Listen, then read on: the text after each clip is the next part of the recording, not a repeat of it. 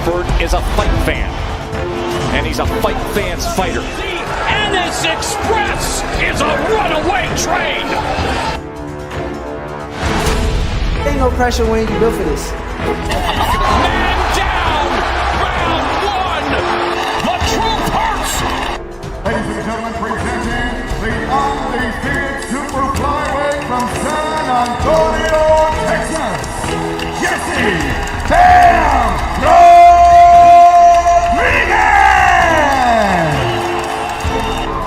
The universally recognized undisputed lightweight champion of the world, Devin the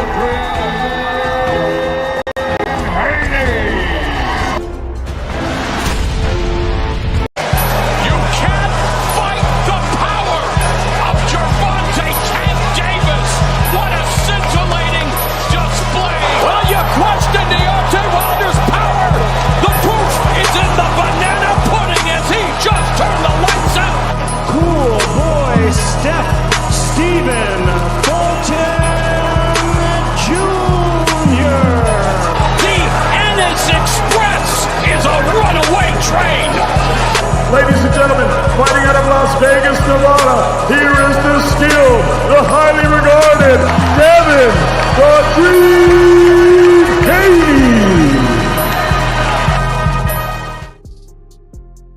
Man, what up, man? Yo, what up? Once again, y'all back, man. You're rocking with the right side. We got another hell of an episode that we got some shit to break down. I've been watching these YouTube streets. I've been watching them. And they out of order.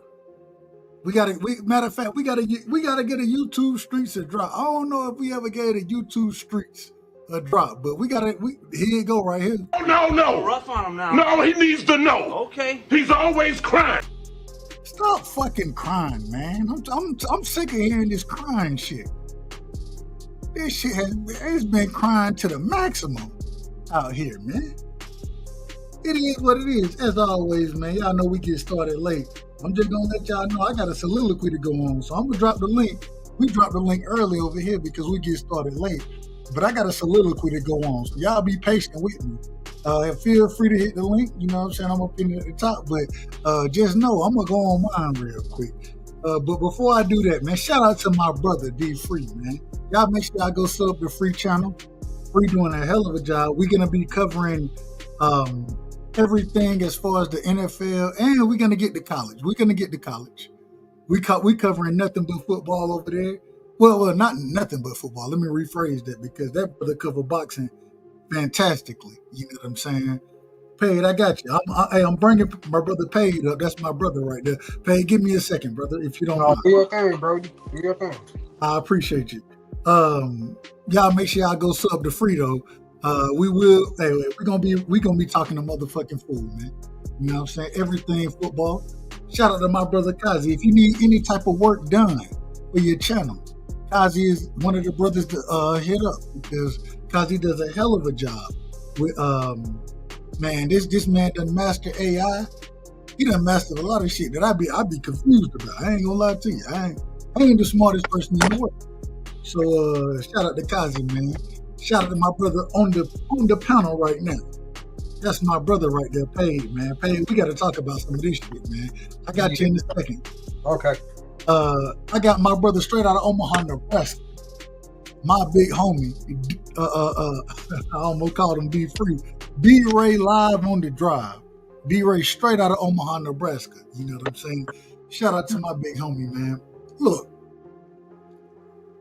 I've been listening to, and I don't always get a chance to listen like I want to, but listening to some of these YouTube, just been in the YouTube community, you know what I'm saying? We all listen to a lot of the same channels, a lot of the same content, so individuals know what's going on. I hear this criticism for Jerron Boots Ennis right now. He's not staying on code. What code are we talking about? Shout out to Son of God in the building. Salute to the great brother Son of God. Shout out to my big homie, man. That's another one of my big homie. What code are we talking about? For the longest, I done seen motherfuckers spar each other, prepare other fighters for fights. I done seen this happen for years. Years. And there wasn't no criticism. If you got a similar fighting style to this fighter that I'm about to fight, I want to bring you in the camp. Why? Because I want those looks. But all of a sudden, Jerron Boots Ennis is getting criticized. This brother ain't quote unquote on code. I don't know what this code is. I hope somebody can let me know tonight what this code is that we're talking about. But some type of way, he's not on code. The only code I know and the code that I live by, shout out to my brother A1 Hoop Zone in the building. Y'all make sure y'all go sub to A1 as well. A1 doing a hell of a job over there with the basketball content, man. Shout out to my brother, man. The code that I know about in boxing, nigga, you get prepared for the fight that you finna fight. That's what I know about. I don't know about none of this other stuff. I done heard this man is a sellout. I done heard that he out of order. I actually heard, and y'all know ain't nobody started out of order. I done heard respectfully before me. Ain't nobody started out of order before I started out of order. I heard niggas saying that this man is out of order. I don't want to call no names. That ain't my lane.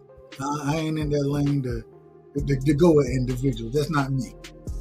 And I'm going to stay true to who I am.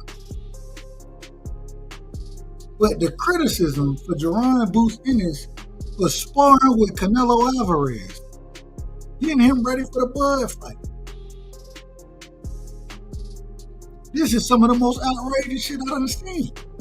Some of the most biased shit I done seen.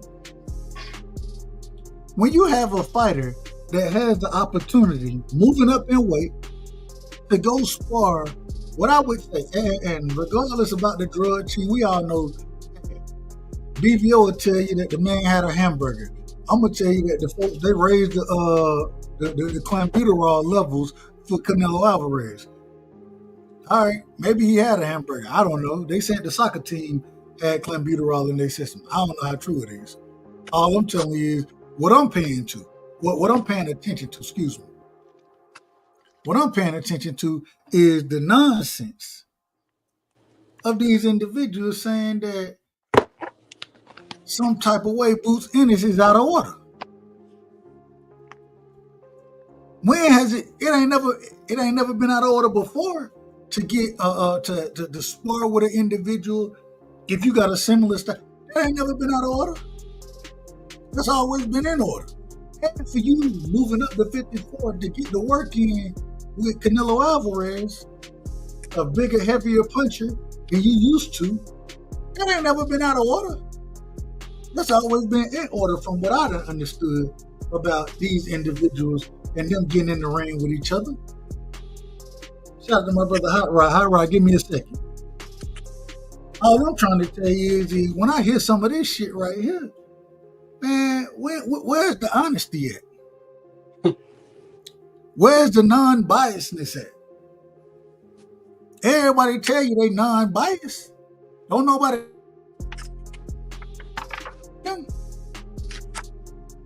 But all of a sudden, who's got to stay on code? What is this code that we talking about? Clearly, ain't nobody updated me.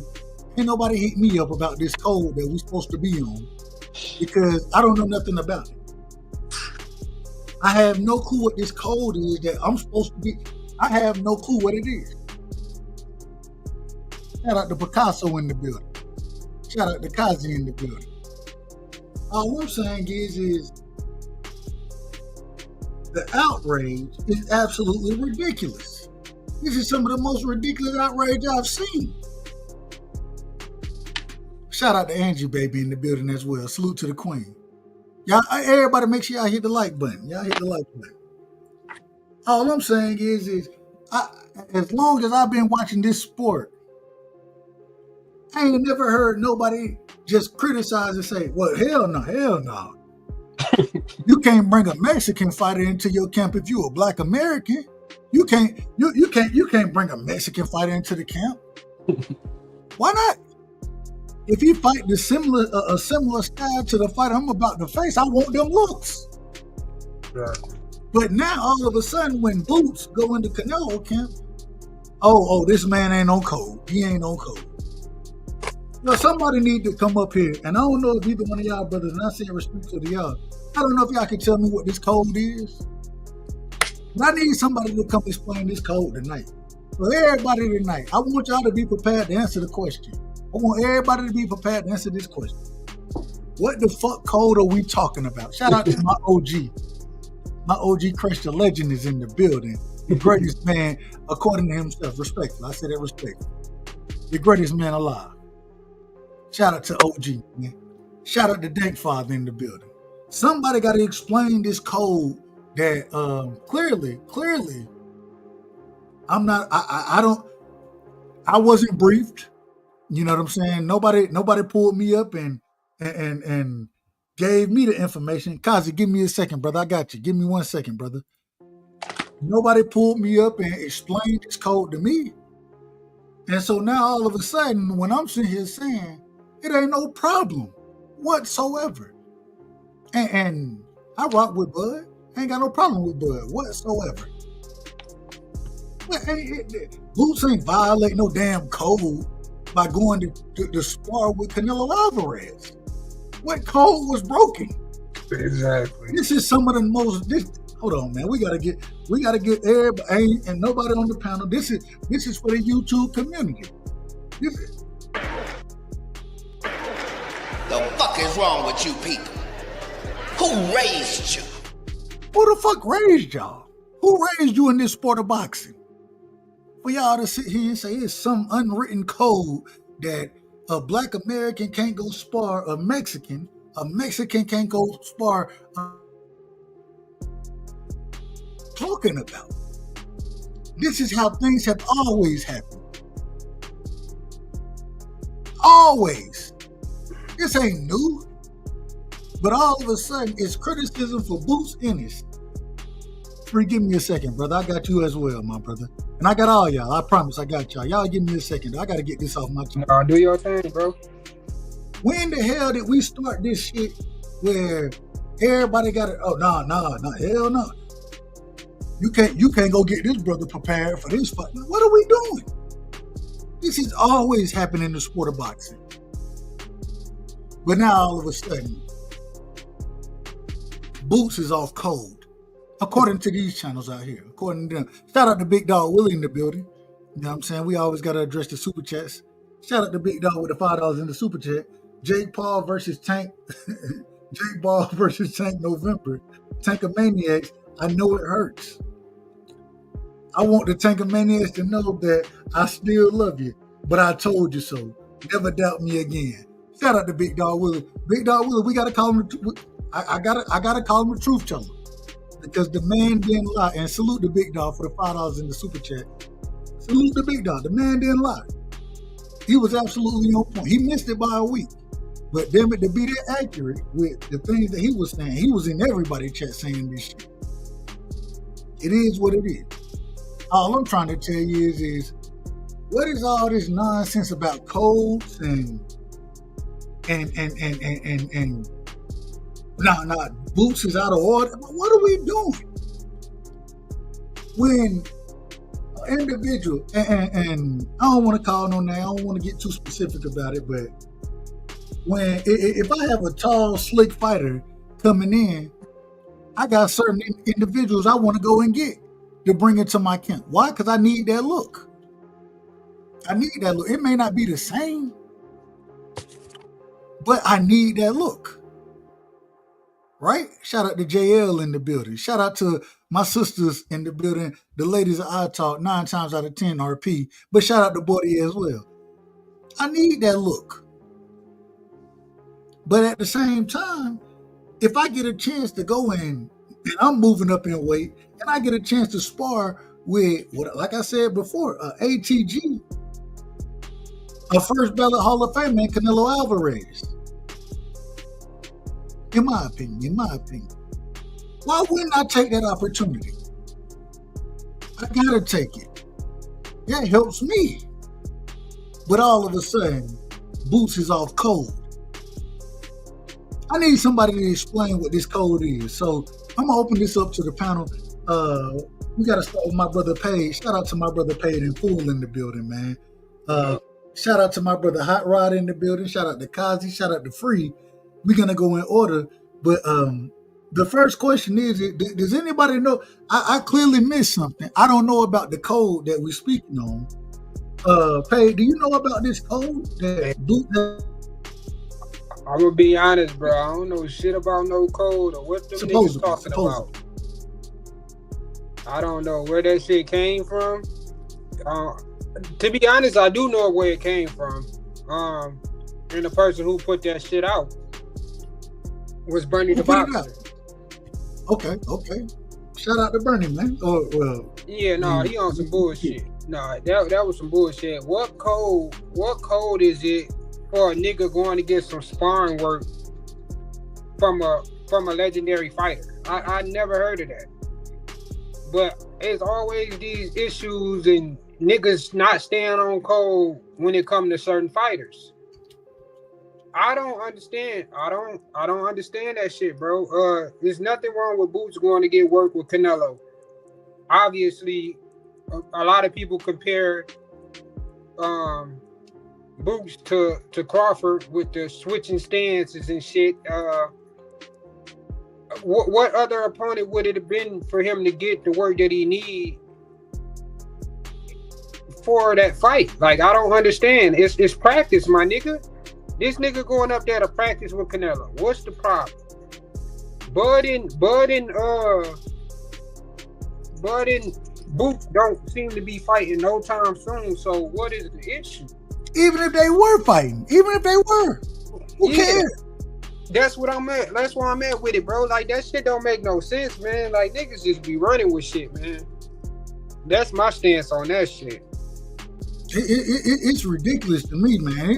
It's so far out of order that Boots gonna get criticized for sparring ATG. Man, it's crazy. That shit is diabolical, bro. Shout out to Big Dog Willie with the $2 in the super chat. Shout out to my brother. He said, bullshit code. Learning from a Hall of Famer. Facts. And then soaking up game, though, bro. Like, you can never get, like, that's why I feel like people be capping themselves off at, bro. Like, in this boxing game, it's you learning every day. Every time you step into that ring, it's always a learning experience. When you in the gym practicing, getting your rounds in, bro, it's a learning experience. Like, so when did niggas put a code on learning it? Like, I don't get that shit, bro. At all, I don't get it. I don't understand none of it. But hold on, I want.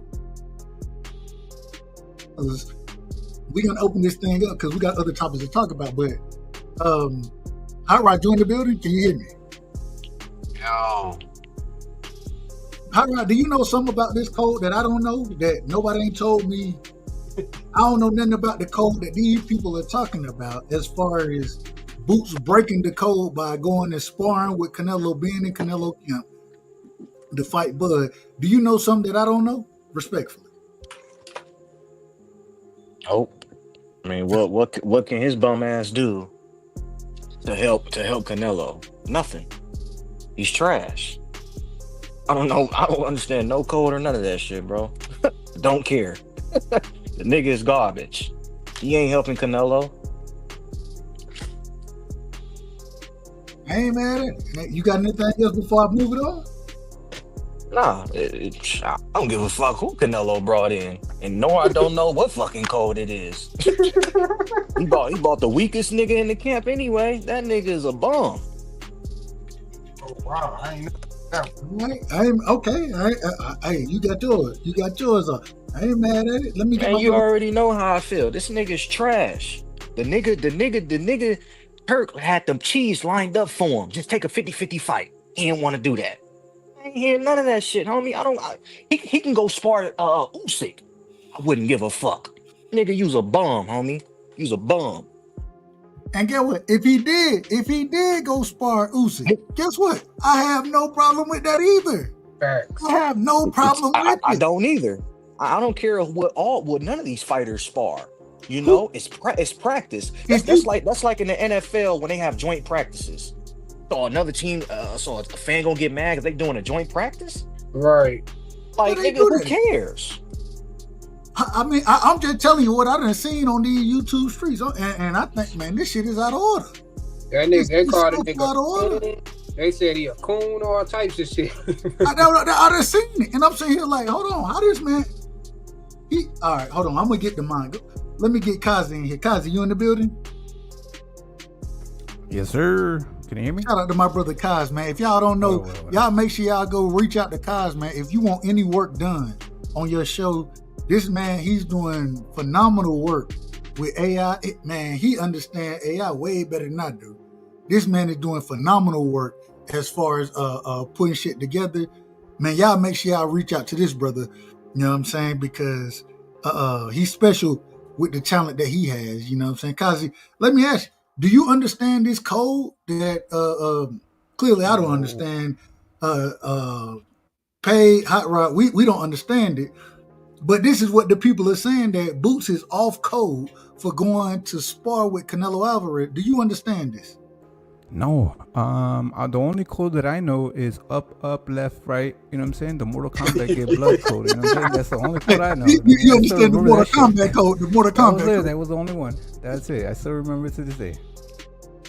But I think it's unnecessary hate, but it is selective because remember Canelo fought Jermell, right? And Canelo always has African American or black fighters in his camp. It's forever. But they just choose to hate on Boots, no? Yeah, that shit crazy. For what though? Like why? What's the hate for Boots in this situation? I don't know. But so the Rightside, real quick, they also will say something like, "Oh well, it's not gonna help Canelo beat Crawford." Then why are you worried about it?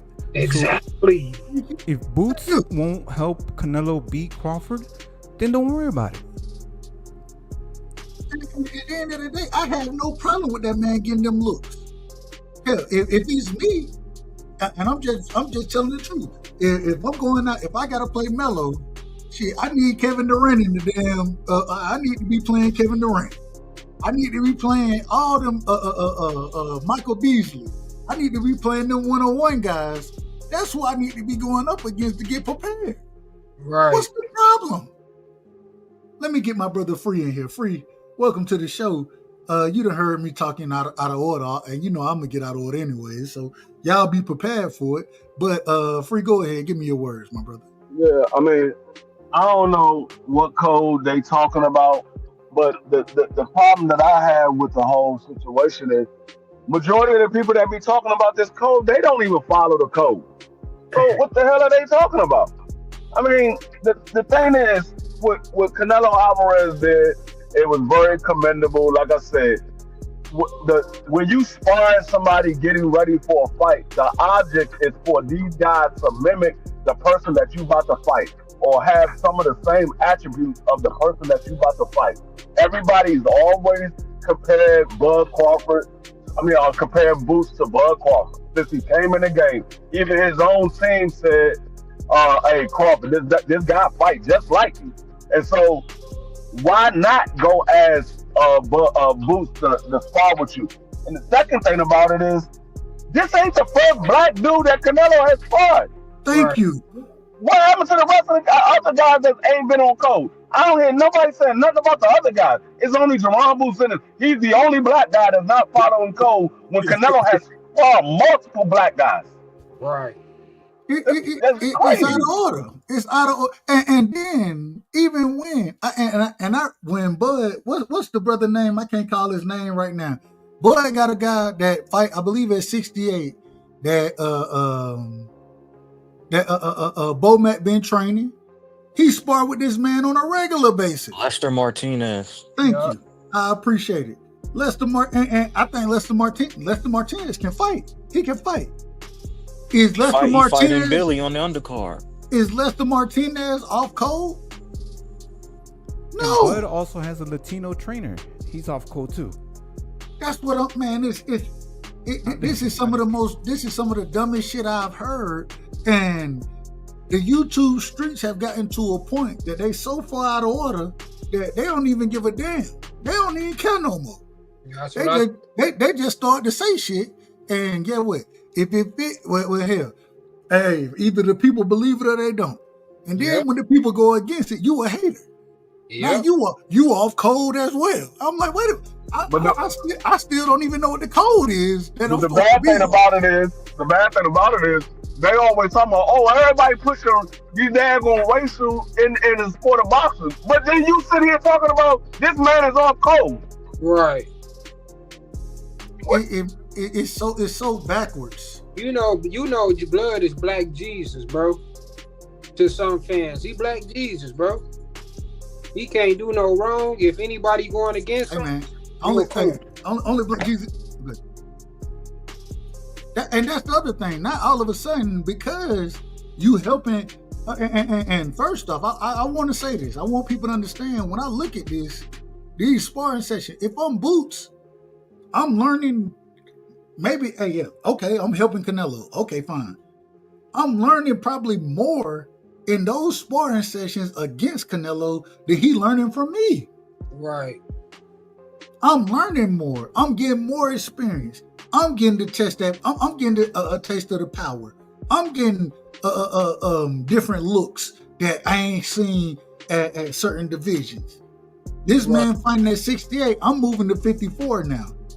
People done criticize this man, and I'm one of them. I'm still gonna stay critical of him for fighting Lima. I'm critical of that. But at the same time, I ain't sitting here I can't criticize you for going to get work with one of the great that done it in this era. And regardless, if we want to say the man a drug, whatever you want to say about him, yes. Did he? Were the clenbuterol levels raised because of Canelo? Absolutely. But that ain't got that man done been clean ever since. He popped dirty again. Mm-hmm. And so, and that now at this current moment in time, that was damn near 6 years ago. Yep. So now all of a sudden, for going to get work. And even with him popping or popping dirty for clenbuterol levels getting moved because of him. I'm supposed to sit here and say that the man still, and y'all tell me if I'm wrong about this. Tell me that man ain't a first ballot Hall of Famer. Nah, he is. For so sure. what are we? I ain't gonna say we, because I can't group myself with these individuals. I'm just gonna be honest. I can't group myself into that. I'm just being honest. That man is a great fighter. So why wouldn't I want to spar with one of the greats? Right. Why wouldn't I want to be in the ring and learn from him? Even if he 2 weight classes above me, why wouldn't I want to be there? I absolutely. This is how you get better. And the criticism that Boots is getting right now, I mean, it's just out of order. Go ahead, Pate. No. I was just gonna tell you, bro. You kind of going in and out. Yeah, I was gonna say. Oh, I'm cutting out. That was me. Yeah. My bad. Now. Yeah, but it's like every other word. Sometimes you'll go in and out. No. Go ahead then. Let me fix mine. No, I'm done, bro. I was just gonna say that was all I was gonna tell you, bro. All right, hold on. Give me a second. I'll fix mine. I think I know what it is. And Boots is also going to be in the fight too. Do like you always tell us, Dub. Get closer to your mic. Yeah. Hey, do I sound better now? Yeah, that's better. Super better. Yeah. No. I was out of order. It's so. Hey, I ain't got no problem being. Hey, I'm gonna be honest with you. Go ahead. Go ahead, Kazi. Oh, I was just saying that Boots is also in the camp for a fight. You know what I'm saying? So he's going to get some work. So I think it's a mutual thing, right? It's not that Boots is helping him. They're working together. They're working to, you know what I'm saying, like to get different looks and prepare themselves. And iron sharpens iron. You know what I'm saying? Boots is getting an opportunity and he's getting paid. Not only that, but and his family has also been working with Canelo. It's nothing new. Yeah, and that's another thing. This the craziest part about it. we don't even know if the motherfuckers actually sparred that day. We just so happened to see him in the ring with Canelo. We don't know if they actually got work in that day. But it doesn't matter if they got work in that day. They're gonna get work in regardless. Right. But at the same time, you tell me a fighter when Devin went to fight certain guys, right? He brought certain individuals into camp. Mm-hmm. It's always been that way. If I have somebody that has a similar style and I can find, and it may not be, it may exactly. You know, you may not be as good as that guy is, but it's the looks that I'm not looking for you to be him. I'm looking for the different looks that can be presented. Hence the reason you bring in 5 or 6 guys to spar with you. Right. You're not looking for one guy to give you all the looks. You bring in multiple guys to give you different looks of what this fighter may do. That's what you're looking for. And so this is always going on in the sport of boxing, but all of a sudden now we need to be hating on Boots for doing it. The real issue is they a lot of these people that's pushing that narrative is nervous that Canelo is getting the work that he might end up beating Bud Crawford. Yep. That's what the issue is. Who cares if he beat Bud? Who cares? No, Bud fans care. That's the one that's pushing the issue. It's the Bud fans. Hold on, real quick. Let me catch this $20.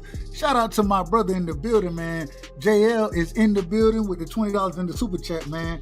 I don't know what the E stand for. Is that England? I don't know. Y'all let me know. I don't know. Y'all know I ain't the smartest person in the world. But he said, I'm gonna be honest. Pounds. Black fighters hate on black fighters. And I ain't gonna lie to you. He ain't lying. Yeah. I hear more black people. I'm gonna say black people. You doing it again? I ain't heard nobody. My bad. Let me get. Can you hear me now? Yeah. My bad. You good? I ain't heard no race of any other fighter. I ain't heard of no race sit here and criticize Boots the way black folks criticizing this man right now. I haven't heard it. I haven't heard none of it. The same people who telling us to stay on code, which I still don't know what this code is. I still don't know what the code is. But the same people saying stay on code, nigga, y'all the ones shitting on Boots. Yep. How the hell we gonna shit on a fighter for going to get good work? Shout out to my brother JL for the $20 in the super chat. Salute to you, family. Much love and respect to you. I appreciate it, brother. Really do. Let me make sure I hit that. Bam. Yeah. All right. But all I'm saying is this shit done got out of order, man. It done got, and we got to give, I'm just going to tell you, the way these niggas sound, this is the only thing I can ask them right here. You smoke crack, don't you? You smoke crack, don't you? Look at me, boy. Don't you smoke crack? You sound like you smoke crack when you saying some of this shit. That's what you sound like. Nah, for real. I think a lot of these fans, they just want to see their favorite fighter win. They don't want to see a competitive match. Yeah. They don't want to see a good fight. They just want to see their fighter win. And it's the so facts. Is Lester Martinez off code for working for years with with Bud? Is Lester Martinez off code? Nope. He only apply to certain people. What are we doing? Man, y'all always talk about killing the sport. Nigga, y'all the ones killing the sport. Yep. With shit like this. That nigga getting really unnecessary. Who cares? Lester Martinez, who cares if he teach? Don't do that. Shout out to my brother T. T say Lester Martinez, and shout out to Dr. Mark in the building. Shout out to Cash Crypto in the building. You know what I'm saying? Pete said Lester Martinez not a big name. I don't give a damn if you a big. Lester Martinez can fight. I don't care if you a big name or not. If you can fight, you can fight. I ain't never seen a nigga get mad at a nigga for practicing with another nigga, bro. That shit is crazy. Who was that Shane Mosley helped get ready for Floyd when they was about to fight Floyd? Was it Oscar or was it somebody else? Shane Mosley went and helped them inspired them to get ready for Floyd. Well, if it wasn't, I believe it was Oscar, but if it wasn't Oscar, I know Floyd Senior, Floyd Daddy, went and helped Oscar get ready for that fight. Ain't nobody said nothing about that. Ain't nobody said that nigga. This man father. That shit was. I mean, what are we doing?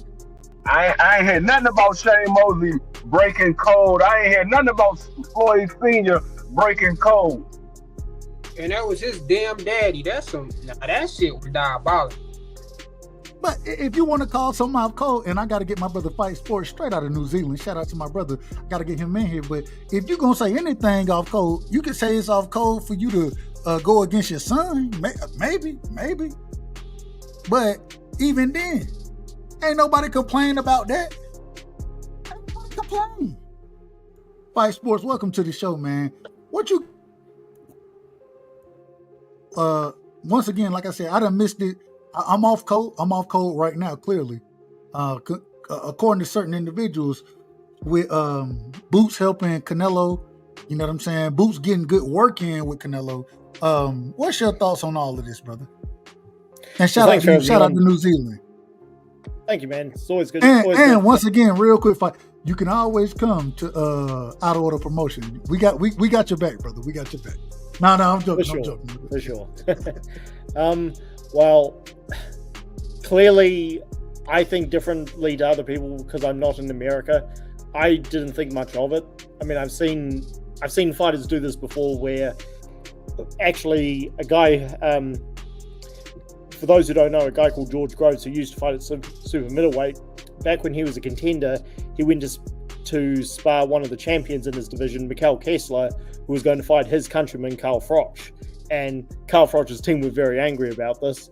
So I've seen it before, but they're prize fighters. So it makes sense to go spar with one of the best fighters in your division, even if he's fighting. I mean, yeah, Bud's a countryman of his, but he's also a rival. So clearly I think differently to a lot of people because I didn't think much of it. Well, well, real quick, I gotta ask you, do you know what code they talking about? Yeah, it's a patriotic thing. Oh, it's patriotic. Well, it's a patriotic code? Or is it? That's what it seems like. Oh, that's what it seems like to me, that because Bud's a countryman of his and Canelo isn't, it's... They ain't talking about no patriotic code. I can tell you that right now. Not at all. Oh, well, okay. You guys understand it better than me because, again, I don't see it the same way you guys do. But that's just me. It's a race thing, bro. All right. Well, hold on. Let Fight finish. Let Fight finish. Go ahead, Fight. Well, I don't really have much more to say. I mean, again, I didn't think much of it because when they're fighters, it makes sense to go spar with the best guy in your division. So, or at least one of the best guys. So, yeah, to me, it made perfect sense. If there's people who are critical of him because they feel he shouldn't be helping Crawford defeat Bud. Well, Canelo defeat Bud. My bad. You good? Bud and Boots are rivals. So, yeah. All I'm gonna say, and then I got to get Troy Graham in here. All I'm gonna say is I don't think. Look, my brother Teach and JL, they say Teach said it's the black code. It's a. Let me put this on the screen for y'all, so y'all make sure I ain't saying it the wrong way. Teach said it's a black code, Fight Sports. I don't know what this black code is, because we'll get to that in a second. And Troy probably will talk about it better than I will. And shout out to JL. JL said it's a race code. Troy Graham, welcome to the show. Canelo, people are being critical right now and criticizing Boots, saying that Boots is off code for sparring with Canelo Alvarez. First off, do you know what this code is, and what's your thoughts on that? Okay, when you say people, what people? The YouTube street. Oh, those people. Well, let me say something. Most of these cats on here on YouTube, whether they're podcasters or just people who listen to these people podcasts and talk about boxing, they don't know anything about boxing, and they're followers. There is no code. A lot of these people on here are just sheep, and that's the code. They're following for the sake of following because they want to be part of something. They're too weak to stand on their own. There is no code. How you sit in your own house and watch somebody else and then have them tell you, well, you off code? I'm sitting in my house. I'm off code. I'm in my own damn house. Huh? You and me both. We both sitting in our house. Yeah, there is no code. There's no code. People are just following for the sake of following. Most dudes nowadays don't even know the sport. They follow a name. Boots is a name. Crawford's a name. Alvarez is a name. They follow names. They don't know the sport. There is no damn code, period. I agree 100% with you. I agree 100%. Real quick, man. Shout out to Kenny Pointer Right Hand. You know what I'm saying? Salute to my brother. Shout out to the sister in the building, man. Salute. Oh, shout out to NO Boxing. I apologize, NO. Shout out to NO Boxing. NO said, Black Code, stand loyal to your race. Don't help. I don't know if hoe was supposed to be there, but don't help another race beat or defeat your race. Okay, I don't know nothing about that. I don't know nothing about that. I don't know nothing about it. Real quick, shout out to my sister in the building, man. Shout out to Queen 771. Salute to you, sis. I got my brother in the building, man. Stay on code, aka Cash Crypto. Cash, you done heard the conversation so far. What you got on this code that don't nobody know nothing about? Clearly, I don't know nothing about it. Maybe you got better input than I do. But what is this code that these people are speaking on? Man, I don't know nothing about that code, man. I like Mexican fighters. I like Filipino fighters, black fighters, Spanish fighters. Man, you name it. If they can fight, I like to watch. So I don't know nothing about this code. Fuck that code. It must have got started by a subset of the old Black Panthers, but they don't even know about this subset. It's called the Pink Panthers. Snagglepuss. They started this shit. I got nothing to do with it. And this is one of the reasons I said we got to address this, because I done heard folk ask me about the damn code, and I'm like, what the hell code are we talking about? I have no clue. The brother said it was the Buttercups. It's definitely them, because we seen Canelo get prepared to fight black fighters. He bring in Kyron Davis and a whole bunch of. He worked with a bunch of black guys, and no one ever called them niggas coons. But nobody said nothing about Kyron. Now, man. Shit crazy. Nobody ever said nothing about Kyron Davis. Never. It's nervous energy, bro, because they feel Can like. we get to the next topic, man? God, we gonna get there when it's time. Respectfully, we gonna get there when it's time, but it ain't time boxing, yet. Man. Well, this is boxing. This is the exact topic that's going on in the sport of boxing right now, and that's what this is what's going on YouTube. YouTube is not the end all be all on boxing. Y'all got to get that through y'all fucking brain cell, man. Well, you tell me where boxing lives. Like, what the fuck? Niggas think everybody live on YouTube. Tell me where boxing live, Hot Rod. Tell me where boxing lives. Everywhere, bro. Just because a nigga on YouTube don't mean that. Niggas don't talk about boxing like we talk about boxing.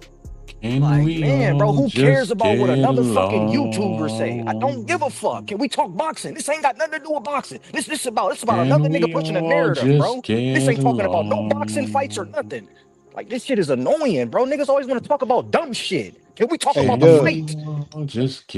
Can we talk about the chime in on that whole black hole and explain what I was saying? Hold on. That's what I be telling you, OG. This the only like I was saying, Dub. This the only goddamn sport where you weird ass niggas be on this race shit. We don't do that in Look, football, Dub, bro. I don't know. I ain't worried about what that dude talking about. Let me explain what they talking about when they say black hole. Wait a minute. All that gay shit, bro. Nobody want to talk about that gay shit, man. Dude is just running his mouth off on the internet, man. I ain't worried about him. Hey, look, let me No, no, explain to you what they hold on, referring to hold on, though. man. All right, Dub. I got it. This one guy. We ain't finna do none of that, man. Hey, all right, Like, we got you it. niggas Right. dead grown ass All right, we man, bro. got it. Like, We come got on, it, bro. can we What talk they politics? Can we talk what they fights? referring to, Dub? We got it, bro. Hold on. We got it, bro. But we hey, we trying to get opinions around here. We want to hear these things. Can I speak, Man, Dub? You ain't gotta run. It's okay, bro. I ain't got no problem. Now, All I'm like I telling was you saying, Dub. hold on, Eno, I got you. I swear to God, I got you. All I'm saying is I'm trying to get everybody's opinion on the topic right now. This is the topic right now. We'll move the topic forward when it's time. But OG, we've been talking about this for like 30 minutes now. Like, how long we gonna talk about this Bro, there's bullshit? different people coming up though, bro. Like, what the fuck? Like, this ain't Hey, got Dub, nothing to this do your with no channel, boxing right? Hey, fight. Dub, this your channel. You Hold on, I got dictate it, how you want it to go and what you want to talk about. No, I got it, bro. You ain't gotta tell me that. I got This it. nigga soft today. I seen niggas get thrown in the back for less, man. Hey, Go ahead, Eno. Go ahead, bro. okay, what they're referring to, right? Why I think they having that issue with Jerron is because he's classified as an elite fighter, and they figure with Canelo, he's helping Canelo prepare for Crawford's style, and they're basically saying you wouldn't. Hold on, let me finish. I guess they're saying that you wouldn't really find a Hispanic or a Mexican fighter coming in to help Crawford defeat Canelo. And they're saying that the Mexicans will stay on code, that blacks need to stay on code. That's Now, whether a I agree with it lie. or not, hey, you know what I'm saying? Jerron got the right to spar with whoever he wants to. Him and Crawford ain't really friends like that. So it is what it is. So that's basically what they saying, brother. So I go back on mute, man. Your boy that was spazzing out, you can go ahead and let him spaz out again, bro. No, you good. All I'm saying is at the end of the day, I can tell you multiple times that multiple individuals have came and sparred with Mexican individuals. Well, I guess they say the brother Guatemalan as far as Lister Martinez go, but individuals. I guess because it's the level, man. I guess because of the level of the fight that it is, you figure Crawford's going for unprecedented. If he wins, he's a 3-time undisputed champ, never been done in history. And he's going up against Canelo, who is really the face of boxing. But so a lot of people, but you would expect for any fighter that's about to fight one of their toughest fighters to bring in a bunch of individuals that are going to give you looks the same way Crawford going to give you looks. That's and what I agree. I agree. And I don't have an issue with Canelo's smart for doing that, because Jerron could actually imitate Crawford's style. But everybody's looking at it like, you know, why would Jerron go do that to help prepare Canelo against Crawford? They're looking at him like, go ahead, brother. But that's backwards, because why wouldn't I go and get sparring with one of the elite guys in the sport of boxing when I have the opportunity to do that and I'm moving up in weight? This helps me acclimate to the weight, and it also gives me the ability to see a style that most individuals don't have. They don't have the understanding of boxing that Canelo does. The individuals he's going to be facing, why wouldn't I go and sit in the ring? I agree, man. I don't have an issue with it. I'm just referring to what everybody's saying when they talking about stay on code. That's what they was basically saying. But he don't owe that nigga Bud no loyalty though, bro. No, he doesn't. And they don't even like each other, because you got to remember when Bud was at 147, Crawford, what's his name? Ennis wanted to fight him, or however the situation went down. So they're not buddies, you know what I'm saying? But everybody, you know, like you got a lot of blacks that say, you know, like I'm not gonna say, you got a lot of blacks that feel that, hey, Ennis, don't help him defeat Crawford. But at the same time, if I'm Ennis is taking every opportunity to do whatever he's gonna do to better his career. Right. You know what I'm saying? So I ain't got an issue with it, man. But I was just basically coming on explaining to you what the argument basically is, man. Okay, I got you. So you saying that if you're an elite fighter, then you shouldn't be working against, or you shouldn't, if you're an elite black fighter, you shouldn't be working with any other race, supposedly, to in a fight that they're gonna have. Is that what you're saying? No, I think it's because if they classify you as an elite black fighter, and everybody look at Jerron got them skills, so they classify him as elite. Everybody thought he was the next Roy Jones 2.0. So they're like, yo, why you helping Canelo prepare for a style that he's not comfortable with fighting. That would actually work in Crawford's favor if Canelo's not used to dealing with that. But then when you got Jerron come in and showing Canelo, hey, you got to do with this, showing him how to deal with it, then that takes away Crawford's only edge. So that's how a lot of people feel, man. Me, myself, I think it just is more intriguing because we all say Canelo's always had issue with brothers that can move. So I want to see how he's able to deal with it. It actually brings the more competitiveness into it. But on the opposite side of that, though, on the opposite side, why wouldn't, and if I'm Bud, me personally, man, I want you to be at your best. I'm gonna be at my best. So Bud ain't even nigga complaining. No, I agree. I agree with that. I agree that Bud ain't complaining. All I'm saying is if nigga, and like I said before, if I'm fit to play Melo, nigga, I'm trying to play to get it in tune with the sport of basketball and the way the individual play. I want to play KD. I want to play LeBron. I want to play the top guys, the top scorers out there. And the reason I want to do it because that's what Melo is. I want to be prepared for it. And if I'm prepared for you and you still whoop my ass, then it is what it is. Yeah, that's why I said I don't have an issue with it. I mean, to me, it's intriguing because Bomac and him is going to try to counter anything that they think Jerron is going to help him with. So they're just making it more of an intriguing fight.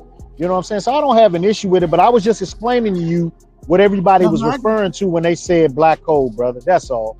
I understand what you were. I understand exactly where you were going at. All I'm saying is I disagree with this whole black code shit. Yeah, absolutely. Hey, Prize, you hit it on the head, Prize. But you don't hear Bud saying shit. Yeah. He don't need to.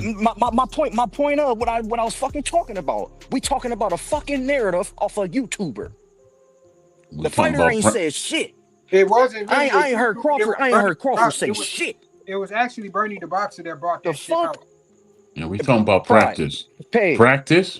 Paid. Practice. That's his fucking coach. Paid. He ain't in the goddamn ring.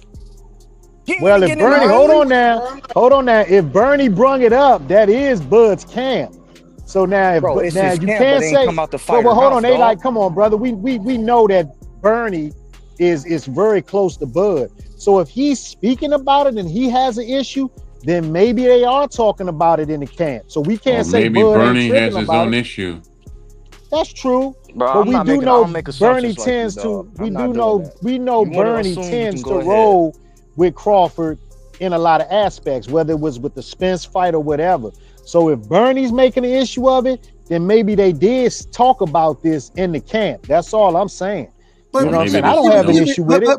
But I will say, even if, and this is where I would say, and I say this when it comes to fathers, whoever, if, like you said, the fighter didn't say it, right? But if Bernie come out and say it, it casts aspersions that don't need to be cast there.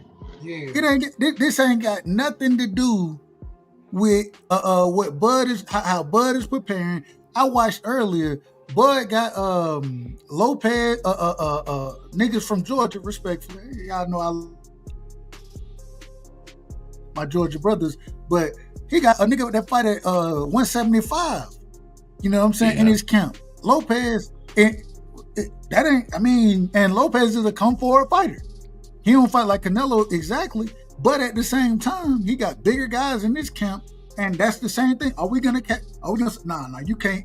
No, we not gonna say that, bro. If you have niggas in your camp that's helping you prepare for a fight, this is what every boxer does. And that's my problem with it. My problem is that niggas want to criticize Boots when everybody does this. Everybody does it. Every fighter that you know, they bring in fighters that fight similar styles. And like I said, it may you'd be stupid not to do it. Exactly. And the person that can imitate Bud the most would be Jerron Ennis. That's why I said it's intriguing to me. It actually makes me want to. I'm gonna buy it anyway, but it actually brings more hype to the fight because now you go, what Canelo gonna do? How can he deal with it? You know what I'm saying? It's free, OG. You ain't gotta buy it. It's free. Hey, real quick, shout out to Big Oh, Dog it Willie. is. That's right. It is on Netflix. You know, you're right. You're right, Shout brother. out to Big Dog Willie in the super chat again with the $5. He said, if Lord have mercy, if Roberto Duran asked me, well, he would have never asked you, but if Roberto Duran asked me to be his sparring partner for Sugar Ray Leonard, what am I supposed to say? Well, you know, you're all-time great, but the code. Exactly. Exactly. Hey, can I say something real quick? Stop crying about this shit, man. This is some of the most. This is the worst shit. And shout out to Big Dog for the $5 in the super chat. But this is some of the man. Stop crying about this shit, man.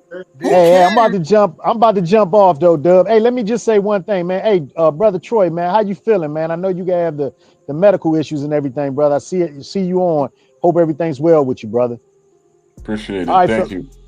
All right, fellas, y'all take it easy, man. Be good. No doubt, stay up. Hey, you always welcome up here. Don't ever, don't ever ask again if you got it. Man, you always welcome up here, brother. You always welcome. Y'all, go ahead, y'all. Y'all got it. Yo, real quick, Chavez Sr. brought in young Shane Mosley. I think it was for Pernell Whitaker or Taylor. Back in the day, you remember that? I'm sure. Taylor. Mm-hmm. What's the problem with that? Ain't no problem with that. Nothing. Nothing's a problem with it. They don't fight nothing alike, but nothing's a problem with it. This fair game, bro. That's right. If I'm Boots and they coming up to me, I'm just gonna turn this song on. Can you pay my bills? Can you pay my telephone bills? Can you pay my automobiles? I ain't gonna listen to none of y'all fools about nothing. Nothing. No, I won't give a fuck about that. Now I want to ask this question right here. I want to ask this, and I want to spin it around since Hot Rod. And I want to go to Hot Rod first. Oh wait! Before I go to Hot Rod, I got to get the OG in here. Crush the Legend is in the building. The Grumpy OG. I'll make sure I go sub to his channel. He has him and CDK. They have the Grumpy OG podcast, and this is quote unquote the greatest man alive, as well as the Master of Ceremonies. You know what I'm saying? So shout out to my OG, Crush, man. What you got on this, man? This whole code switching thing and everything we got, bro. What you got? Hey, man. Happy midnight to the panel and chat. Listen, Dub, I'm getting burnt out, man. OG, let me just say this. Let me shout out. I got shout out to Hot Rod, the horse player in the building. He said we wasting time and energy on this.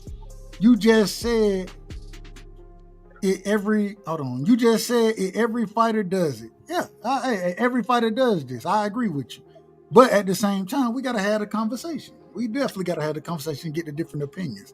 You know what I'm saying? But shout out to Hot Rod for the $5 in the super chat, man. Salute to my brother, man. That's the little homie right there. Salute. Go ahead, OG. Hey, man, it's lately it's just been too much crying in the boxing community. I'm getting sick and tired of it. It's starting to give me a headache every time you turn around. A fighter is making a reason for people to cry and just complain.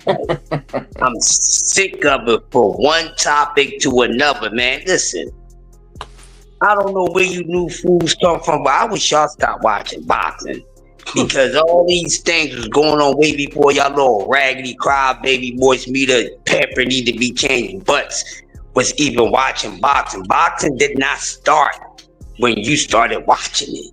And matter of fact, a lot of y'all so uneducated. Won't y'all need to start doing some research? So I wouldn't be crying about these things, but that wouldn't matter because y'all be knowing about shit anyway. Y'all still cry about it like I got control of it. It's just too much moist energy for me, man. Where's the boxing fans and content creators? They ain't crying about every single thing that goes on.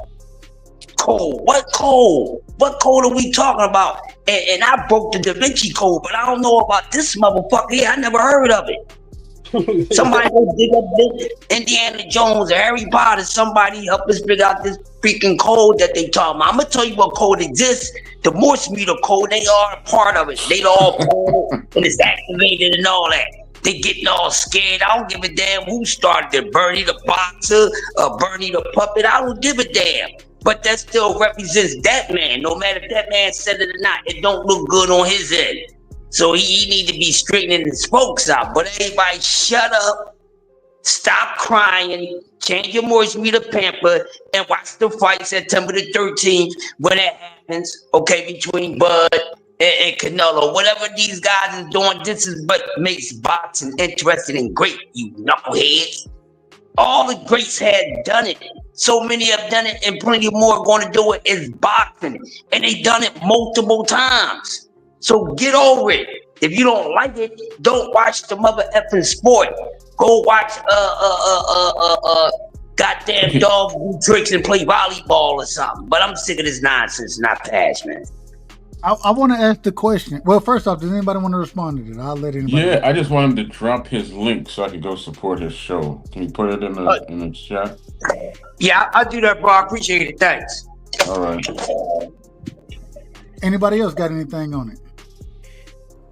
All right, let me say this. Oh, go ahead. Oh, no, that was it. That's it. OG Crush, you saying the same thing I'm saying, but you just saying it more PG rated. That's all. I know, right? I know how we get on topics, but I'm trying to be a little cool tonight. It ain't worth burning this one. They ain't giving them that much energy. You just smack them around and give them a bottle. You know what I mean? A baby bottle. But I know what you're doing. You're giving them a wine bottle upside the head, a Grey Goose, but they deserve that too, bro. Hold on. Let me ask this then. Does this change anything in y'all opinion as far as the way y'all would pick this fight to happen? Does this change anything with Boots being in Canelo camp? Does it change y'all opinion on the fight? No. Still exactly. And that's the whole and that's my whole problem with it. It doesn't change, it doesn't move the needle at all, but now all of a sudden Boots is a duck or not even a duck. He off code. He off code.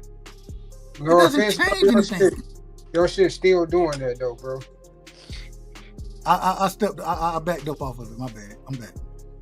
Go ahead. And when I start yelling, then my shit it started fucking up then too. So no, go ahead. Let me calm down. All I'm saying is this don't change nothing for me. It doesn't change anything. And if anybody think this changed something, y'all let me know what it changed. I don't. And shout out to my brother Crush. Let me put this up. Y'all make sure y'all go sub to the great brother Crush. Crush, I believe now the brother is live every morning at 9 a.m. You know what I'm saying? Eastern Standard Time. Correct me if I'm wrong there, Crush. Oh, that's correct, my guy. That's correct. And so y'all make sure y'all go sub. Hey, it's usually him and CDK.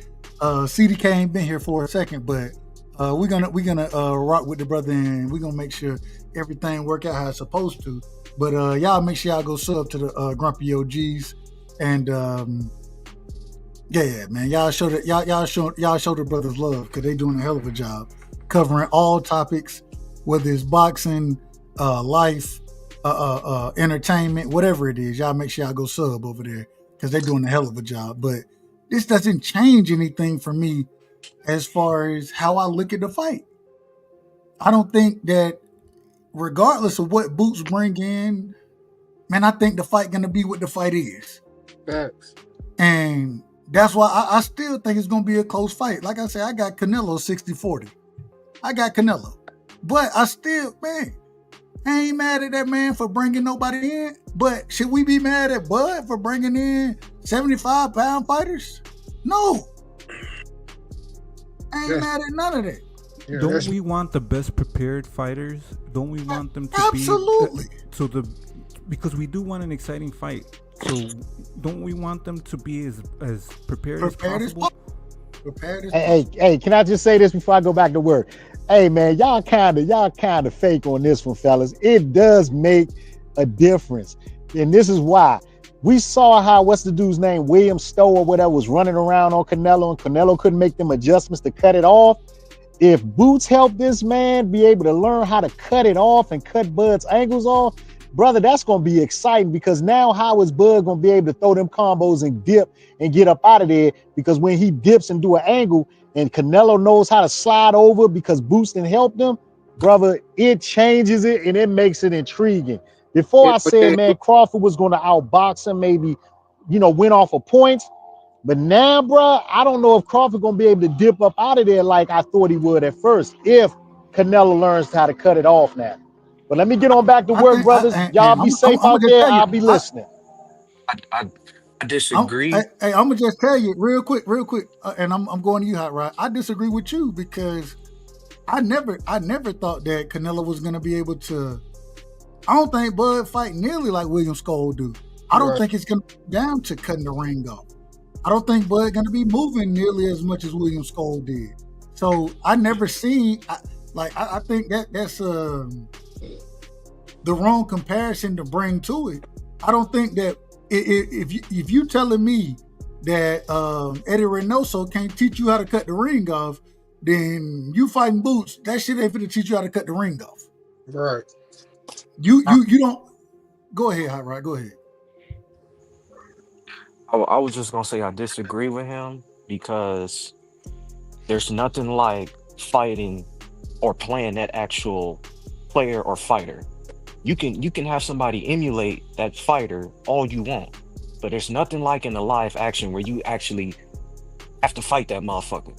It's just the same thing in football. You can emulate Lamar Jackson in practice all you want. It ain't nothing like that live action when you actually on the field playing them.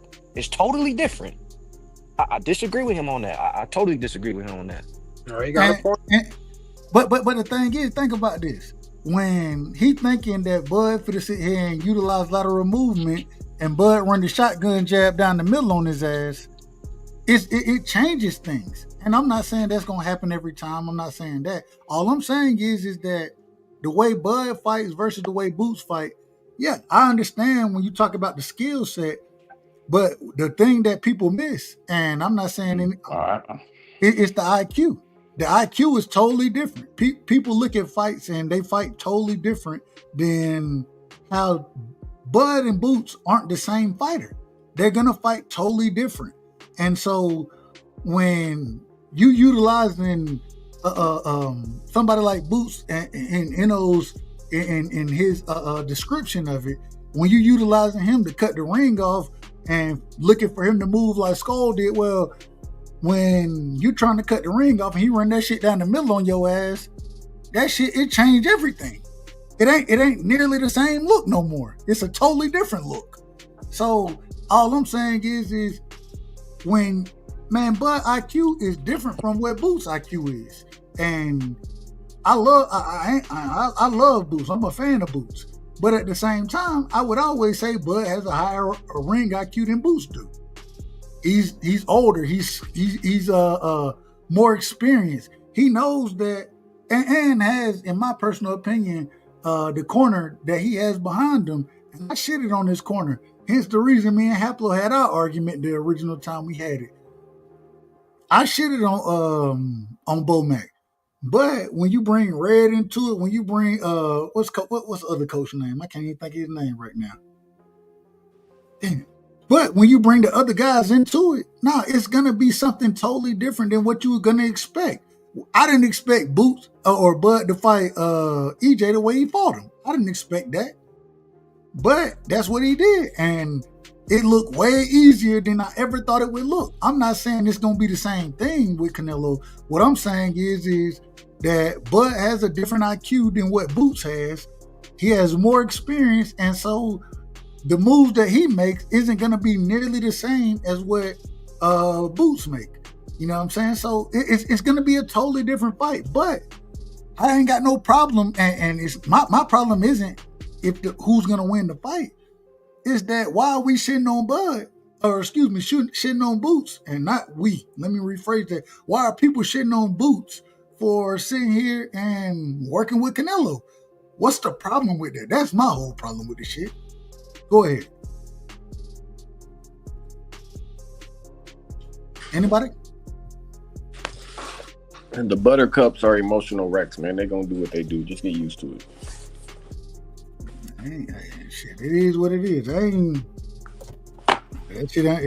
Hey, what a nigga eat don't make me shit. So, I mean, it is what it is. I don't think Bud's a mover. I don't really consider Bud a mover anyway. I've only seen him like use excessive lateral movement in maybe one fight, if I remember right. What, the Madrigal fight? But he didn't utilize movement in the Madrigal fight like that. No, I ain't saying imagine my fight. I'm talking about like at 140. Yeah, me too. I agree Yeah, with but I expect Bud to, you know what I mean? I don't think Bud's gonna win this fight. You know what I mean? If he does, then he's gonna get all the props from me because I do not expect this nigga to beat Canelo, man. That's gonna be he's gonna have to come in there and do a whole lot right and a whole lot gotta go wrong for Bud to win in my eyes. So I expect Bud to bite down and dog it out. Once he sees that he ain't gonna be, once he sees he can't take them, then what's coming, shit, he gonna dog it out and he gonna get put in the dirt. But it's all good. I just want to see a good fight. Hey, Hot Rod, let me ask you this. If you had to break this fight down between Bud and Canelo, how you break this fight down?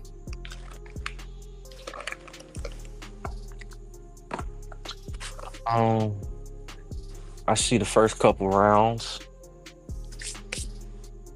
being slow.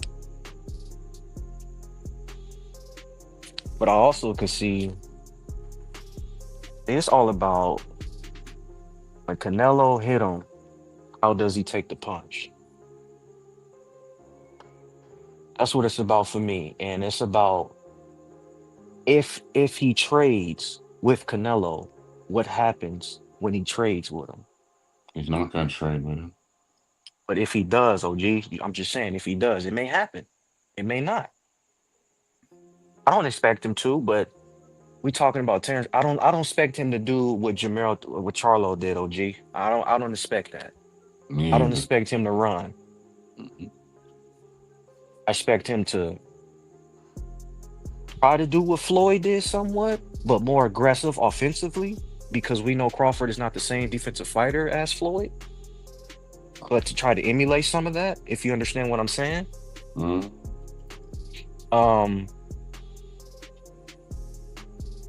If Canelo waist movement is on point of like when he went on that run of Undisputed,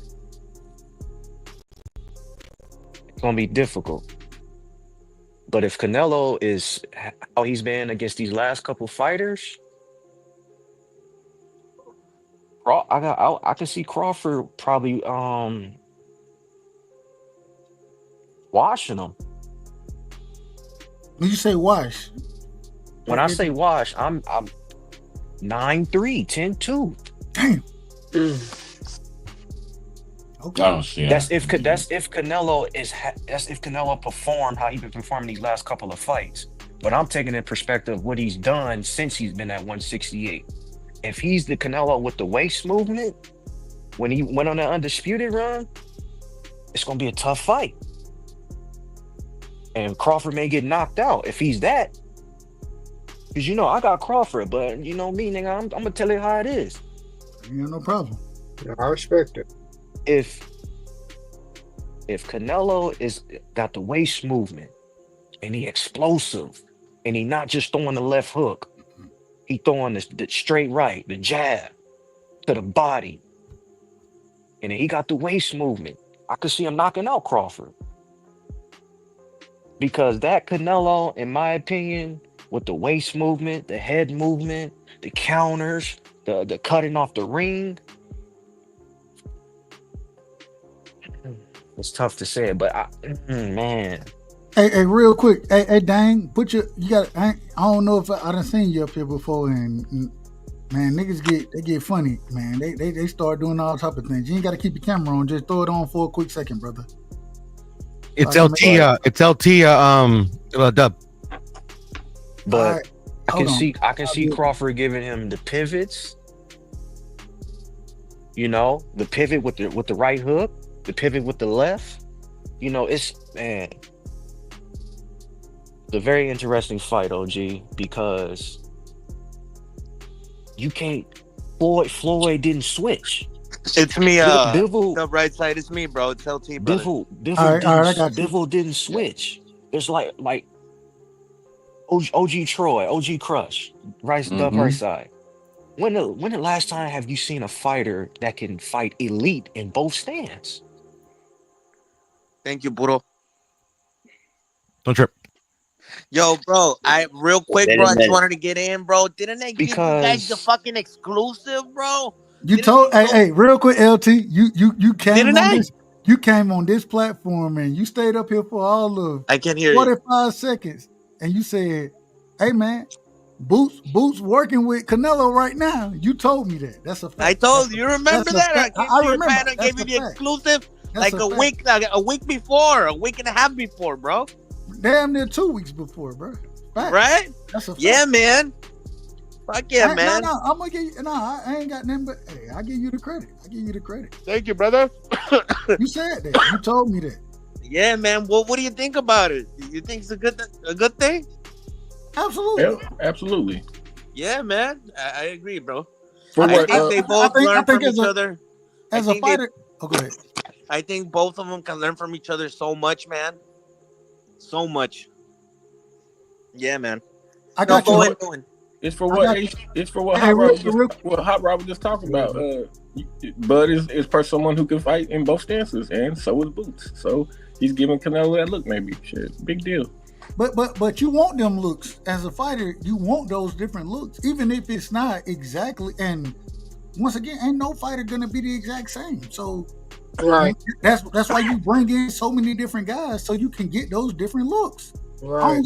Like what's the problem with that? That's exactly what you want from your sparring partners, is for them to give you not necessarily the exact same look, but a similar look that you're gonna be faced against. Hence the reason you have 4 or 5 sparring partners that you're gonna be facing during camp.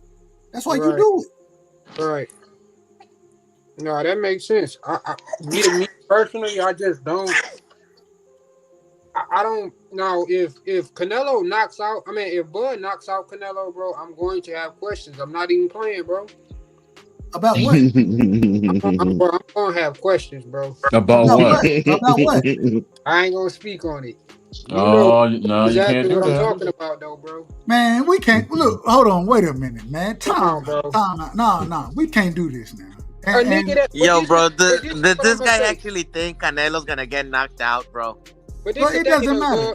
What I'm gonna say, why I would say that, bro? We talking about a man that has never been knocked out, and we talking about a nigga that moved up from 135 all the way up to 168. You ain't gonna have issues. You ain't gonna have no questions with that shit. My whole thing is, like I said from the beginning, if the man don't test dirty, and I correct me if I'm wrong, if the man don't test dirty, what y'all want from me? Hey, bro, I just said I'm gonna have questions. I ain't saying whether the nigga dirty or clean. I said I'm gonna just have questions. Man, that shit ain't happening, bro. So that shit sound crazy. You ain't gotta worry. Look, the homie said that last time on the live when I was on. He said, "I'm gonna have questions." That's why I was chuckling a little bit ago. This nigga. You gotta just let me at it. What's up? Have questions, bro. What's up, Eric? Not any serious. What up, Blue? Hustle, what up, bro? What up? What's good with you? Go ahead, man. Give me your opening statements. Hold on. Be in order now, man. Be in order. Okay, now, what I was gonna say is man, I'm having issues with this damn thing. My fucking phone is acting up. I don't know what the fuck is going on. It's making me do this extra shit with my StreamYard and it's cancel my screen. I apologize, y'all. Anyways, let me go ahead and speak real quick. First of all, to tell you the truth, I don't give a flying fuck if that man is sparring with fucking Boots. And the reason why is because they're 2 different fighters. Now, when Boots first came out, everybody's supposed to say he's Bud 2.0. You see what I'm saying? Then they switched it up to he's Roy Jones 2.0. You see what I'm saying? So no matter what, the man has a different fighting style. And then I heard y'all talking about the man was ducking. I mean, you know, like Bud was. I heard some people saying that basically Bud didn't want to smoke, or you know, Boots wanted to fight him at 147. No, he didn't. He got 2 offers back to back from BLK Prime. 2 offers, and he turned down both of them. Said he wasn't ready. So if a man want to fight somebody, let me speak. If a man want to fight somebody, hold on, Hustle, real quick. Kazi, take that off the screen, because I don't know. You don't never know how YouTube gonna do, bro. Take that off the screen. Respect. It's a video game, Dub. I think it'll be all right. I know it is. I know it is, but hell, there was a time period. That's fucking Kazi over there. Nah, you can stream on YouTube, OG. Niggas hold on. When me and Piro, when I did his interview, he had some shit, and it didn't seem like it was gonna be nothing And next thing I know, YouTube like, nah, we ain't letting this shit go on. So that's why I'm just Poodle saying. put a dick bomb, bro? Nah, he ain't do nothing crazy like that. He ain't do nothing crazy. Nah, like that's that. LT. That's LT's MO and shit. Nah, that's you, Poodle. No. Go ahead, Hustle. Go ahead. Anyway. No, man. Listen, bro. I think I think, bro, no one fights like listen, this is the thing with sparring partners, bro. Like, no one fights exactly like one fighter, bro. No one does, bro. So this is why Dub Rightside was saying you need to get several sparring partners. But if there's the closest one that might resemble that's actually very talented, that's Boots Ennis, right? So I think that's a great idea, man. And why wouldn't you? I right, don't exactly, why, dude. Why any fighter out there, why wouldn't you have multiple individuals who are gonna bring different looks to you? And like I said, it may not be the exact look, but if you fight anything like the individual I'm about to fight, I can take your style, and I can tune things up against those things that I can take into the ring. So that's exactly what I want in my sparring partners. I don't understand all this shit, bro. Like, right? What's the crying about? That's the whole. What are people crying about? Yo, bro, exactly, bro. And honestly, bro, I think it benefits Boots a lot, bro. Because I think, I think it benefits Boots a lot as well. Because aren't they saying that Boots is gonna fight Virgil Ortiz in 2026? Like, you know what I mean? Bring that pressure, high pressure. Like, Boots needs some experience on that. You know, someone that can bring that type of pressure. You know what I mean? Like Virgil Ortiz. And why not? Sure, why not learn from Canelo that can bring one of the best pressures? Exactly. You know what I mean? Pressure fighter style. I think, and that's the other thing that I was saying. This doesn't just help Canelo; it helps Boots as well. So, definitely. Like, why wouldn't I take this opportunity to be in the ring with this dude? Like, all this, man, y'all need to just stop crying about this shit. Stop crying. Bro, and I'm gonna be honest, bro. Bro, and since Virgil Ortiz has sparred several times with Canelo, I mean, come on, dude. Like, isn't it a no-brainer? Like, can't you? You know what I mean? Like, of course, Canelo knows, right? Hector Garcia, right? Andy Cruz. And people act like Canelo and the Ennis family don't already had ties from like a few years ago. I mean, like, this ain't nothing new. Man, stop crying about. Like, I hate this crying shit, bro. Like, everybody want to cry about it. Like, it's such a big issue when, man, this is normal practice in boxing. This is normal. Hey, look at Thank you. Bro. Say it again. I said they look at brothers like Jesus. Saying, bro, like, I don't give a damn, man. If I could be critical of my favorite fighter, nigga, y'all be critical of y'all favorite fighter. I ain't saying nobody on the panel. No. I'm just saying in general. For sure. If I could be critical of my favorite fighter, nigga, man, be critical. I ain't gotta, and this ain't even about criticism. This ain't even about that. Stop saying, bro, like, what the fuck you gonna hate on Boots for? Like, I mean, come on, man. This shit done got ridiculous. BVO, welcome to the show. We got my brother in the building, man. I call him Sombrero, but one of the most biased individuals that I know. But at the same time, I love him. It is what it is. So, BVO, welcome to the show, my brother. Man, salute to my man Rightside. You know, he always got to give me a fucked up bullshit ass intro. I don't know what's wrong with this motherfucker. Just say it's BVO, nigga. Goddamn. See, now if I were to say this on his show, if I were to say this on his, hold on, if I were to say this over on BVO show, he'd be done throwing me out this motherfucker in a quick second. In a quick second, I'd be, hey, be done throwing me out. Hey, man, we can't have these cool niggas up here, man. We can't have these cool niggas up. That's what he would have said. I swear to God, that's what he would have said. So we got to give BVO the drop, man. We got to give BVO the drop. You know what I'm saying? And I ain't got nothing but love for him. I ain't got nothing but love for him. But sometimes when you got love for your family, you know what I'm saying? You gotta tell the nigga the truth. Damn, you lucky, BVO. My damn shit done fucked up on me. I can't even get my shit together. You lucky. God, you can't do that. I'm God's man. You can't do that. Here we go. Now he God's man. What you got for us, man. video? Let me. Oh fix man, this just to for say this, man. Shout out to everybody on the panel. I like what I'm seeing. You know, Dub is our superstar. So when a superstar talking about stuff, man, it lets you know it's getting serious, man. Because I never heard so many people crying. I haven't seen so many niggas crying about Boots. Boots did what he was supposed to do, man. He went to go work with the best fighter in the world. What's wrong with that? I mean, nobody said nothing when Pernell brought Floyd in or Sugar Shane Mosley in. That's what happens, man. Somebody got some audio. Yo, bro, exactly, bro. Somebody got some audio. No, I got it. I got you. It's Go just ahead. one of them things Keep where picking. audio. That's why you can hear us. It's one of them things where it's just like it's one of the things where I just don't understand where the frustration. And you know what? I ain't gonna lie, man. People turning boxing into a soap opera or some homoerotic bullshit. I don't understand where that's coming from, man. Like I heard somebody say, you guys want a fuck Tank. What? What are you talking about? I didn't even crossed my mind, Cupcake. What the fuck? Somebody said that. And I was just sitting there thinking to myself, like, and then I even seen one content creator, he wrote a whole letter, a love letter to Tank about his braids and tattoos. And it's like, wow. Yikes. So, I mean, I don't know, man. At the end of the you day, talking man, about we already boxing know. ego, huh? That was a while ago.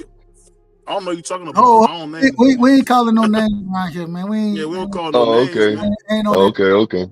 I got you. I forgot Willie's ass off vacation, man. He had too many Mai Tais, man. Man, y'all scary, bro. Just name the names. We on the way up, man. We ain't scared.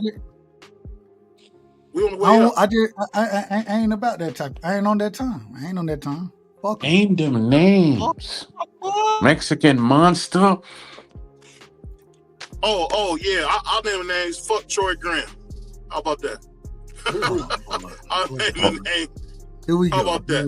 Here we Always go. a pleasure when you come into to the panel, brother. Always a pleasure. Salute, Troy. Yeah.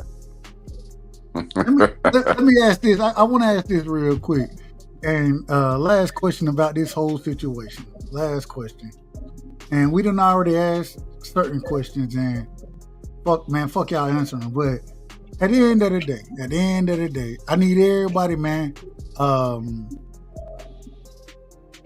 How the fight plays out, what round y'all got, decision, who wins.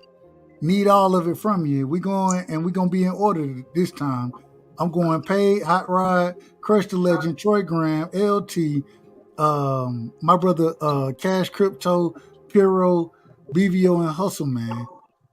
Y'all let me know who wins the fight and why. Can I say something real quick, Doug? Just real quick. Go ahead. Okay, I was gonna say my name because I had, if you don't mind, I did have technical difficulties. I had to restart my phone to make sure my stuff was on point, like a joint. You know what I'm saying? So, I felt like I should be the first person going right now. Well, just because you feel that way, don't mean. Hey, look, I appreciate you, my guy. First of all, shout out to that nigga. Look, once you drop, hold on. Once you drop off the, well, that's fine. Once you drop off the panel, I gotta reset the order. It is what it is. That's what I'm saying. Hey, look, y'all. Shout out to Dub Rightside for keeping it G. You know what I'm saying? Staying on point like a joint. And you know what I'm saying? And allowing people to get on this panel so we can politic. You know what I mean? Most definitely. First of all, what I want to say is shout out to Dub. Be free. Everybody that, I fuck with y'all, Paid, everybody on the panel, and people in the chat and people that's listening. You know what I'm saying? But first of all, like I was saying earlier, I don't care. I do not care that Jerron Boots Ennis is sparring with Canelo. It's fine with me. Two different fighters. You know what I'm saying? He can show him the switch. He can show him some other different stuff too. It's fine with me. You know what I'm saying? Because at the end of the day, when that Canelo gets in the ring, it's a totally different story. Because Bud gonna come with whatever he want to come with. He is, when he's in that ring, he performs art. He creates whatever he wants to create. Like, you know what I'm saying? So you can't really sit there and say that Bud gonna fight a certain kind of way because he knows how to fight many a style. Because he's seen a lot, just like Canelo has seen a lot. So I'm not sitting there trying to knock him look like Canelo can't do nothing. He most definitely can. He can win this fight, just like Bud can win the fight. So no matter what, you know, I feel like it's gonna be a good fight, and I can't wait to see it, man. I can't wait to see it. So I'm gonna go ahead and pass the mic because you let me jump in front of everybody, and I appreciate you, fam. Yo, salute. Jumped So in who's front of next? everybody. You jumped in front of everybody, and Next time, drop a cash app, nigga. So cash. Hey, well, we got no. We gotta get a brother. We gotta get a brother to drop, man. We gotta get a brother to drop, man. And I say this respectfully. I say this, but no. The brother came in here like this right here.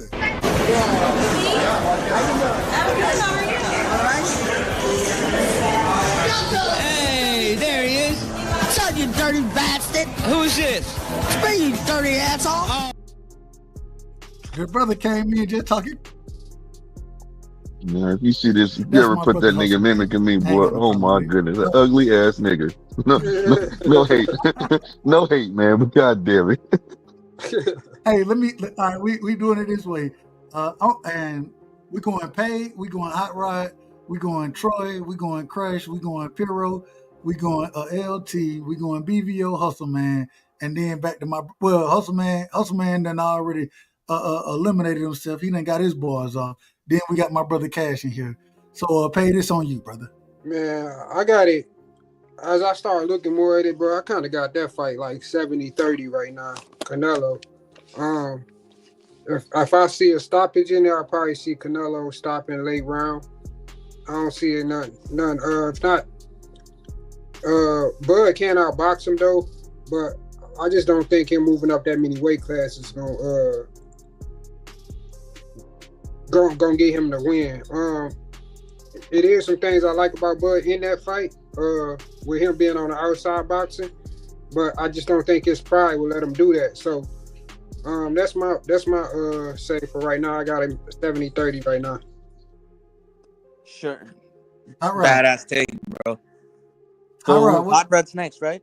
Yeah, Hot Rod, what you got on it? I got Crawford. I don't care if it's decision, knockout. You gotta pick something. I don't care. I got Crawford. Money You ain't on gotta, Crawford. You ain't gotta care, but you gotta pick something.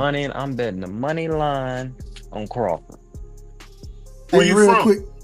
Hold on, real quick, man. Shout out to my brother in the building, man. Shout out to Son of God with the $2 in the super chat. He said, these panelists are brutal, dub.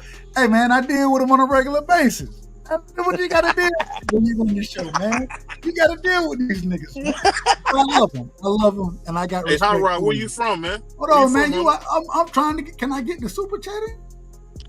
Oh, my bad. Well, you out of order. It won't be the last time I'm out of order. Hey, hey, you like me. Ain't the first, ain't gonna be the last. That nigga need to drop a super chat, nigga. Hey, but shout out to my brother, Son of God, in the building, man, with the $2. Appreciate you, brother. Appreciate you. Go ahead. It's on Troy Graham, man. Well, let me say this. None of this is new about like I said, these podcasters and these followers of the podcasters just following a fighter and not following a sport. Puro said something to me on my show earlier. He said that in so many words, I'm paraphrasing, that I was ahead of my time because I called this out years ago. That's why I'm the most hated. I called this out years ago. Hold on, wait a minute. You ain't the most hated now. You can't call yourself the most hated. See, I was You know who the most hated is, right? Yeah. Who the most hated? He don't walk the earth. No. Hey, Piro. Correct me if I'm wrong. I gave this brother this name years ago. Ben Israel is the most hated now. That's the most hated. Oh, nah. Shout out to Ben Israel, man. Shout out to my brother Ben. Nah. We're being honest. We're D-free, nigga. We're D-free. Hey, Ben be ready to talk shit. But go ahead, Troy. My apologies. Nah, I just feel that a lot of these cats don't take they're not boxing lovers, they're drama lovers. And that's why this YouTube situation is the way it is. Because Because when you don't have a person to latch onto and talk about, notice that they have nothing to talk about. I could come on any day of the week and talk boxing. Any day of the week. I don't care what's going on or who's fighting. Even if not one fight is going on, I could talk boxing. Man, did you see the fights this weekend? No. Troy, you don't even watch the sport. Hold on. You don't even watch the sport regularly. Talk about what Tellez? Man, Tellez got his ass whooped. Hold on, BVO, calm down.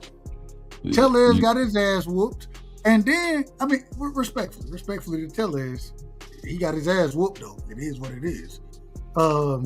Abase, I don't know if I said the brother name right, but he done put himself in position. I think he challenging for a title next. That's what I believe. But how you can't talk about the past? How you gonna talk about boxing every week when you can't talk about the fight that happened? Let me tell you what. I'm a guy that watches the fights that I want to watch, and I'm so educated in the sport. I could talk about yesterday, today, and even tomorrow. And that's just not me bragging. It's just the truth. I don't need to. Cheers, Detroit, man. Cheers, Detroit. Well, Troy, who won? Did Ali win versus Ken Norton, or did Ken Norton beat him 3 times? No. Here we go. No, Mr. Sarcasm. In all reality, Ken Norton won the first fight. Ali edged him in the second, and Ali clearly lost the third fight, but they gave it to him in Yankee Stadium. Man, Ken Norton won every fight, dog. He won every fight. Mm-hmm. All right, let me. In your mind. I ain't got time for all that. We gotta move forward. I'm the greatest. Crush the legend. What you got? Who you got? You got Bud or Canelo? How you break this fight down, OG? Well, it's like this, man. Now, I want Crawford to win. Now, do I think he's going to win? It's very hard for him. I hear everybody 70-30 and all that. I respect that. I like it, though. But for me, it's 50-50 right now until fight night. And because one reason, because the thing about it is how he's going to carry this extra weight. Right? Not just talking about the weight classes that he jumped, but the weight that he's going to put on at the rehydrating. That's going to be the most interesting part. Thing is, if he can handle that weight, the only thing he needs to do is not try to turn into a dog. He better not try to turn that into a fight. He needs to be technical.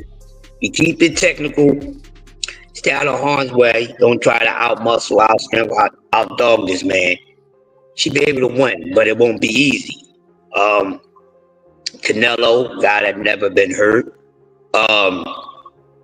He's going to keep coming forward, and he got some shit with him up there. He got a little bit of know-how. He's seen a little bit of everything. So it's going to be an interesting fight, man. So I got it 50-50 to after the first 3 rounds, man, because I think respectfully, for me, I have it that way just because of the skill set and the talent of both fighters. So we'll see that. All right, real quick, man. Shout out to JL in the building with the $20 in the super chat. Salute to that, brother, man. Much love and respect to your family. He said Bud didn't stop Burns, Beltran, or Post Style. You think he you think he tunes Canelo? That's what. Hey, shout out to the brother JL in the building. And then he came back and said he got Canelo in 5 rounds by stoppage. 5-round stoppage by Canelo. Shout out to JL in the building with the $20 in the super chat. Appreciate you, fam. Much love and respect to you. I really appreciate that shit. Let me get Piro. Go ahead.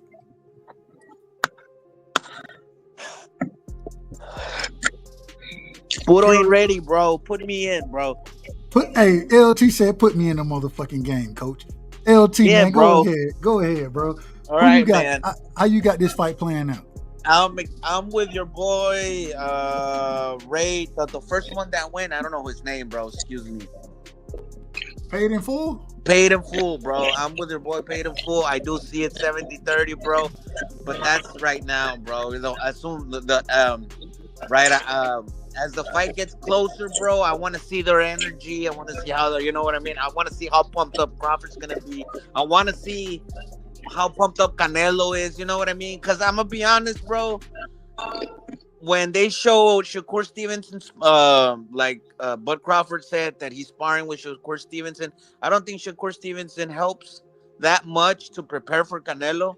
So for that reason, bro, I'm still giving the advantage of Canelo, bro.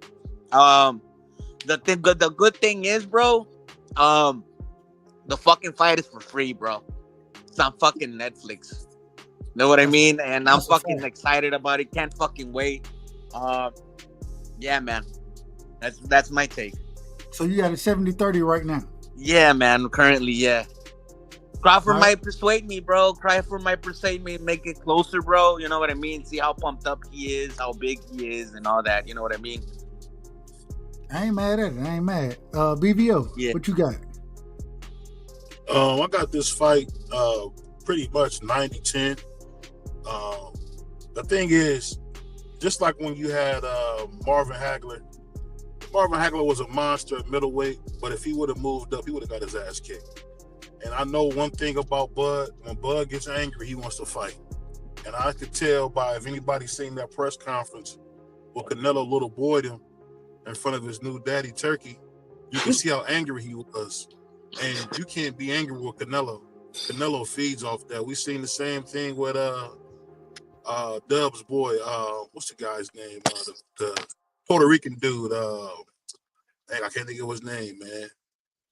Oh dang, he just got his ass whooped. You said my guy? Yeah, what's the guy? Yeah, the dude from the Bronx. That would be Fat Joe. Berlanga? Berlanga. I'm not a fan of Berlanga. I never. Hold on, wait a minute. Now you're lying on. Hold on, man. We gotta get this nigga to drop, man. Hold on, motherfucker. No. Fuck all of that. Fun, nigga. You smoke crack, don't you? You smoke crack, don't you? Look at me, boy. Don't you smoke crack? And I say, most people don't know shit about boxing, they don't. Most folks don't know shit about boxing because they don't. And so now I'm smoking crack. BVO clearly you don't know shit about boxing. I'm just saying. But you know, hold on, man. I ain't never rocked with Edgar Berlanga. I ain't never rocked with this nigga. God damn, I'm just having some fun, man. Well, you out of order. We gonna keep giving you the drops because the last thing you gonna catch me doing. I try my best to tell the truth. People don't like my style, how I talk, my delivery, but you ain't catching me in half truth and lie. Caught your ass in a half truth and a lie at the same time. And at the end of the day, we got to tell you this. This is outrageous. This is outrageous. But don't ever put Edgar Berlanga name in the same conversation with me because I've never fucked with Edgar Berlanga. Never. Hey Dub, can I go last? I didn't give my pick though. Can I go last, bro? But I'll say, good looking. I'll land the plane with these few more. I'll say this: the thing about it with Canelo, his last 6 years has just been a total disappointment, and for him to be such a whore to fight Terrence Crawford when he got business with Benavidez, man, it just pains me because I think after he beats Terrence, he's gonna try to fight Shiraz. Did you call that man? Did you just call him a whore? Did you call him a whore? Yes, he did. I'm talking about for the money. For the money, he's been a whore for the money. I was just sad. I like that, bro. Sad. I like that terminology, bro. I like it. It's sad, man, because you guys got to remember, Canelo the same dude as a youngster went in there and beat the dog out of Austin Trout when Austin Trout was at the top of his powers, and then he fought Floyd. And to see him in a fight that he knows he's going to win, we all know Terrence Crawford is great. He's a good fighter, but he's out of his league. He's too small. And we've seen it with Madrimov. You can't tell me Virgil Ortiz is a better fighter than Terrence Crawford. There's no way. But Virgil Ortiz made Madrimov look easy. So landing the plane, it's a 90-10 fight, and I'm disappointed in Canelo, man, for being a whore and selling his soul again for another bullshit fight. Hey, BVO, I can't give him that though, bro, because Bud asked for that fucking fight. It was Bud begging for that fight, bro. I can't give Canelo him that pass. Canelo could have said, "Suck my dick. I'm about to fight Benavidez." and he did, bro. He did say that shit, bro. No, he never said he wanted to fight Benavidez. Nah, he never said that shit. I ain't finna lie for that nigga. No. Nah, he never said nothing about Benavidez, bro. How'd he get the But fight he did then? say suck my dick, $200 bro. million to fight. That nigga asked for $200 million to fight Benavidez. And guess what, man? That fight would do 3 million. No. Security. That fight would, and I'll tell you why that fight would do so well. Because whenever you have the kind of excitement and real danger, there's no real danger in this fight. Canelo ain't been in a fight where it's real danger since Bivol. I don't think you guys understand. With no real danger, there's nothing to put the money on. Yeah. There's no danger in it. He's gonna beat the dog shit out of Bud. Really? So you said 90-10. You said 90-10, right? 90-10. He's gonna fuck him up. And it's gonna be like, you're gonna be thinking like, what did Bud do? All right, that's a bit. Hold on, real quick. Let me get Blue Hustle in here. Blue Hustle, you could be last, but you still want to be last? No, I can go right now. Fuck, it's all good. I was gonna say I could try to get Piro back in here. I can go ahead and try to get Piro back in here if you want me to. No, it's all good. I can go right now, bro. All right, go ahead. Yeah, thanks, though. Piro, be ready. We coming to you next, brother. So be ready. Be ready, Piro. Respectfully. Go ahead, Blue. Okay. First of all, I got Bud winning the fight, man. You know what I'm saying? I think he do. What percentage? I'm gonna say 55-45, and the reason why I'm gonna keep it realistic. I don't know what these other niggas talking about, but and no disrespect when I say that. What I'm saying, the reason why I'm saying that is because when I believe that Bud is in Canelo's head just a little bit, and the reason why is because the simple fact is when the second time they met up, Bud walked him down. You see what I'm saying? Bud walked to him and kept stepping to him and forced Canelo back. Canelo's never been put in that kind of position before. You see what I'm saying? Canelo, this is how I know it affected him. The next day, he was on Twitter. He was on X, sending a message to everybody talking his shit about what happened right there. You see what I'm saying? So, all I'm saying is this, and everybody knows how Bud is. People keep saying that, don't do that dog shit. Well, that's how Bud is. That's how he won his fights. If it ain't broken, don't fix it. I see where people are coming from when they say that, but at the same token, that's what makes Bud who he is. You see what I'm saying? So if he tries to go in there and switch his whole game up for Canelo, man, that shit could be a motherfucking another Jamal Charlo incident, and I don't want to see that shit. I don't want to see that. So I want Bud to do what he do, get his assessment in there. First 4 rounds, Bud gonna basically sit there and collect data, and then he gonna do what he do. He better not. Well, I mean, that's your opinion. Listen. That's your opinion, my friend, but you out of order. This is my time. You know what I'm saying? How you gonna call me out of order on my own shit? Hold on, man. We gotta get it. Hold on. No. This is for you. This is for you. Order, Dub. Hold on. You out of order, Dub. I was speaking. This is outrageous. Hey, I reserve the right to cut anybody off on my mother, and I try my best not to do it. I try my best not to do it. I know that's wrong. You can tell me it's wrong, but I'm gonna do it anyway. So I mean, you can tell me whatever you want. That's why I started the show. That's why I started it. But no, I can dig it, my guy. But check it out, man. Check it out. So if Bud feel that man power and he push you guys know how it is with Bud. Just like he did Errol Spence and some other fighters. If that man pushes Canelo and that man, I don't want to see nigga, my apologies. Canelo takes some steps back, it's over with. If that man, Canelo, hits Bud and hit him with a good shot, and he's like, oh, man, and he sticks his tongue out, it's over with.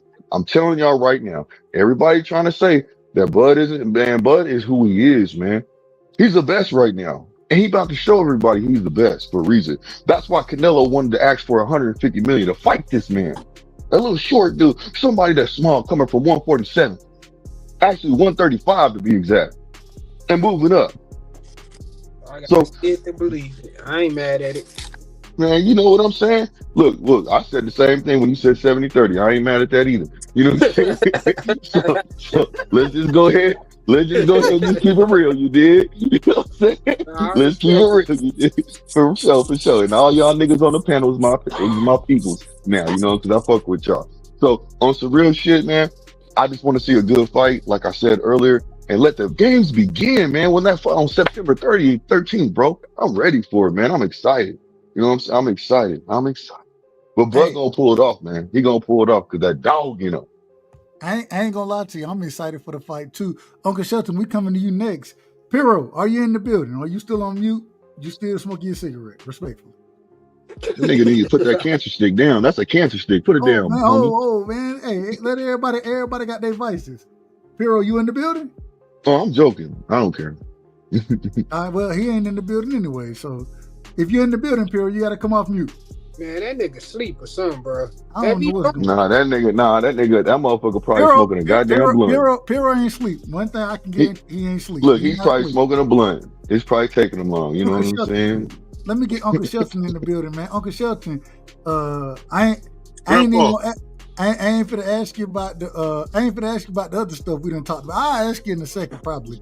But given a percentage on who win the fight and why, how you see this fight playing out, Welcome to the show. Well, thank you, brother. 70-30. I got Crawford, and just read my comment and explain everything to you. Well, hell, I ain't got to read the comment. You can just tell us. I'll tell you. Okay, I'll tell you. That motherfucker can bring boots in the camp. He can bring boots in the camp. He can go get Roberto Duran. He can dig up Eddie Futch. Go dig up Hagler. Mike McCallum, all of them. And ain't none of them gonna help him. None of them can help him. They can't fight for him. He got to get his ass in there, and he gonna get mollywopped. Who you going Too with? slow. So come on, man. Don't ask me. Don't ask me questions you already know the answer to. Bro, Shelton Moore. Let's put money on it, bro. Let's put money on it. Real quick. Hold on, y'all. Hold on. Y'all can bet them. Y'all can do all that real quick. I want to make sure we clear before y'all make these statements. You got to stop it in the fight. I'm putting 200 on the win and 100 on the knockout between 9 and 11. My second stop when I get to Vegas will be the Caesars Palace Sportsbook after I go put my shit in my room. Uncle Shelton, can we run that bet back? Yeah, bro. Shelton, you want to put $50 with me? Did you hear what I said, brother? I know you're doing it with the hotel. I know you're doing it over there in Las Vegas. But do you want to put money with me, bro? Who's this, LT? Yeah, man. Oh, shit. Your ass. What was that? You and Paige. Paige, you want to run it back, Paige? Yeah, I need to run that back with you, bro. Okay, we run that back, and LT, you got it. I'll give you 100. I'll take your $50 too, LT. Hold on, real quick. So, because we're gonna hold y'all accountable. So LT, you and Uncle Shelton, y'all got 50 on the fight. And yes, you and Uncle Shelton, you and Paige got what on the fight? How much? 50. Run it back. So it's 50 for both. It's 50 for both. Yeah, it's $100 total. All right, hey. My boy Shelton right there, bro. That's my boy Shelton right there, bro. He don't back down, bro. He stands up what he believes in, bro. We made our bet. I lost. I paid him. Yes, he did. Immediately. Everybody don't do that. Hey, look. I'm the individual who send the money up front. I'm not doing that no more. Because no, don't do that no more. Because don't they? Oh, look, hey, Dub, and they changed their number on you, don't they? Don't they, Dub? Don't they? But you already know how they do it. They changed their whole number. Stop coming on YouTube, everything. You already know. I'm a man of my word. You know I'm a man of my word. Oh, yeah, you solid. Yeah, you solid. I spend the money up front. And that's why I said, Dub, I ain't never had no problem paying on nigga. You prove some shit, I ain't got no problem with it. Go man, nigga, I can't do it no more because nigga done ran off. Nigga run off. Oh, niggas done changed their whole number, stop coming on YouTube, did all kind of shit. Well, Shelton, you know where to find me, bro. You know where to find me. I ain't hard to be found, bro. LT, we've been on each other too long, bro. I ain't worried. Exactly, bro. Hold on. So now I gotta ask this. I gotta ask this question right here. I gotta ask this. And I'm moving and we kind of got what we think gonna happen with Bud, Right. with Canelo. We kind of got that. I think. Well, first off, does anybody have anything else they want to get off on that subject right now? No, I'm cool. All right, cool. So I got a different question for y'all. Who reigns supreme at 154?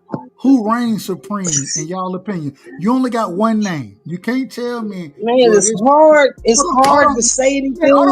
It's hard to say anything because wait. I gotta get this off. I gotta get this off. No, you gotta let me finish before you. I gotta okay, finish. Go ahead. I gotta finish. So when I'm asking the question, this is for the panel. You can't give me, well, this may happen or this. No, you got to give me a name that reigns supreme at 154.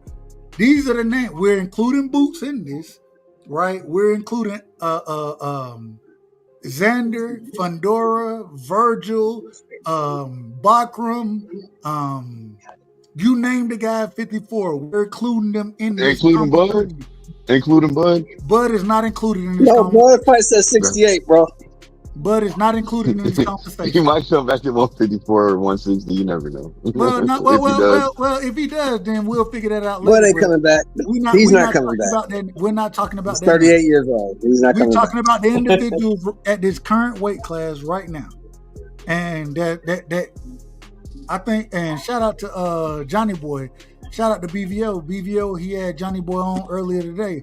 And Johnny Boy, he was like, hey, I think this is the toughest division. I don't disagree with him. Who reigns supreme? You can't, I don't want to hear no filibustering. Let me get this off because it's going to fuck your head up. Damn, Uncle Shelton. Oh, damn, what are you talking about now? Well, shit, I'm trying to give the fucking rules to what I'm asking. You said the rules. You said one name, and that be used as I told you before. Man, you out of order, man. We got to get on. Bakram. No, we got to get Uncle Shelton to drop, man. No. Rough on him now. No, he needs to know. Okay. He's always crying. I'm crying, man. What I'm trying to tell you, look, we trying to get. This is the standard that we standing on over here. You got one name. It ain't no filibustering. It ain't no maybes. Ain't no possibilities. We ain't doing none of that. You got one name to name that's going to be standing at the end of the day at 54 that's currently at the weight right now. That's what you got. Uncle Shelton, it's on you.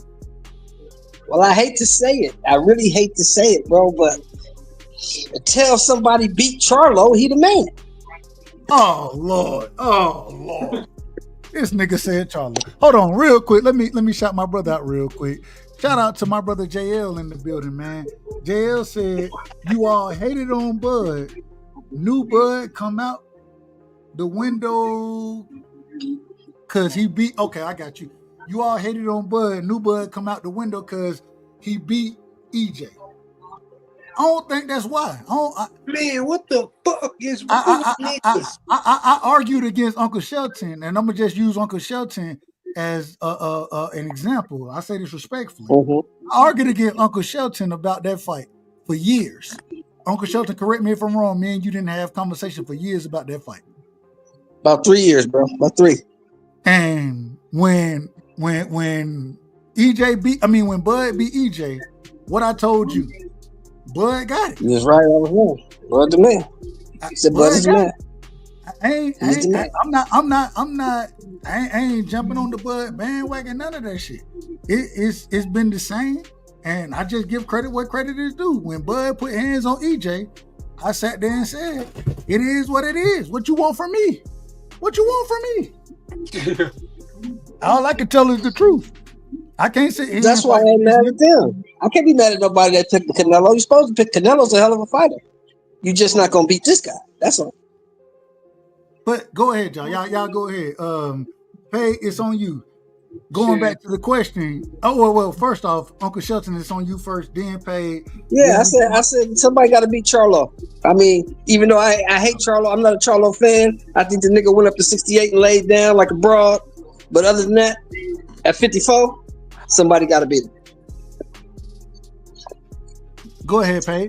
I gotta go with I gotta go with either Boots or Fundora. No. You got one name. You can't either. It ain't no either.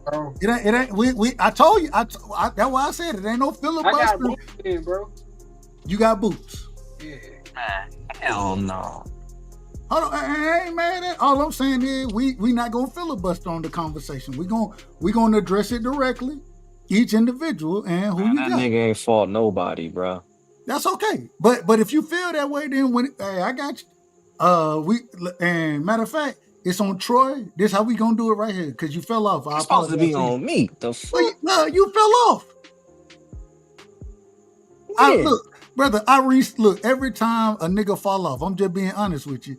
I reset the fucking panel. I can't. If you fall off, that ain't on me. I ain't kick you off the panel. I ain't never kicked you off. So when you fall off, I reset the panel accordingly. And now the way it's going is Faye, is Troy, is Crush, is Piro. Piro, he might still be smoking a cigarette, respectfully. LT, Blue Hustle, and then you. I apologize to you for falling off. But I mean, it is what it is. I keep it in order. I ain't trying to shit on you or nothing like that. I just do the right things. Hey, what you got? One name. Boots, You bro. said Boots. Yeah. Troy Graham, you got one name at 54. Who you got? 54. 54. Nobody. There's nobody up there that I really find special or anything. No, you got it. But I ain't saying you got to find them special. I'm saying you got one name to pick all the rest of the niggas. I ain't saying you feel any type of way. You just got one name to pick. One name to pick that will beat who or what? All of them. Who land supreme at 140? If all of them don't fight, who do you got at 154? I'm gonna still stand on nobody. I don't see nobody. That don't up even there make sense. But it's nobody up there that's a dominant fighter, so I can't give you an honest answer. I ain't mad at it. Yeah, All right, so I Crush can't the name Legend. somebody honestly. Crush the Legend. Who you got at 154? You got one name to pick. Who you picking? Darling. No, I'm just joking. Right now, 154. All right, I'm gonna answer this correctly. Right now, the guy to beat at 154 is Pandora. That's the guy to beat. That's what I'm picking. That's the guy to beat right now. Hey, real quick, shout out to Nick J in the building, man. Y'all make sure y'all go sub to the queens over there. Nick J said, let me piss y'all off. Spence 2 run finna be legendary. His second run, I believe what she's saying. His second run finna be legendary. He coming back to put some structure at 154. Clock it. Shout out to my sister, man. Y'all make sure y'all go sub to the queens over there, man. Y'all make sure y'all go sub to him. Is he gonna be at 154 or 160? I don't know what he gonna be at, man. I don't Nick even know J, if he... stop drinking. Tell Nick J to stop drinking before you come on your panel. We ain't gonna disrespect my sister like that. Now we ain't gonna do that. But I don't know what. Hey, I don't know what weight he coming back at. I'm just being honest with you. I see he has been training. I want to talk about that tonight as well. I see him in the ring training, but I don't know what weight he coming back at. But my sister said that he coming back at 54, and he finna put structure to all this shit, and he gonna be the structure. That nigga ain't never coming back. That's what she said. He got his ass mollywopped, and he's out of commission. He ain't never coming back. Amazing. All right, here we go. So, Crush, you said you had who? Pandora. But you got Fundora. I ain't mad at it. Piro, you back? I'm gonna have to kick Piro off the goddamn panel. All right, Piro ain't back. LT. Yeah, bro. At this point, bro. 54 now. Yeah, man. 154. I think, man. Right now, they'll probably. Yeah, man. I'll give it to Fundora, bro. Because Virgil Ortiz ain't got a belt yet, bro. Boots Ennis hasn't fought there yet. And fucking Fundora beats the shit out of fucking Sandra Sayas and fucking Mario Barrios, bro. You know what I mean? So I have to give it to Fundora, bro.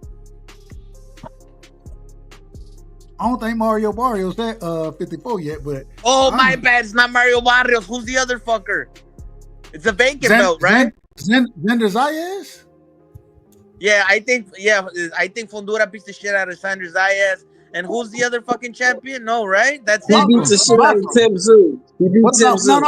Tim? Yeah, No, Tim Bakram. Zoo. No, There you go. Tim Bakram. Zoo. Bakram. No, Bakram already. Bakram, bro. Bakram already whooped Oh Tim shit! Zoo. Don't get me started. I forgot Bakram wasn't that dude. Fuck, dude. That's a dark horse. But I still give it to fucking. I'll still give it to Fundura, bro. If he can fucking nail that shit 100%, where he can use his size and fight tall, bro, I'll give it to Fundura, man. But man, is fucking Bakram a fucking dark horse in that division, bro. I love the division. Yeah, man. Probably the best division in boxing right now. It is. I agree with you, man. Yeah. Boxing is dangerous. Blue Hustle, man. Who you got? If you got one name, you can't. Don't filibuster on me. LT just filibustered a tad bit on me. I ain't gonna lie to you. Shout out to my brother, but he filibustered a tad bit. Who you? One name to name. Who that guy at 54? Blue Hustle, you there? Blue Hustle done fell asleep. Nigga, stop saying people fall asleep. I'm here. Well, hell, Piro fell asleep, so I called his ass out like I'm gonna call anybody. If you ain't answering and responding, what you want me to say? Hey, look, I'm gonna say. You know who I'm gonna say? And then the reason why I'm gonna say this is because I think he can beat Boots, in my personal opinion, and I think he can beat Pandora. And I know people gonna give me some little bit of some criticism about this shit, but I'm gonna say Virgil Ortiz, man. Yeah, fuck it. You got Virgil of all of them, but I want to say what's his name? Bakram. Yeah, Bakram. Like I said earlier, I want to say Bakram, but the person that he fought and dominated was Kim Zoo. Yeah, and he ain't fought. He can't get no fight right now. People ducking and smoke with him. That's why I said Bakram at first. But then when I started thinking about it, the person I fought recently, you know what I'm saying? And I think he has potential, man. I think he can beat Boots. I think he can beat Boots, man. I think he can beat. I told you, Virgil Ortiz. So I'm gonna say on the most active fighter that's not being ducked, because Bakram's being ducked right now, and that's just my personal opinion. You see what I'm saying? But I'm gonna go with, bro. I think everybody's turning around from Bakram, bro. They're too afraid of him. I think he's too of a high risk, low reward, bro. Right? I think that's how they see him. Yeah, and I think Virgil Ortiz to get the opportunities, but he could actually pull it off because of his grit. He's got dog in him, man. He got dog in him. He's determined. He could take a punch. He's determined, bro. Hey, real quick, man. Look, I mean, listen. I'm just saying. Hold on, real quick, Mr. Shelton. You got smoke in the chat, man. You got smoke in the chat. Nick J said, always loud, wrong motherfuckers talking shit. Oh, damn. I ain't been wrong. Nick J, I ain't been wrong in a while. I told you Bud was gonna beat the dog shit out of Spence, didn't I? Tell Nick J to I told you Bakram was gonna beat the dog shit out of Tim Zoo, didn't I? Hey, if Nick J want to pull up, she knows she always got. She can pull up. She can pull up. I ain't been wrong in a while. Like I said, Go ahead. Like I said, man, if he wasn't ducked so much, I would be picking Bakram, man. That's just a fact. But since he's ducked so much, I'm just gonna give it to Virgil Ortiz until I see other people step up to the plate and actually start fighting each other. Why you think niggas ducking them? Because people don't want to fight him, man. Being ducked. They don't want that smoke, bro. I ain't gonna lie to you, and it's crazy work because I don't know what happened.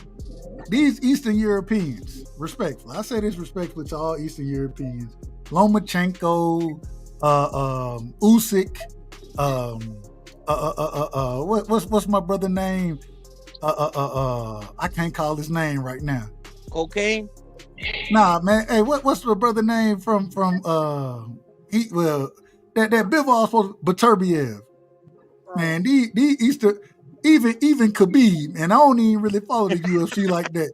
I ain't lying to you. These Eastern European motherfuckers, they something different over there, man. I don't know what they wrestling bears, and I don't know what the hell they got going on, but they doing something a tad bit different because they looking like they the goods right now. But and hold on, before I give my opinion, Hot Rod,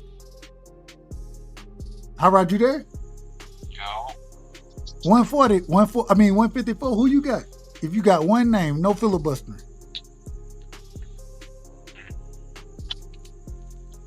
Put me in this situation where you know that Bakram versus Fundora is a 50-50, but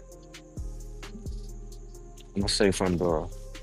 And get what? I ain't gonna lie to you. I got Fundora. As well. I think that, and even with Bakram, I think that, man, Fundora jab, he's starting to fight behind his jab. I think Bakram, now he can land a big shot. Man, Fundora gonna fuck him up. He gonna have to take a lot of punishment to land that goddamn jab or to land that big shot that he wanna land. And the punishment you're gonna have to take in the fight against Fundora, now that he utilizing the jab the way he utilizing it, man, I got Fundora right now. Look, I'm a 6'5" nigga. This nigga is all a 6'7" with a longer reach. Nigga, I'm gonna come in any day of the week at heavyweight, damn near 275. This nigga coming in at 154 at 6'7", and then can fight on the inside. Man, you don't. That shit just different. It's different. It's hard to fight a nigga like that. And even I asked my boy Johnny Boy. I asked him that. I asked him about the whole situation with Fundora and sometimes Thurman, right? Shout out to sometimes. I can't. Y'all, can anybody pick sometimes to win that fight? Does anybody pick sometimes? Chilton, I want to say thank you for having me, bro. I gotta go. Hey, shout out to you, LT. Appreciate you, brother. For having me, bro. I love your panel, bro. I'll be listening, bro, before I go to sleep. But peace out, man. Peace out to all your panel, bro. Much love to everybody. Hey, much love to you, LT. If y'all don't know, real quick, LT, before LT leave, me and LT, we done argued each other down on a whole lot of subjects. On a whole lot of subjects, bro. Those are classics, bro. But hey, what you realize it's all love, is, bro. That's what you realize. It's all love, man. It's all love, bro. Shout out to my brother, man. Much love to you. Love, bro. Hey, Doug, when you done with going around the topics, I got a question for the panel. Well, shit. I don't think anybody else got to answer this one outside of Piro, and I don't think Piro he could answer shit. So, hell, let me just say this. Sometimes Thurman ain't got no damn chance to beat Fundora. Fundora finna fuck this man up. He might stop him. Does anybody disagree with that piece before? And then after that, after I get that off, then it's on you. I do. I think his movement. Can. What you want to bet on that, Hustle? No, I didn't say nigga. Get off the gas. I'm not betting. Okay, well, no. Check it out. I'm gonna tell you just like this, respectfully. Get off the gas because you on some bullshit trying to get me to bet on that. No. You're right. No. Well, it ain't even that. I'm just so used to saying that when somebody disagrees. Well, it don't matter. Look, I'm a real one, so if I bet you, I'm gonna come through. You don't gotta ever worry about me. But I'm gonna respectfully decline it because no, you good. You good, Doug. I don't want to bet you either. That's a bullshit bet. So no, nigga, no. Because Fundora gonna fuck this man up. And I'm telling you, the one time is going. I think one time has the possibility because he can move and punch at the same time. That's the only reason why I'm saying what I'm saying right. My apologies. Man, sometimes getting stopped, man. Okay. Listen. Let me get my bars off real quick. And the reason why I'm saying that the man can't move, but at the same token, I think he gonna be, and he has the ring IQ. His ring IQ is a little bit better than Fundora's, in my personal opinion. You see what I'm saying? No, I agree. Now, what I will say is this. Now, because of the lack of fights that he's had in the recent years, yes, it could be in Fundora's advantage. Most definitely, I would give Fundora the edge. But all I'm trying to say, in my opinion, he has a chance. So when people are sitting there trying to say he don't got a chance, y'all tripping. We do got a chance. He got a little bit of thump to him, but it ain't gonna be no wash. I guarantee you it ain't gonna be no wash because that man knows what he's up against, and he gonna go in there trying to win. You see what I'm saying? He lost one time to Pacquiao. You see what I'm saying? And he regretted that. And look what it got him. So this is a real opportunity for him to get a belt. So you be the stupidest motherfucker in the world to go in there just to lay down, being in his position. And as much as you I'm talk, not saying he's gonna lay down. I'm not saying no, that. no, I'm not saying, but I'm not saying you. I'm not saying anybody is. I'm just saying that would be stupid for him to go in there just to lay down, especially since this nigga he loves to talk and tell you what he can do and what he can't do. You see them and what his opponent can do. So the nigga, after he gets through fighting, he retires. He needs to be a commentator. He needs to be up there talking. You know what I'm saying? Holding the mic and talking. But anyways, that's how I feel. No, I agree 100%. The man shouldn't even fight this fight. He gonna Nah, see, you reaching now. You reaching. I didn't say that. Wait a minute. I'll let you go. Man, I don't agree with you.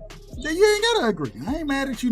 You can disagree all you want. I ain't got no problem with you disagreeing. I'm just telling you, the man should be commentating right now.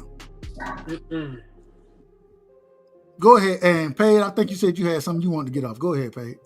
No, I was gonna say, bro, how y'all feel about niggas suing niggas in boxing? I mean, shit. I don't fuck with it. That was pretty much my question. I wondered, did you see the news today? Who got sued today? Who got sued? Reportedly, Lamont is suing Tank. For what? I guess I'm not fighting. I mean, I don't know. I ain't. That shit, it just sounded crazy to me. I only asked because I wanted this is like my first time really being on the panel, really speaking on that shit. And I just did it about today. I haven't seen it. I don't even know the deal. What? I haven't seen it. So it's hard for me to speak on it. But I don't really fuck, man. I told you even when Devin sued Ryan, you know what I'm saying? I wouldn't, man. Get that shit back in the ring, bro. Like, yeah. That's kind of where I'm at. I just don't agree with niggas suing other niggas in boxing, bro. That shit don't. It's like, what is the point of you suing him for? But I heard it's because of step aside money. I guess he didn't give Lamont step aside money for this dumbass fight. I thought. Well, I ain't gonna say who, but I think it got to do with a contract. But I thought they did say that step aside money was paid. I did. That's what I heard too. But I don't know though. I have no clue. I can only report on what I heard. I don't know. I guess he came out today and pretty much said that if the nigga paid me step aside money or whatever, that I would have came to y'all and said that he paid me step aside money or whatever. But hey, real quick, man. Hold on, real quick, man. We got my sister. Nah, this ain't no real quick. We gotta let my sister cook. We got my sister in the building, man. Always, anytime she graced the platform, we always gotta show love and respect. We got Nick J, one of the realest. Y'all make sure y'all go sub to the queens over there. Nick, man, welcome to the show. What you got for me, sis? What's going down, fellas? What up, sis? What up? It's always a pleasure to have you on. I appreciate it. Thank you so much. I wanted to jump up because I heard a question that caught my attention. And I wanted to get more information on the question. Pay asked about, and I kind of dipped out a little bit, but he asked about suing in boxing. Yeah. And I asked the question, like, what makes boxing so different? Where there's some unwritten or unspoken rule where you can't sue in boxing. But again, I get where you coming from with it, Nick J. But I feel like at the end of the day, it was a draw, so they're not really buying to no another contract for real. It's not like. And then again, we heard Lamont says on several occasions that he's going to move on. He's not waiting for nobody. But then you circle back, and when a nigga choose to go in another direction, then you want to sue the nigga after you said you was moving on. You wasn't waiting. Well, if he signed the contract and he breached the contract that he signed, why wouldn't you get your money? That makes sense. I ain't got no argument with that. That makes sense. I ain't got no argument with that. don't know what was the suing about though. I don't know. I don't. Apparently, this is how I am understanding it. Apparently, Tank activated the rematch clause with Lamont, and in doing so, he's bound by that contract, unless barring him being injured or something like that. But since he decided to scrap that fight and choose to fight Jake Paul, he's still bound by that contract that he activated with Lamont. And so Lamont has spent time and money in training camps preparing for that fight, and now it's not going to happen. So he's moving on to find another opponent, but he's already lost money, or whatever the case may be, time and money, or whatever it is, that he's not fighting Tank. So the lawsuit wasn't about the fight. It was about breach of contract. That's what I gather. Yes. I didn't know that. I didn't know he actually signed the contract. That's why I was speaking on it, because I don't know too much information on it. I don't think he signed the contract. I think he activated the rematch clause. But see, I don't think he could activate a rematch clause when it was never in place for that, because it was a draw. It was a draw, but it's a one-sided rematch clause only with Tank. So right. Tank decided he wanted initially, apparently, allegedly, Tank wanted the rematch because of the draw. Gotcha. And then when he thought about it, after, everything came about and the thing with Jake Paul came about, he decided he was going to go in that direction. But all this time, he's been leading Lamont and his team to believe that they're having a rematch. Now I will say, because I did, and I say it respectfully, I have heard that Tank's team, and I don't know how true it is. I got it from what I would consider a reliable source, but Tank's team was pushing him toward the rematch. And Tank was the one who said, fuck the rematch. I'm going to fight. And I mean, that's on him, but correct. At the same time, I have heard that his team was pushing for that rematch first before him going to fight Jake Paul. I have heard that. I think his team and his fans were pushing for that rematch.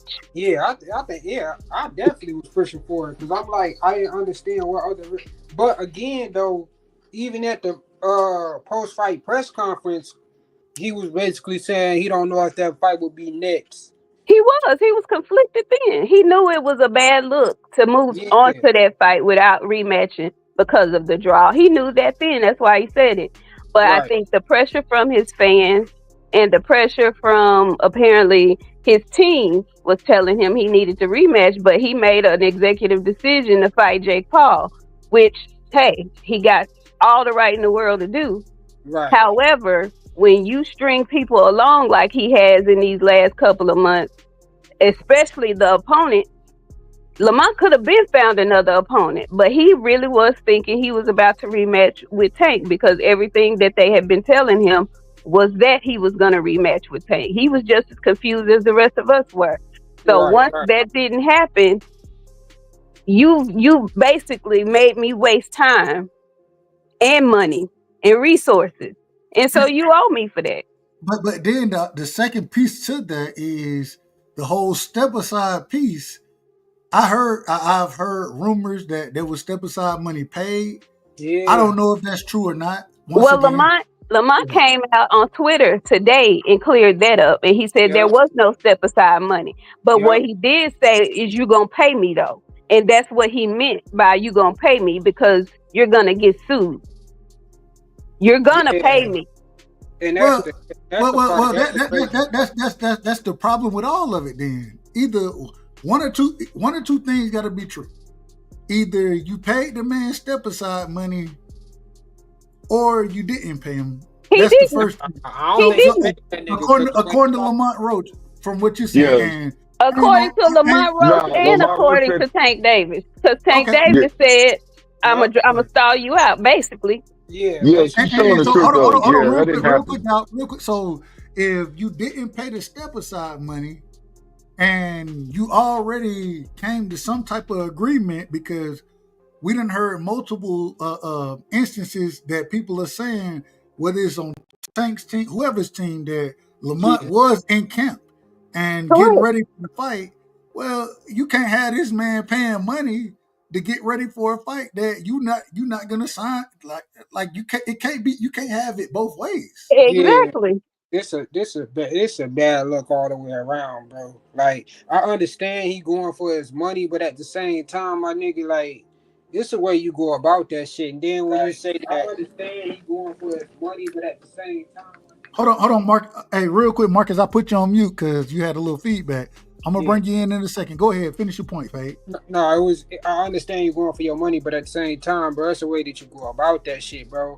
And I kind of figured, like, even after the post-fight press conference, that he was talking about Jake Paul, because the way that he was going about that shit, and I don't believe, like, at first I was in denial, like, bro, no, he ain't finna fight that nigga or whatever. I'm really not thinking he's gonna do that shit. But then in so many words, he's actually telling motherfuckers that's what he finna do.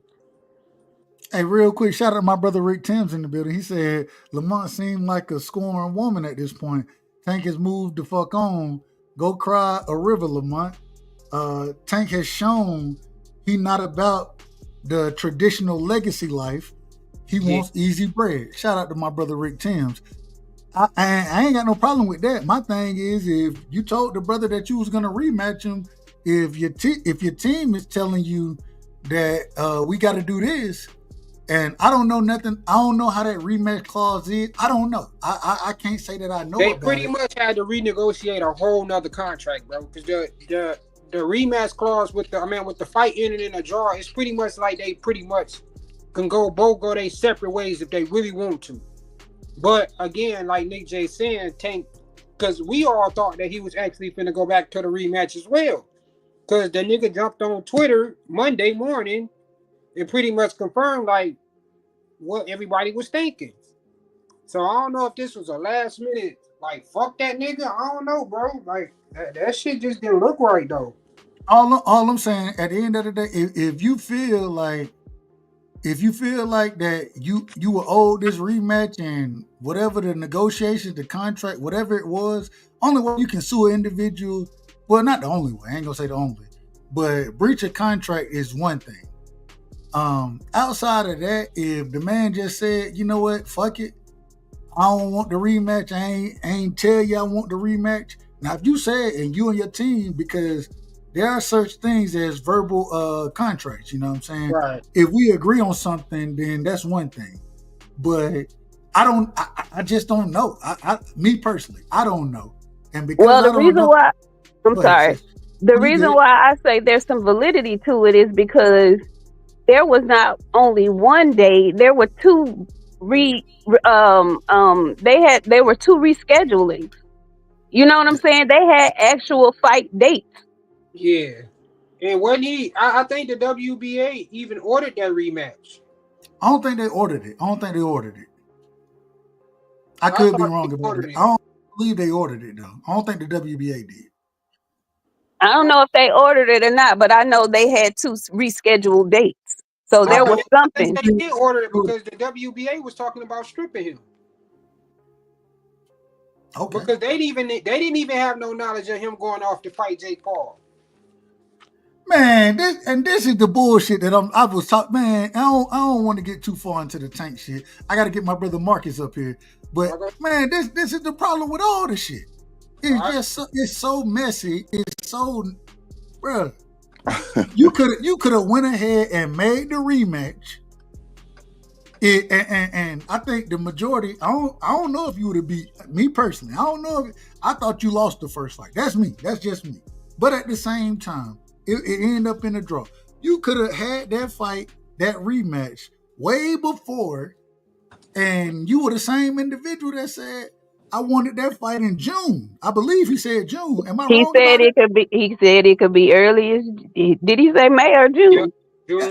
And so if you didn't do that, and you still could have made this fight, but you did everything against it. Hold on real quick, Pat. You did everything against it. And so, I mean, if you lead a brother on, I'm just respectfully, if I'm in business and My business partner, if my business partner telling me this was going to happen at this time frame, and then you push it back and it never happened.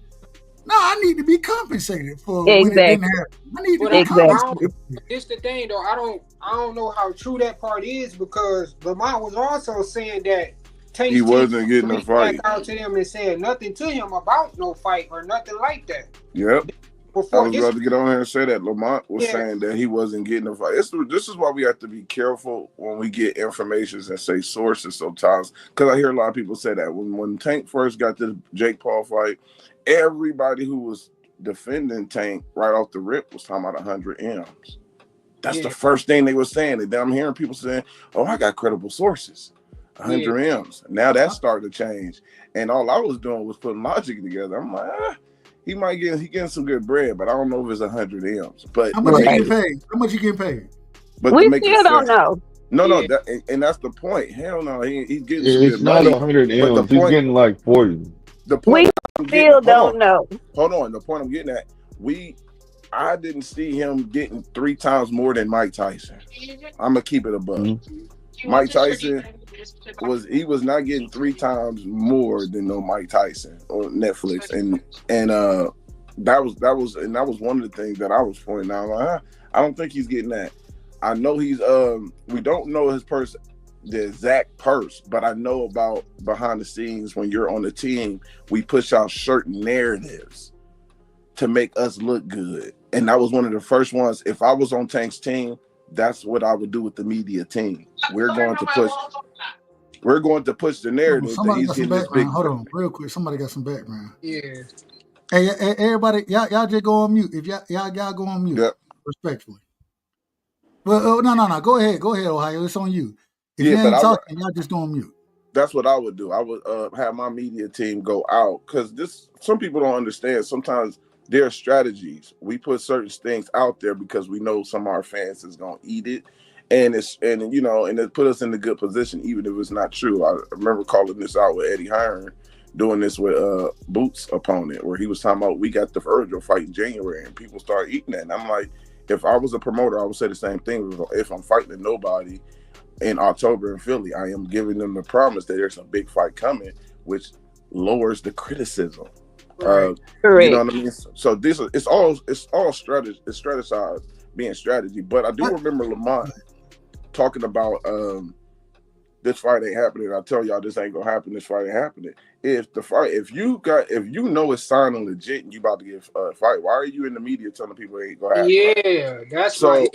So you gotta be careful with this with these, because, and here's another thing, and it's normal. It's normal to have a rematch clause with certain guys, or when the Tank say he activate a rematch clause and he get out of it with another fight. It depends on the commission, what state that they are sanctioning in. That's another thing, because it's a normal for a fighter to be signed to a fight and jump out of that fight to go to another fight that's a lot bigger. It's just about the timing of it, how close it is. Hank Lundy jumped out of a fight in California to fight Adrian Broner on Black Prime. Do y'all remember that?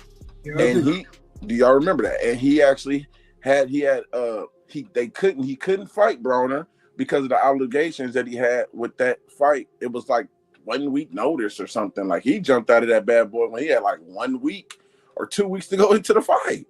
Yeah, but he got sued for that, didn't he? Absolutely. Yeah, so exactly. That was signed, delivered, and it was 2 weeks away. So is that the timing was way different, in that situation. But again, different states, and another thing to play a part of that is the fighters. There are certain fighters that will sit there and say, "Well, dang, you know what? Oh, you go here and get this fight? Dang, I gotta respect that, bro. I get the bag too." But if he doesn't have a big fight himself, a plan B, then I gotta capitalize on some of this money. I gotta do something, bro, because I'm not letting it. I can't let that ride like that. You get what I'm saying? So I gotta get some type of money. So if the thing, if it's realistic where he is suing because of that, he's trying to get some type of bread, because that's the thing. People were saying step aside. If he got step aside, he wouldn't be talking about suing.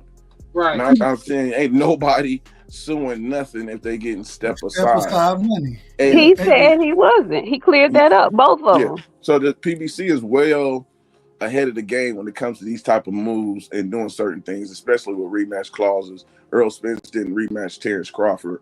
They broke, eventually it was waiting enough for it. That was breaking off. So they're very, very experienced when it comes to these certain things. They will never put themselves in a position where. But at the same time, why lie about any of it?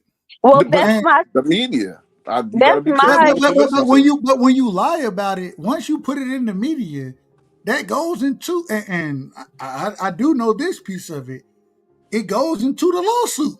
That goes into the lawsuit.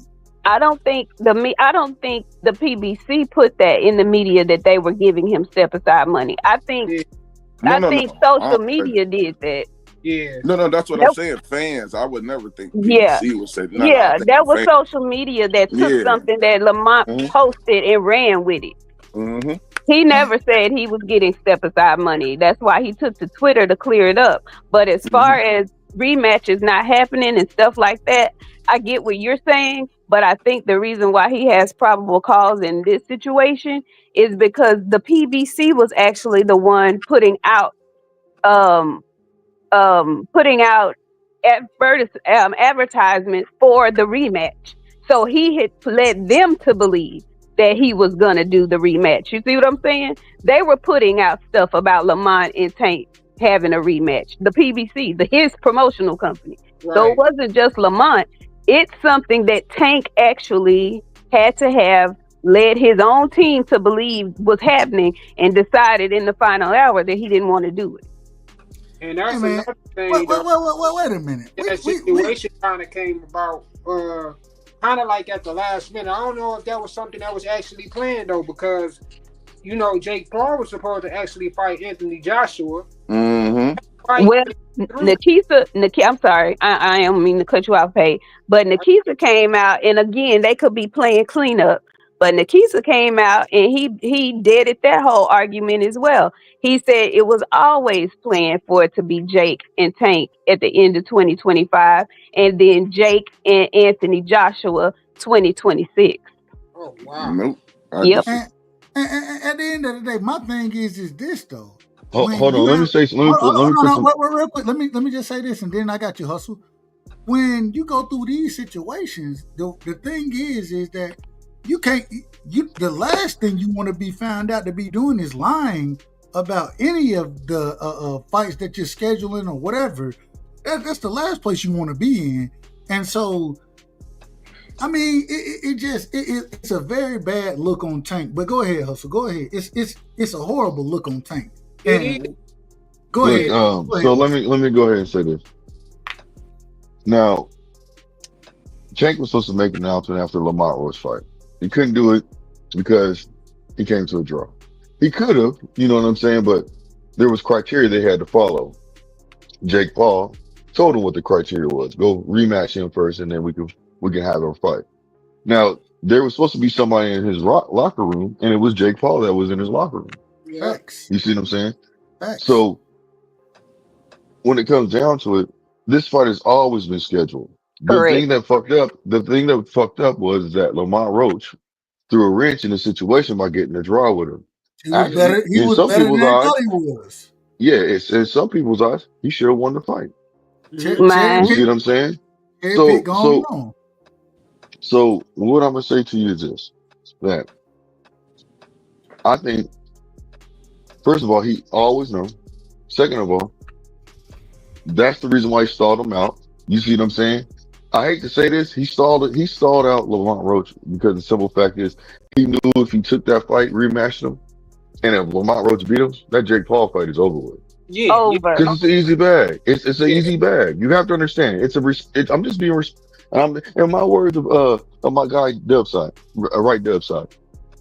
Dub right side, man. Not right Dub. I disagree, Blue, but go ahead. What are you doing? It's all good. It's all good. That's just my opinion.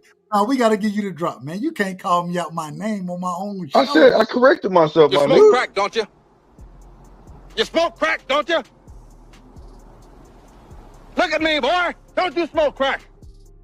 Man, you didn't hear me correct myself? You You can't call me right dub. Right dub. Well, nigga, I'm over here sipping on this XO. Nigga, stop hating on me. All right then, nigga. All right then. I ain't You mad know what I'm at you. saying? All right then, nigga. I got this XO, nigga. I don't want to hear what you saying. You know And what I'm gonna saying? still call you out of order. You could be. Okay, well, but I corrected myself though, fam. You could be on God damn. you could be on whatever you drinking. I ain't got no problem I with it. ain't mad at you. I appreciate it. Thank you very much. Hey, But now, look, all brother. I'm saying is this, man. He's got it. Tank, you know what I'm saying? It's a bad look. That's what I'm gonna break it down at. It's a bad look. He should have took the fight instead of hollering Jake Paul. He didn't. I agree. And it is what it is. You see what I'm saying? It is what it is. Everybody can say that, that they see what it's about the bag first. But honestly, if you claim that you're the best, if you claim that nobody can fuck with you, if you claim that if you claim that, you know what I'm saying, it's easy work. I faded, I sparked that man, I sparked this man, I sparked that man. Then it should be no problem for you to get your ass up and go fight that man, and then go do your exhibition. It's kind of I'm hard. cool with that.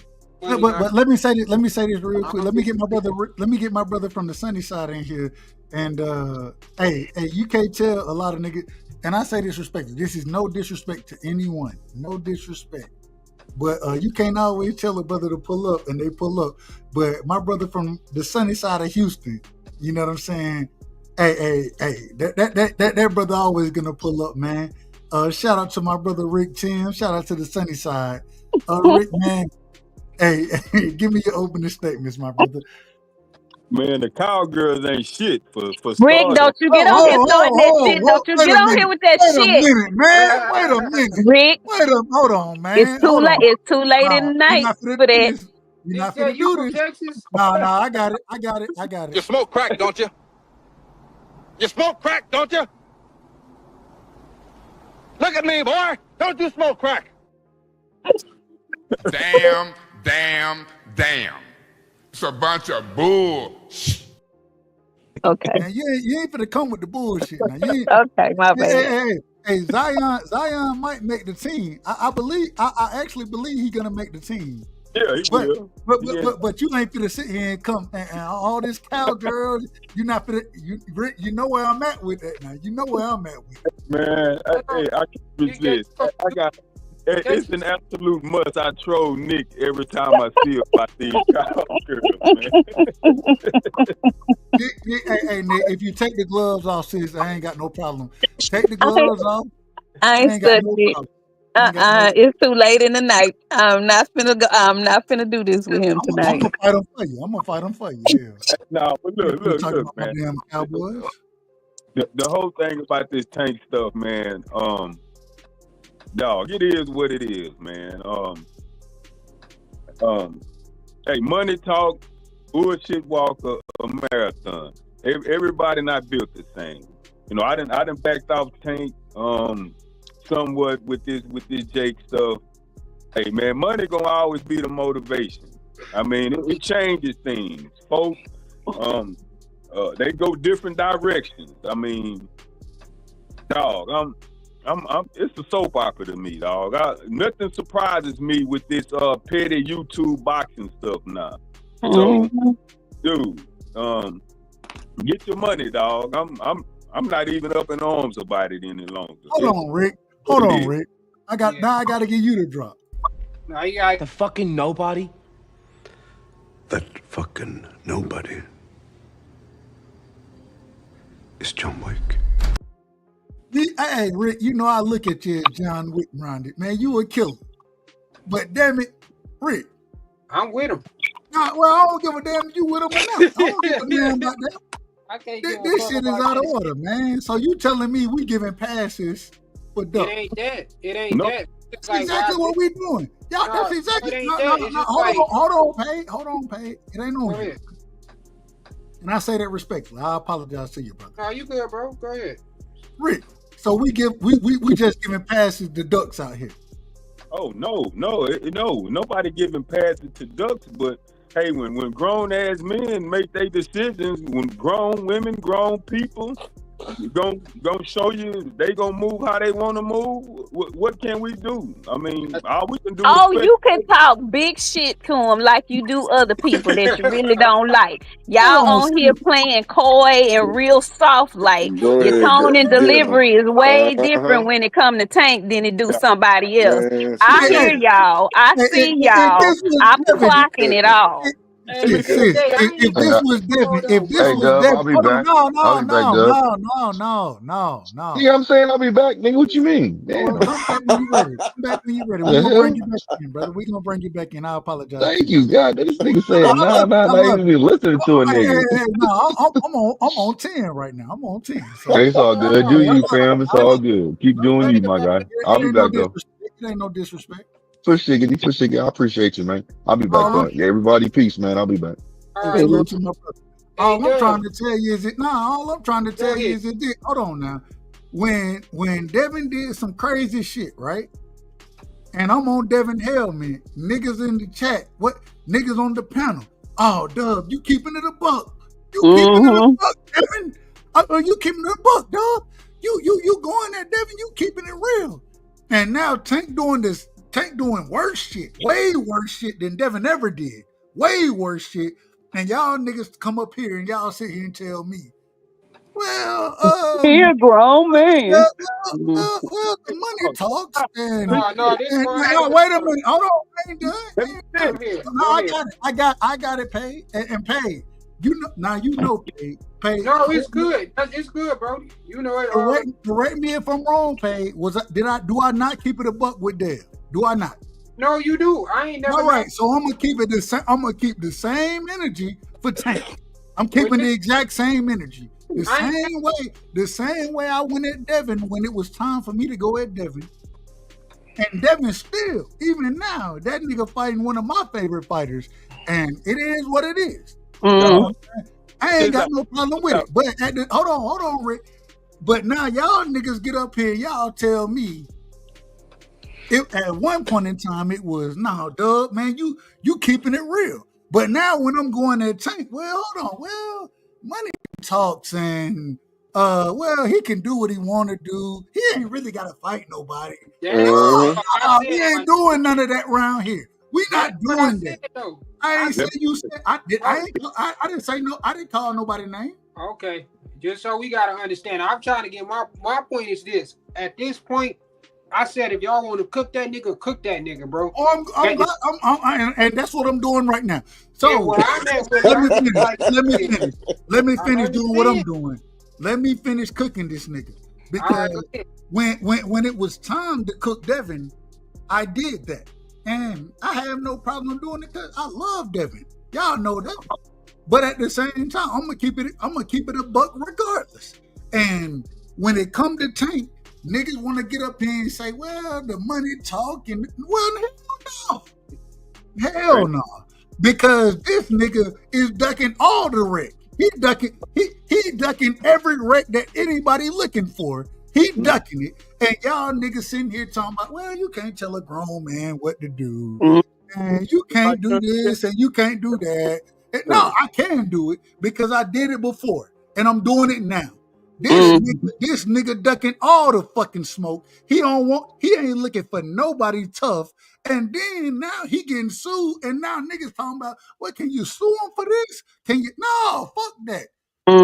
Sue the shit out his ass. I ain't mad at Sue the shit out his ass. And the reason you should sue him is because if the nigga came out and made any type of agreement, I don't know what it is. If he came to any type of agreement with you and now he ducking out of it, which that's what it seemed like because everybody done told me that this nigga getting the rematch. That's what everybody done told me. All the niggas that rock with Tank, and I ain't got no problem with Tank. I ain't got no problem with the young brother. I do. And I apologize to you. Well, I don't really apologize. Let me bring that back. I don't really apologize. You can have whatever smoke you want with him. I ain't got no smoke with him. I have no smoke with the brother. All I'm telling you is the nigga ain't fighting nobody. And now all of a sudden he started getting sued and everybody talking about, well, can you sue for this? Can you sue for that? When Devin did it, what they said? oh, this nigga a hoe. Well, wait a minute. Devin was all the way in the right to do it, and then he pulled it down when a nigga said, "I'll fight you again." Devin sued for a fight. These niggas, I wouldn't say all that. Man, No, I won't even say he sued for a fight. He sued because he sued because a dope fiend came to the fucking ring. That's why he sued. Agreed. And there's nothing wrong with that. If you get mistreated, mishandled, and lied to and bamboozled, and you got paperwork and it's illegal, and you don't sue, you the fool. What the same energy at? Hold on. Where's the same energy at that I had for Devin? Where's the same energy for Tank right now? Right at this now. current moment in time, where's the same energy? What you want me to say about the nigga? You bitch ass, short ass, little bitty motherfucker. All that. Yep. All that. All that. Yep. All of that. I don't want that piece of it. I don't want the. Yeah, I do. Yep. Say all that shit. Say it. Yep. All it. That's the piece I want. I don't want that piece of it. I don't want the size. I don't want none of that. I want to talk about punk ass audit. Yep. Sorry. I don't know. My whole thing, does the nigga owe Lamont Roach a rematch? And should he be in the ring with Lamont Roach? That's what I'm talking about. I ain't talking about none of that other stuff. And shout out to you, sis. Hey, Nick J, she gonna be petty. Respect. No, I'm gonna be fair. That's what I'm gonna be. And if Devin can get that shit when he was done wrong, when he was the wrong party, when he was the victim in the situation, and this little motherfucker can get to run around and do whatever the hell he want to do and not face no consequences, fuck that. No, he getting all this smoke because he deserve it. Me and Nick, we got the same type of energy, but she got a tad bit more than me. She got a tad bit more. I ain't got no problem with it. Rick, go ahead. Arguing for him. Hey, y'all go at him. Y'all go at him. I'm not gonna argue. Go ahead, Rick. And then I got to get BVO in here. Then I got to get my brother Ohio back in here going to pay. Nick, this shit finna be open, man. After Rick and BVO, this shit is open, man. This shit. All right, I'm out, y'all. Be smooth, y'all. Hey, Pay, real quick. Be safe, man. Be safe. No doubt, my dear. Peace. Much love to you. All right, so look, man. When this shit first dropped, before any 100 million was thrown out, I hit Claymore link, and I played the fuck out of Tank. See, I used to be the guy in these chats that type Tank over everybody 140 and under. But when this dropped with Jake Paul, I said, "Oh man, I'm no longer that guy." You know, I totally disagree with the fight. I mean, it making Tank look weak as fuck. He haven't unified, blah blah blah. I mean, it is what it is. So when they start throwing all these heavy numbers out, I mean, generational wealth, woo. I say, hey, man, it still was supposed to be Lamont Roach immediate rematch regardless. Hey, man, you got to strike the fire while it's hot, man. You would you pass up 100 mil? Would you pass up it? Man, look, my focus is September 13th anyway. You know. So, dude. Nah, I like that fight. We can't. Hey, 90% of the people I know totally disagree with this fight, but it's a certain sector of Tank people that no matter what he say or do, they gonna ride with it. I'm not one of them people. I'm just accepting reality because I really don't give a damn about it. Except I'm worried about 18 days away. That's what I'm focused on, for real. You accepted the fact that he ain't like that. That's cool. Yeah, I mean, Tank clearly not about that life, man. I mean, he been moving funny. He been acting real iffy. I mean, he totally lost me when one of his people on Twitter was like, "Hey, Tank, love you, man, but hey, man, we still got that Roach rematch. Shut the fuck up and be a fan. Be a fan, man. Be a fan. Like the people that spend money on you, dog. That's very self-centered. It's very, very dog. That's punk shit to me, man. Mm-hmm. Hey, Rick, true story. So I don't know. I still don't know. You know, the fight is in Georgia. Oh, it's in Atlanta, right? Mm-hmm. You know, I'm a Georgia boy. I'm still trying to find out. Like, I'm not buying a ticket to the fight. I'm not going to. Now, if I get an opportunity to go and interview some of the other fighters, that type of thing, I'm gonna do that. But I can't support this shit. I can't support this shit. How the fuck I'm gonna go to a fight with Tank Davis and Jake Paul, bro? The aesthetic of that is just gonna look so weird in the ring. Like actually looking at it, there's no way it will ever be anything but an exhibition. But just based on the measurements and the weight alone, it's crazy. I'm gonna call it this lawsuit a competitive lawsuit. Every time he gets in a situation where he can show us that he's competitive. He can show us that he is about what we think he is. Some of his fans think he is. He don't do it. I don't know, and I think that's how I'm looking at this thing when it comes to with Tank and then this Lamont. I mean, the man was supposed to. It's the timing of this. Right. Now, I will say this where I disagree with Blue. Where Blue was saying that if he loses to Roach, that Jake Paul fight is not there, and I disagree. It's still there. The reason why I disagree is because of who Tank is. Most of these guys who build a big fan base and pretty much got the crowd. It's hard for them to lose their fan base when they have built themselves all the way up like a Tank. You can afford a loss. Jake Paul lost, and people forget that the man then lost. But look at his fan base.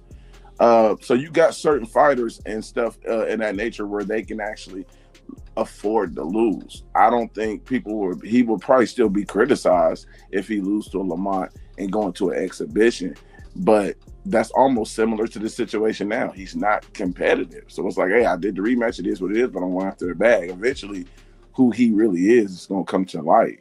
So I think him taking this Jake Paul fight, then probably Manny Pacquiao is on his exit plan.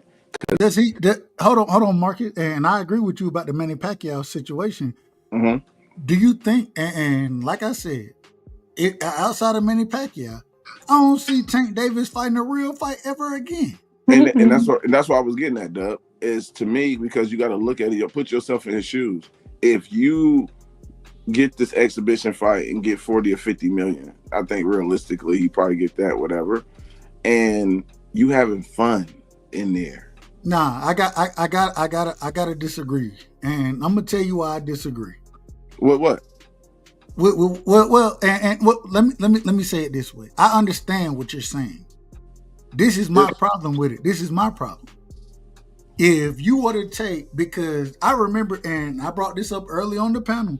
Mm-hmm. I remember a time when Tank Davis, when Turkey said, "Shit, we trying to make this fight. Now you need to send me what he said, 2 Ferraris." 2 Ferraris, yeah, 2 Ferraris. Hold on though. But just imagine if this man fight Devin and he fight Shakur, he gonna make in those 2 fights alone, he gonna make somewhere between 40 to 60 million. You know what the problem is? But you didn't let me finish. Hold on. Let me just say this. Okay, go ahead. And if he makes those fights, win, lose, or draw, guess what? He keeps the respect of boxing fans. Right. What he wanted to do is go and make, and we still don't know what he's gonna make with Jake Paul. I don't know. Me personally, I don't know. But at the same time, he took that instead of, if he would have made the Shakur and Devin fight, he would have made something very similar to that bag. And those were real fights. But Dub, that's where I'm getting at. It would be hard to go back because you're talking about, yes, you're getting the respect of the people, but if you're not caring about the respect of the people no more. It's about you getting out and securing the bag. It's about yourself. Then what the fuck we care about you for? If you don't care about us, what we care about you for? But that's my point. If he gets the bag, him personally, if he gets a great bag with Jake Paul in the exhibition, why would you go back to going into real fights when you already was saying you don't want to be a meme. You already was saying you're on your way out. Because you know? scared. Because you scared. I mean, you scared. Right. I get that. I'm with you. I'm with all that what you're saying. But I'm just saying it's going to be hard. Once Floyd Mayweather introduced him to the exhibition and talks to him too, this is how we do it. Who might be next? KSI? I mean, there is no bars. If he can't get the Manny fight, there's going to be a door opening where you don't even lose on your record no more. You can have other exhibitions and make great money. Ohio. That's the sad part. Marcus, you know I ain't got nothing but love for you, and this ain't against you, but I just gotta tell you, this is the exact reason why. What happened? I just got my hair done 2 days ago, and she put grease in my shit, so the shit was like, like when you sweating and things like that, and the grease come in my face, and it burnt my eyes type shit. Damn, why y'all booing like I'm saying bullshit? Like, this is real facts. Come on, man. I just got my hair done 2 days ago. Swing the women's gone. I ain't finna play the whole shit, man. Y'all already know where I'm going with it. Y'all already know where I'm going with it. And man, I understand. I understand. What's good, Crush? I understand you love the brother, Crush. I understand it. I don't love no damn body, bro. Don't do that. Don't do that. Don't do that. I don't love none of these motherfuckers. And you heard what I said about this dude. Listen, Dub, stop playing with me, bro. I don't entertain bitch shit, okay? This is a bitch ass move, like I told you. So I'm not entertaining bitch shit. Won't y'all move on from this bitch ass move from this bitch ass dude? And I'm saying it as a fan of his. I'm a man. We talk about we man up and up. Why we bitching about a bitch ass move? Let that nigga be a bitch and let's move on to some boxing. It's nothing we can do. No matter how he do it, which way he do it, it's a bitch move. We can't do nothing about it. We gonna keep talking about a bitch ass exhibition. Yeah. I'm gonna keep talking about a bitch ass nigga. Yeah, I'm gonna keep talking about a bitch moving like a bitch. Yep, I am. Yep, I'm gonna keep talking about it. Yep. I am. I'm gonna keep talking about it. Yep. I'm gonna keep talking about it. Yes, I am. I am. Yep. I'm gonna keep talking about it. Yep. I'm gonna keep talking about it. Yep, his bitch ass is. Yep, he is. Sure is. Yep. I'ma keep talking about it. Y'all too emotional about everything that happens in boxing. But you the only one screaming about it though. We just saying he a bitch. If he a bitch, he a bitch. And yes, I'm gonna talk about it every day until his bitch ass fight Jay Paul bitch ass. I'ma keep talking about it. That shit ain't gonna change nothing. Listen, I don't have nothing against what you saying. Listen, I don't have nothing against what any of y'all saying. What y'all missing is that I agree with y'all. But I'm not gonna keep talking about some bitch ass shit because I don't entertain bitch shit. That's all I'm saying. I don't have nothing against any of y'all what y'all saying. If y'all go listen to my fucking videos, I rip this man apart. Because I'm into some real boxing shit. Once again, it's a bitch ass move. I'm not gonna keep crying about some bitch ass shit that a man made, a bitch ass move that he made, a decision that he made. Then I'm being a bitch about it. I'd rather talk about men shit. We got some men boxing going on. Let him be a bitch asshole, get his bitch ass money, and get the fuck on out of here. But he's not gonna keep on entertaining. Just keep on taking up space. Be giving this bitch too much attention. That's all I'm saying. That bitch don't deserve that much attention, y'all. I agree with y'all. I'm on the same side. But that bitch don't deserve that much attention. I don't get no fighter that much attention. That's just me. No disrespect to y'all. I just don't get fighter that much attention. I don't. I don't. No fighter. No fighter, Dub. No fighter. I got you. You know why he do this? You know that. You know that. I ain't running up, bro. I'm not saying you. You know that. I'm not saying you. But the reason he do deserve it is because I need to show these niggas, man, and maybe everybody don't see it this way. Who knows what these fighters will do? I might have to criticize one of my favorite fighters one day about the same shit. But I will do that.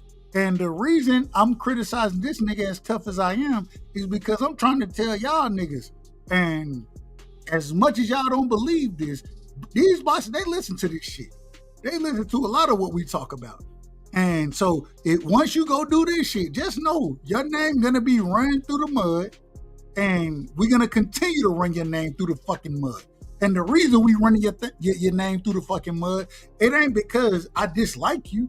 It's by the moves that you're making. And once you start making them moves, you start shitting on the sport that I love. And if you gonna shit on the sport that I love, then nigga, I'm gonna talk crazy about you, bro. It ain't got nothing to do with all that, man. He can do it, whatever he want to do. That's what he gonna do. I can't change none of it. I can never change it. But guess what I can do? I can run his ass through the mud, and I'm gonna continue to do it. And the reason I'm gonna continue to do it is because I want these other guys to know, because nigga, you not finna get away with this shit. Yeah, go steal a bag if you want to, and we still gonna be on your motherfucking helmet. You know what, Tank? You know what he was really nervous about? He wasn't nervous about losing. He was nervous about becoming a meme. The nigga's a fucking meme now. That's exactly what he is. And it's not off of losing. It's off of, like you would say, a bitch ass move. That's what he's a meme about. Nah, we gonna keep that same energy. We gonna stay on that nigga helmet. Absolutely, I'm staying on this fucking helmet, because it ain't about, oh man, I hope nobody look at the sport of boxing the way Tank do. And although I understand, fine, get your money. That's fine. If that's how you look at it, that's on you. You could have got your money fighting the best.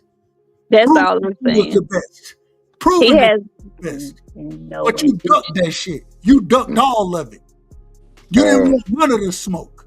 And so because you didn't want the smoke, I'm calling your motherfucking ass out. It is what it is. If it was Bud Crawford, I guarantee you niggas would be sitting here criticizing and roasting the shit out of Bud. I guarantee it. Niggas are calling Bud fighting Canelo a cash grab right now, when this nigga is in an actual fight against one of the greatest fighters in the sport of boxing in this era. Regardless if he a drug cheat or not. Respect. You know, and I'm glad you're saying that, Dub, when it talks about being fair criticism across the line, because if you are supposed to be, covering this sport as a journalist, you got to be able to criticize every fighter, regardless who it is, when it comes to a certain criteria that meets the criticism. I think that's fair. And I actually believe if Canelo signed that fight with Jake Paul, like he was shit on the Canelo Alvarez. But here, he would have got criticized even worse too, because here you is taking on Jake when everybody was wanted you to fight David. It's going to be fair criticism. It would have definitely been fair criticism of Canelo, but you know what? If we keeping it a real 100 stack, Canelo could have done that shit, and I wouldn't have looked at him the way I'm looking at Tank, just for the mere fact that he has challenged himself. Maybe not, I won't even say earned it, because if you still boxing and your ass ain't retired, you haven't earned an exhibition fight when there's food on your table. He has actually fought decent, real competition at this point, up to this point. He blatantly ducked David Benavidez, but Canelo done been in trilogies. Canelo done some shit. I can shit on him if I want to. I could pick some stuff out, but that man got a resume. You know what I'm saying? I can't do him like that. Tank, on the other hand, of the current era that we're in right now, Triple G is one of the greatest fighters, and that man had a trilogy with Triple G. I thought he lost 2 of those fights, me personally. But at the same time, Kodo. A duck is a duck. I don't give a damn what he did. A duck is a duck. Fuck we talking about? Hold on. We don't get no pass for that because of what he did. He still ducked David Benavidez. Here's what he did. A duck is still a duck, yo. What we talking about? I agree he ducked David Benavidez. I agree. So a duck is a duck, so fuck all the other shit. Hold on. Let me say this. Hold on. Let me say this. A duck tail is a duck tail. Don't get no other shit. A duck tail is a duck tail. What we talking about? He don't get no pass. He's still duck. Hold on. Hey, and that's the problem. That's the problem I have, is that you'll sit here and say that Canelo a duck, for one fight, but then when it come to Tank and this nigga done duck multiple fights, you won't call this nigga a duck, and you won't be on Nigga, I just called him a duck. What the fuck you talking about, nigga? What you talking about? He on his helmet the same way you on What you Canelo talking helmet. about? Nigga. I still called him a duck. I Yeah, called yeah. him big old fucking duck. That's a duck. What you mean? Are you You not all these niggas that did some duck tail shit, bro. They all did. Every last one of them. What you talking about? They all did some duck ass shit. I got a video for that in the morning. Don't worry about it. Are you not on Canelo helmet daily? I ain't on nobody helmet daily, man. I'm just my piece and that's it. I don't need to kill these niggas every day. I need 1-2 rounds and that's enough for me. I ain't got to kill these niggas. You got a whole different energy for Canelo than you have for Tank, nigga. You trolling now. All them niggas is a duck move. You trying to change up my shit, bro. Dub, I don't give nobody no pass. I'm trying to switch up my shit. None of them get no pass. Not no Tank, not no Canelo, not no Dub. I don't do what y'all do, nigga. I'm from the old school. I don't do what y'all do when it comes to these new boxes. I don't even give a fuck about this soft-ass generation, for real, for real. Let's talk. You already know that. I done laid this shit down plenty of times, dude. I don't give a fuck about this whack-ass generation of fighters like that. Got a couple of good ones overall. This generation is shitty. Look what we talking about every day. Wait. We wasn't talking about this shit with other generations going on, bro. So what we talking about? We wasn't doing none of this because we didn't have no YouTube. My thing is this. Right. My thing is this. We not finna move off of nobody else. Tank is the focus. We not finna talk about everybody else. We love to do that. Y'all love to do that. No, I don't want to hear about nobody else. I want to hear about Tank. Tank is the one who made this decision. Tank did it. He did it. I don't care nothing about everybody else. I'm talking about Gervonta, Tank, Davis, Wahid, Abdul is the one who made the decision to fight Jake Paul. We not moving off of that. I don't care about nobody else. I don't care about what they did before. I don't care about nobody else right now. I'm talking about Jake Paul and little itty bitty Gervonta, Wahid, Tank Davis. That's who I'm talking about. I ain't trying to talk about nobody else right now. We on him and him alone. He made the decision to do this whack ass shit. So he gotta get this smoke. I agree with you. And that little nigga ain't gonna lose no sleep while we trying to smoke his ass. But He shouldn't lose. He ain't been losing no sleep. He ain't been fighting nobody. But I'ma still talk about it because this is the one time where it cannot be denied. This is the one time where his fans can't cover the shit up for him. This is the one time where ain't no excuses gonna be made. Any other time y'all could wiggle y'all's way out of this shit and put it on his opponents. Well, they didn't do this. They didn't do that. No.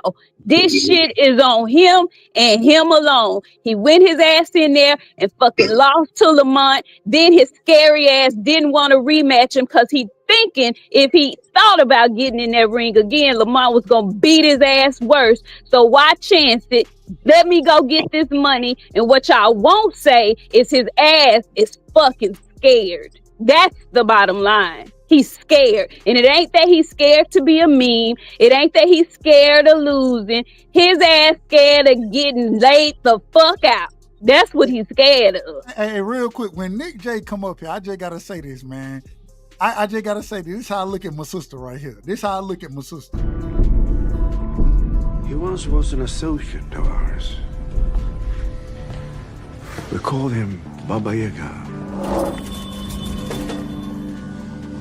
The boogeyman? Well, John wasn't exactly the boogeyman. He was the one you sent to kill the fucking boogeyman. Nick J, I'm calling you Baba Yaga from now on. Hold on. From now on, hold on, Craig. From now on, my sister's name is Baba Yaga. Every time I see you, sis, I'm calling you Baba Yaga. When I call you Baba Yaga, It ain't no disrespect whatsoever. I'm just telling you. Hey, this is Baba Yaga up here, man. That's all I'm telling you. That's all I'm telling you.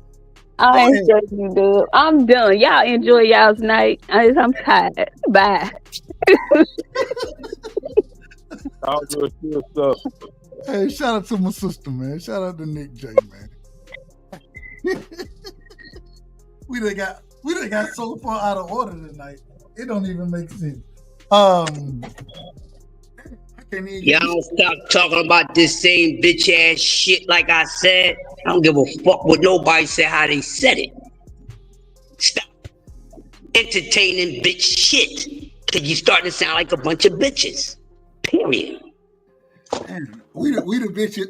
So now we the bitches for calling bitch shit out. No, y'all bitching cause y'all keep bitching about bitch shit. It's a bitch move. Move on from it. That's all I'm saying. I don't entertain bitches. I don't. So I don't entertain bitch shit. It's a bitch shit by Lil Red. I ain't fucking with it, so I'm moving on. I ain't even watching it. See how easy that shit is? All this, oh, what he could have did it. We know all that. But none of that shit is making a fucking difference.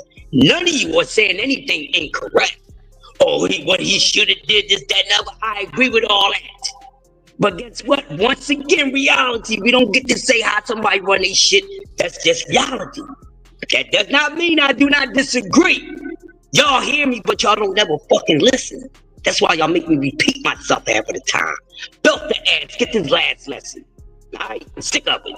Hey, let me do that shit, dog. So we gotta move on from it. No matter if he fight Dab, whatever he didn't do, don't we know this? Stop repeating yourself and regurgitating shit that y'all not satisfied with. It's bad for the atmosphere, bro.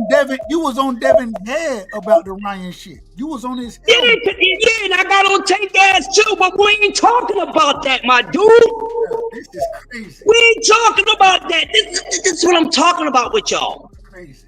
This is what I'm talking about with y'all. Because see, none of y'all ain't think that was no bitch ass move. And your man did some bitch ass shit. That was bitch ass shit. I literally. Hold on. You speaking for everybody else, right? You speaking for everybody. I'm not talking about you, Dub. Dub, listen. I know what you did, Dub. I know what you did. See, you ain't gotta tell me what you did. But you act like you speaking for everybody else. But you ain't gotta repeat. You ain't gotta repeat what you did because I was here when you did it. You forgot, motherfucker. I was here when you did it. So you ain't gotta repeat that to me. But this not to you. This is for everybody else that didn't do what you did. You get what I'm saying? If the shoes don't fit, don't try to find a motherfucking suit to go with the shoes. If the shoes don't fit. I know what you did, but everybody else didn't do what you did because everybody's not a real death fan like you are. You understand what I'm saying? And you know that. I already know what you did. We ain't talking about what Dub did. Because this is not just about Dub, it's about everybody, right? It ain't about just about what it's about what we all say.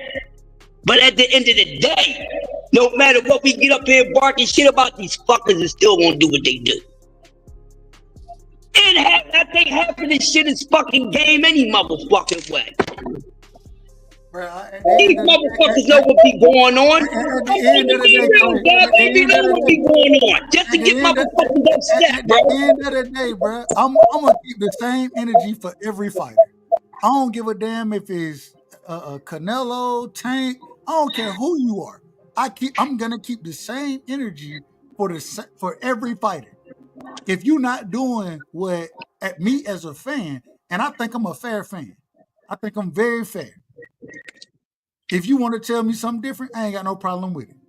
But at the end of the day, if you're not doing what I think you should be doing, I'm going to be very critical of you. And I'm going to shit on you. I'm going to talk crazy about you. I'm going to sit here on my panel on this show, and I'm going to say what the fuck I say about you. Why? Because I believe that I don't have to pick sides. Fuck a side. I call that shit down the middle. I look at Just Do. I try my best to rock like Just Do block. out of everybody in the boxing YouTube community, Just Do is one of them guys. I think Just Do is as fair as it can be. And I think that I try my best to be just like Just Do and be as fair as I can be when I speak on any of these fighters. I ain't never. Matter of fact, when Tank went and fought the Garcias, you know what I'm saying? I ain't had no problem with it. When he fought what's my brother name with EJ? I can't call his name right now. Martin. None of these guys are nobodies. None of these guys are nobodies, according to y'all. He ain't for nobody. None of these guys are nobody. No. I didn't say that. I literally said I give him credit for these fights because I thought that it was both Garcia fights was a good fight. I thought the Frank Martin was a good fight. I thought all those fights were good. I didn't have no problem with that. I gave him credit for it. Niggas criticized me for giving Tank credit for it. I'm okay with it. I'll take my criticism. Yeah, hey, criticize the shit out of me. I don't give a fuck. But at the same time, I'm gonna stand on what I stand on. So now that I'm shitting on the nigga, y'all niggas trying to defend this shit. I'm not defending shit. I'm just saying what we want with the bitch shit. What you arguing with? Because it's an exhibition fight. We keep talking about a fucking exhibition. We supposed to be talking about real boxing. So this nigga ain't doing no real boxing. We don't need to be talking about his bitch ass. That's my point. Right. That's my fucking point. Y'all still not getting my point. Y'all trying to say, oh, it's protecting Tank. I ain't protecting that nigga. I can't protect nobody but myself. Hey, Doug. Man, why y'all letting this dude come up in here and just disrupt the show and like he gonna take over? No disrespect to you, Crush. No disrespect to you, Crush. Man, all that cussing you doing ain't moving nobody, bro. You come up in here telling us what we can talk about and who we gonna talk about. We gonna stay on Tank next. We gonna stay on Tank next, homie. We gonna stay on his neck and you fake Tank fans next. Like I said, bro, you don't come nowhere thinking you telling nobody what to do. We come to the channel, we gonna talk about what we talking about. You come up in here cussing like you really thorough. Tank and his whack friends is some cowards, homie. Y'all some cowards. The brother ducked everybody. He ducked everybody. It's me. That's who I am. It's me. And ain't nobody gonna stop me from being me. And I'm gonna keep on coming at you whenever you come on here thinking you so thorough walking up on the panel like. All right, I got it. And I did. You don't like it. I got it. Don't mute me, Doug. He thinking he running something like that. I don't care what these cats think you a legend. You is not like that, homie. You are. I got it. I understand. And I at some point in time, I gotta have order around here. But at the same time, it's always a good conversation. My bad for disrespecting your show, man. No. You didn't disrespect me. And Crush, he didn't either. Crush passionate, you passionate. Yeah, he did. He kept cussing at everybody when they want to have a conversation about Tank. That's okay. Like he gonna control everything. Now, hold on, brother. Hold on. He done made me stop working to log in just to try to check this dude, man. Dude ain't like that for real. You know what I'm saying? He mad because we because we calling out Tank. You would take some garbage, homie. Oh yeah, I said what I said. And you and Tank fans ain't gonna do nothing about it. Like I said, we gonna stay on his neck and we gonna stay on the rest of you Tank fans' neck. No matter where you go. All right. Y'all good now. Y'all got it off. You know what I'm saying? And what is going on? Well, hey, it get passionate. And I think both of these are great brothers. I ain't gonna lie to you. I love Crush. I love Eno. You know what I'm saying? I'm bringing them back. Boy, leave me the fuck alone. I ain't said nothing. No, shut up. I said what I said, homie. And you ain't gonna do nothing about it.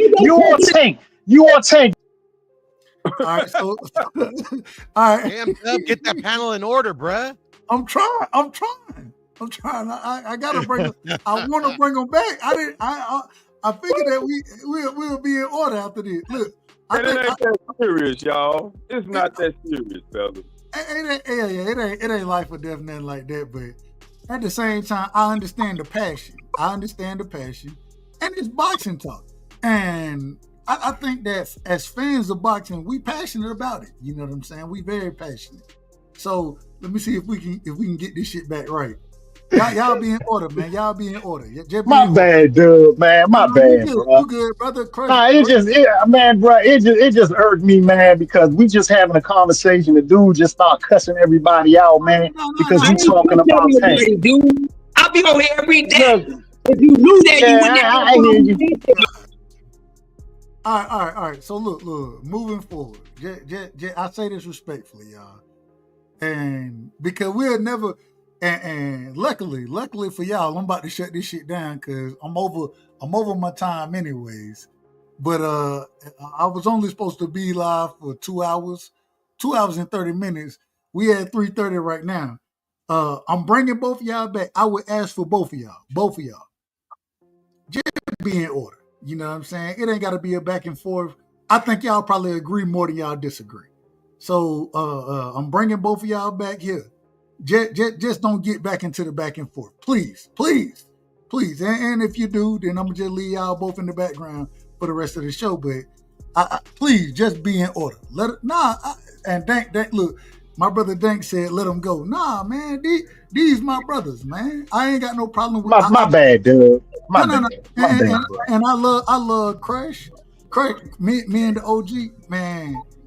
I can go back and forth with the OG in one way. I don't know if y'all know each other like that. You know what I'm saying? I don't know him at all. Okay, that's fine. I done seen him, man. Ho. I ain't gonna start it up. I ain't gonna start it up, bro. I ain't gonna start it up. I got it. All I'm saying is I know Crush, I know NO. You know what I'm saying? So I got a lot of love for both of y'all brothers. And it just, man, y'all get it. Hey, if you bump heads, you bump heads. But I think y'all would agree on other topics more than y'all disagree, if that makes sense. And so I don't want the relationship, because y'all ain't rocking with each other like that right now. I think y'all will rock with each other one day. If y'all don't, that's up. It is what it is. I don't know about all that, but I was just gonna match his energy for what he was bringing, bro. Nobody trying to rock out with you, dude. The fuck out of Man, you here. heard what I said, man. You heard what I said, homie. Man, what the fuck is you talking about, man? Man, you heard what I said. You got a person. All that, I'm gonna match your energy. All right, we'll do it this way. Piro, are you back in the building? Yes, sir. I'm right here. Let me get your last words, brother. I'm getting ready to shut this thing down. I'm gonna let Crush and NO, I'm gonna let them go at it. That's gonna be how I end the show. I'm gonna let them both have they say so against each other. So Crush, NO, y'all stay right where y'all at, respectfully. I'm gonna get everybody last words. Then I'm gonna let y'all have it for a second, and then when I shut it down, it's over. So, Piro, give me your last words, brother. My last words. Let's Wait, all stop where you been, man? Where you been? You done been the show. My bad. I got a little caught up with my daughter. Hey, shout out to the young sister, man. Shout out to her. Thank you, I appreciate it. And but yeah, I was trying to get in, but it's cool. I've been listening in, but I was gonna say, let's try all of us not to be so sensitive, you know. Suck it up, buttercups. Let's go. Hey, shout out to my brother Piro, man. We'll be live again tomorrow. And y'all pull up, man. Rick Tins, let me get your real hot rod. Let me get your last words.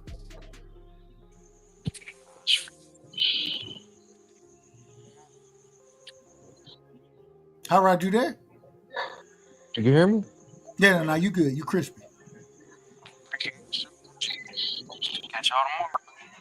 No, we can't hear you. We can't hear you now. You can't hear me? Can y'all hear him? You hear me? No, I can hear you now. You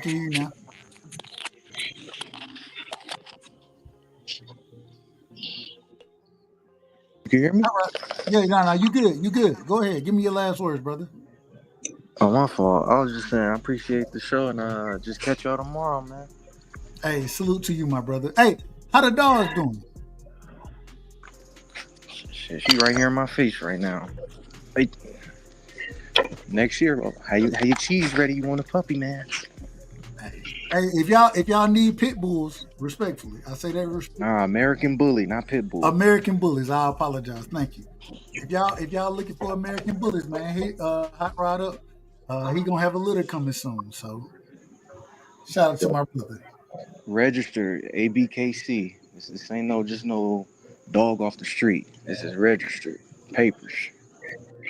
You got the papers coming with the dog. Respectfully. Much love and respect, Hot Rod. And I'll see you tomorrow, man. Appreciate you, OG. Yes, sir. Rick Timms. Shout out to the I ain't Rick Timms. You know it's crazy. When I don't get a chance to say shout out to the sunny side of Houston. You already know that some gotta be something out of order. Something out of order when I don't get that opportunity. Rick, I seen you live early this morning. You know what I'm saying? Man, you cooking. I ain't gonna lie to you. I was thinking, I was like, man, I might have to pull one of Rick. It wasn't this past live. It was the live before that. I was like, I might have to pull his live and just, because some of the shit you said in that live, man, I think, man, I appreciated it and it reflected very well. You know what I'm saying? As far as the panel goes and the people go. But Rick, man, first things first, man, when you going to be live again? Or if you know. Hey, just on impulse, man. I'm gonna start. I'm gonna get more active eventually, man. It just be. And y'all make sure y'all go sub to Rick, man. Rick be talking real shit. You know what I'm saying? Like I got a lot of love and respect for the brother, man. A lot of love and respect for him. Much love too, dog. Hey, you know what? Boy, them bullies, they sleep like lions, man. Oh, buddy, with the dogs just now, boy, them bullies are some really, really good dogs. They just sleep so much. But hey, man, let me just close out with this, man. You know, the way my frequency and my vibration operates, I just can't, I can't coexist with too much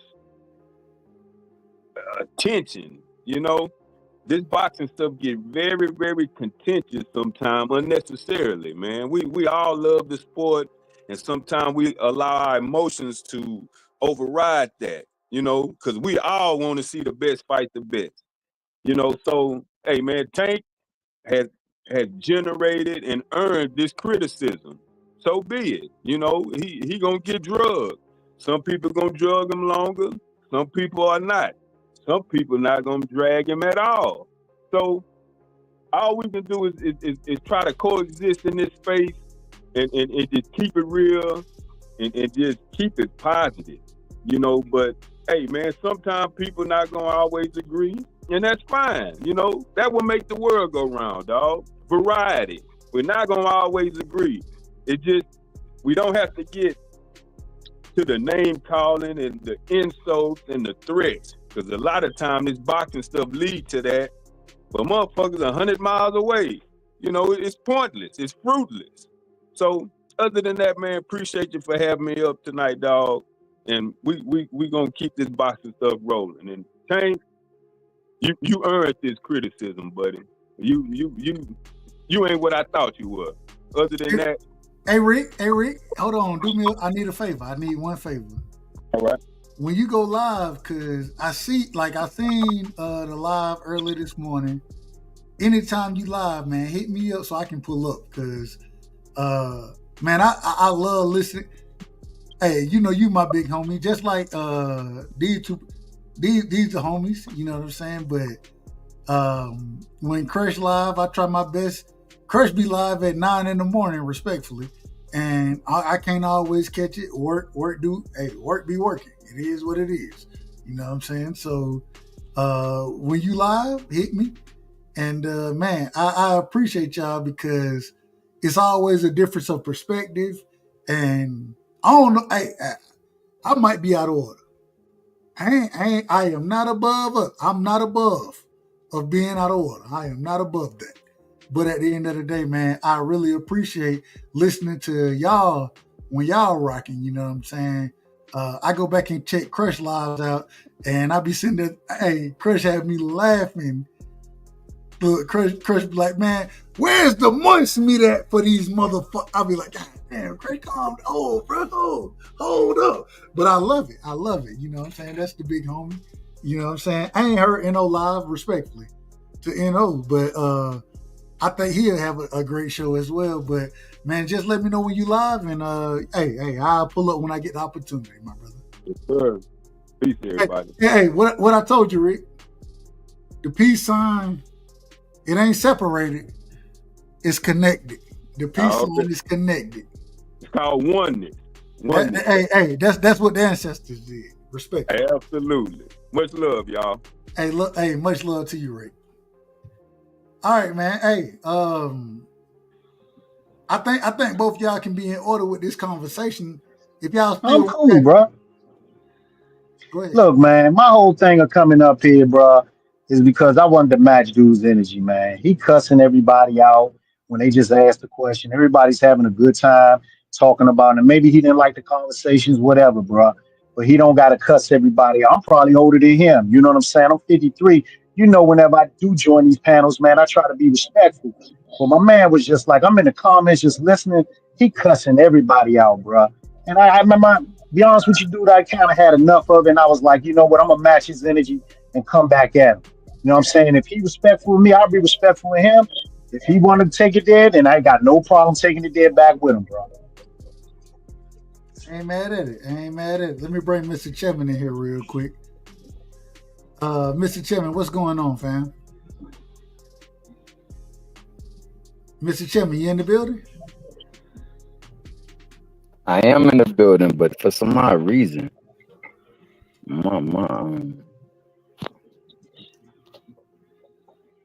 Oh, no, we can hear you, Mr. Chapman. We can hear you. Okay. So I'm getting ready to shut it down. You got to give me your opening and closing. And real quick, before you give me your opening and closing, shout out to JL. Hold on, let me make sure we do things the right way, because hey, we got to shout out to JL. JL said, I'm 1,000 miles away and Tank still a whole cherry pick going on. Shout out to Mr. JL in the building, man. Salute to you for the $20 in the super chat. Hey, JL, let me know, man. Okay, JL, he from the UK. He's from the UK. So there's euro. The E is for euro, I believe. That's a pound, my man. That's a pound. Is that a pound? Is that the pound sign? Pound. Shit, y'all smarter than me. But shout out to my brother from across the pond. We international. You know what I'm saying? We international.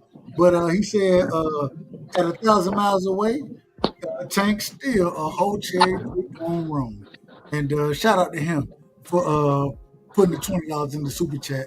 You know what I'm saying? Much love and respect, my brother. Much love and respect. Shout out to the Packers. Look, hey, I ain't the smartest brother around here. I always tell y'all smarter than I am. So, You pretty damn smart, player. You pretty damn smart, dog. Hey, man, I try my best, but shit, I ain't know what that E meant. I ain't lying to you. I didn't know. But shout out to the panel. And hey, it's $20 over here, but much love and respect.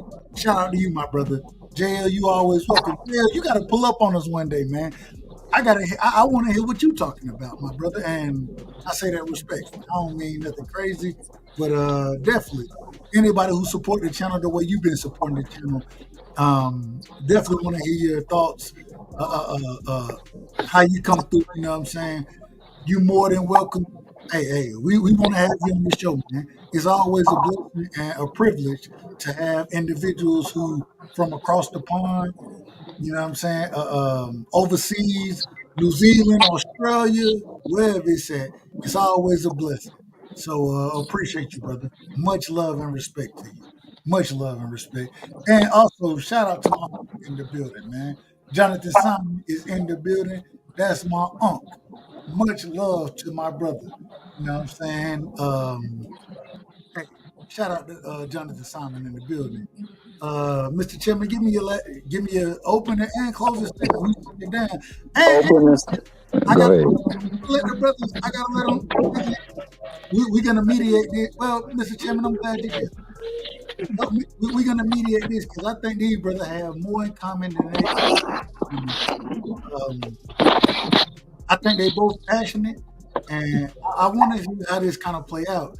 But I think he said he trying to match the energy of Crush. Crush always come up. If y'all don't know, me and Crush, we had a 3-series interview. Hey, Crush from Philly. Hey, Crush, he a passionate individual. You know what I'm saying? He not pulling. I understand. I don't look at it with disrespect, but at the same time, he be out of order. And Crush, you know I'm gonna call you out of order. But at the same time, I think that y'all have more in common than y'all don't have in common, if that makes sense. Listen, man. The brother said I was cussing people out. I ain't cussing nobody the fuck out. I ain't cuss nobody out. Dub, I ain't cuss you out. I ain't cuss nobody out. Let me finish, Dub. Let me finish. Let me just clarify. When he says that, all he's saying is that when you get on, and I don't look at it that way as you cussing me out, but you get up, you man, OG, you know what it is. You gonna say what I cook a certain way. Exactly. And nobody don't have a problem with it. Let me finish. I cook a certain way. Nobody that I cook with has a problem with that. So you can't tell somebody how to cook. It's like me coming into your kitchen and telling you what to put in your frying pan. I can't tell you what to put in your damn pan. Nor did I come up here trying to hijack your show. Because over here you do let people speak. It's like I let people speak on my show. I let you run your mouth for a whole hour. I won't say shit. That's all it was.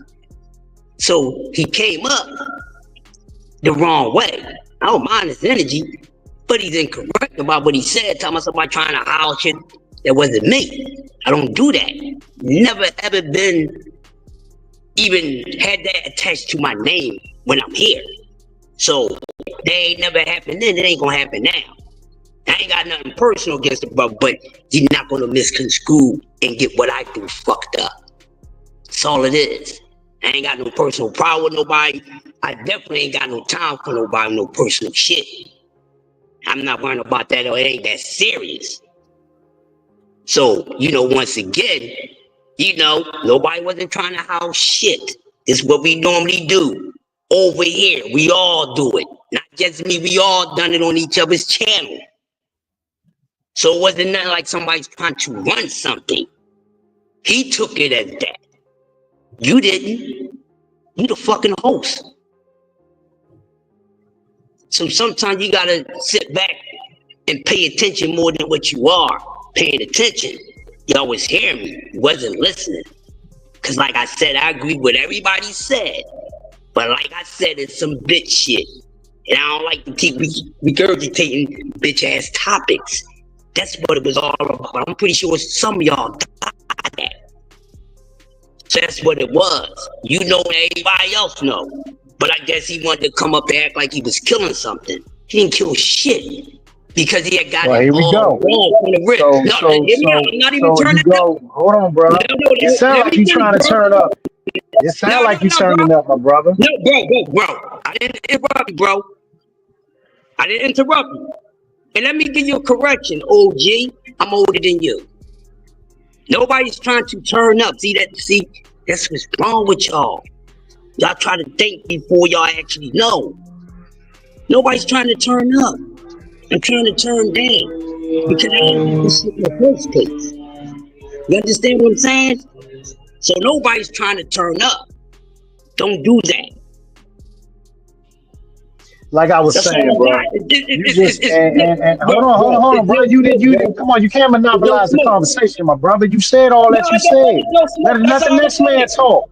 Let the next man talk. Hold on. Like I was saying, bro. Let him respond. Look, like I was saying, we was up here. Our subject matter was on Tank. You come up talking about change that bitch shit. We don't talk about that bitch shit. No, bro. This is what we wanted to talk about. If you didn't want to talk about it, you could have just muted your mic or whatever and not say nothing about it. But you come up cussing everybody, cussing at every. Oh, change it. That bitch ass shit. Come on, they ain't want to hear all that. So that's why I jump back up to match your energy, my brother. You know what I'm saying? I usually try to be on a mellow tip, but honestly, Slim, the way you was coming off, man, I was like, man, look, that's enough. I'm gonna give him what he giving everybody else, and see how he like it. And apparently, you didn't like it. You know what I'm saying? Because you turned your knob up a little bit more. You did have a little problem with it, but it's all cool, bro. I ain't got no beef with you. This internet, Slim. We ain't gonna never see each other, and if we do, we do. It is what it is. You know what I'm saying? So I'm gonna go ahead and get on back to work. Like I said, I jumped on the match of energy. Dub, thank you for letting me on, man. Enjoy the show, brother. Real quick, one thing I'll tell you, I think both of y'all are very close to each other. I think that, and I say this respectfully to both of y'all, I think if y'all were to, and I got love for both of y'all, I think that y'all are much more similar than y'all understand. Man, hey, it's that, and I'm a country. Hey, I ain't finna argue with you like that. But y'all can do that. Y'all niggas, and I say this respectfully, but y'all niggas from Philly, from Jersey, from New York. No, I'm from DC, partner. Well, so yeah, all that shit. Respectfully, it's all close. That shit, it's all the same to me, because I'm from Georgia. You know what I'm saying? So all that shit is kind of very similar to me. But I think, man, I think y'all really would rock with each other if y'all just sat down and talked to each other. I think y'all would really rock with each other because, like I said, I ain't got no beef with him. I ain't got no problem with Slim.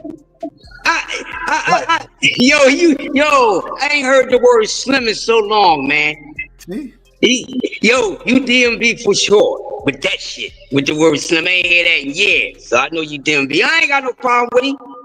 Fuck around. And it's all good, bro. And that's why I said, real quick, hold on, Doug. Let me say something to him, Doug. My bad. Matter of fact, motherfucker, I need you on one of my shows. See, I'm trying to tell you, I think y'all would rock with each other, bro. I think y'all would rock with each other. Come on, man. It is what it is. I'm gonna drop my joint. You can come on my joint anytime, bro.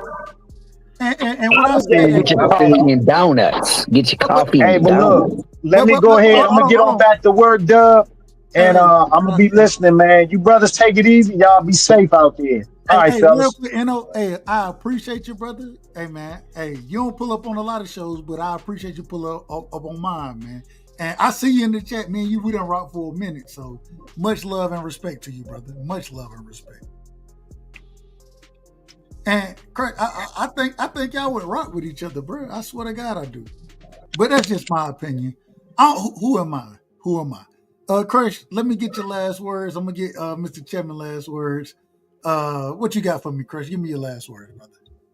Well, I'm gonna say this, ladies and gentlemen.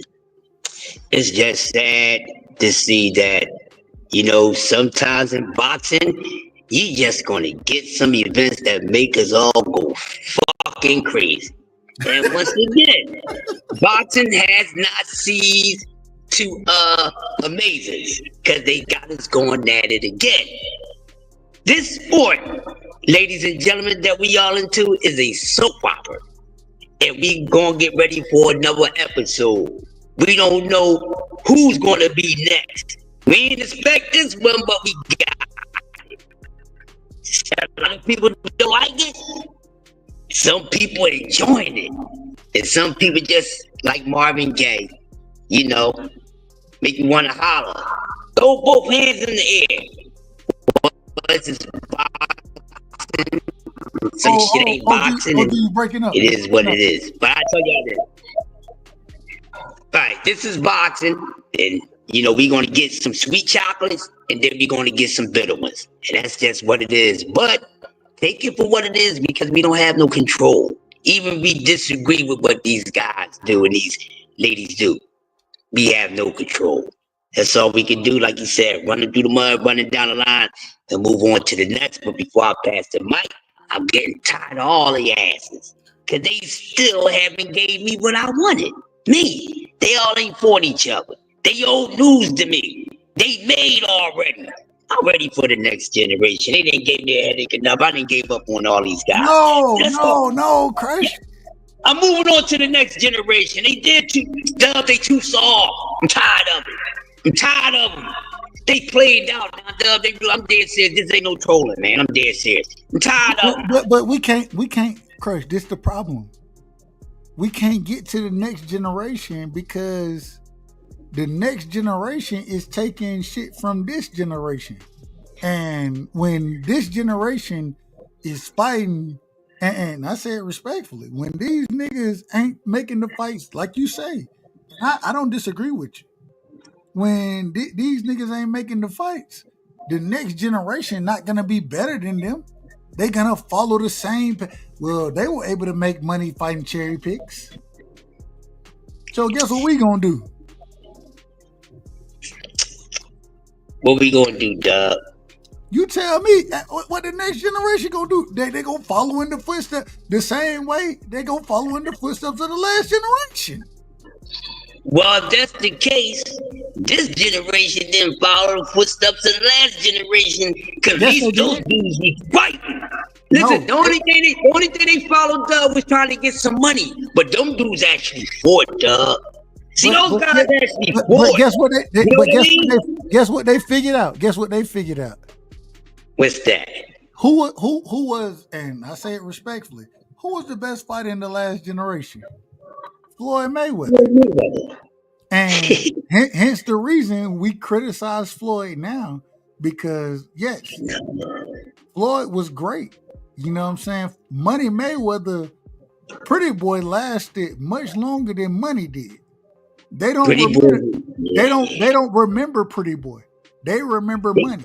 And they picked up Money, and guess what they did? That's the footsteps that they followed in. Hence the reason when we say that, hey, Floyd is a great fighter, but the same way the legacy he left was a hindrance to the sport. We've all said that. The Money Mayweather, the 11 fights that he had as Money was a hindrance to the sport. And this is what these guys want to be. They don't want to be Pretty Boy. They want to be Money. And see, that's selective. See, right there, Dub, that's selective. See, that's still not Floyd, because they know Floyd is just more than Money May. I'm glad you said that. Just want to add on to what you were saying. That's the problem. So it still has to go back to them, because I remember we first talked about this topic with Floyd months ago. And I was like, I agree with that, but you know what? You got to look at these cats, because we know what he did to get there. And we know he all earned it. But see, everybody just taking that part, but they know about the part before that.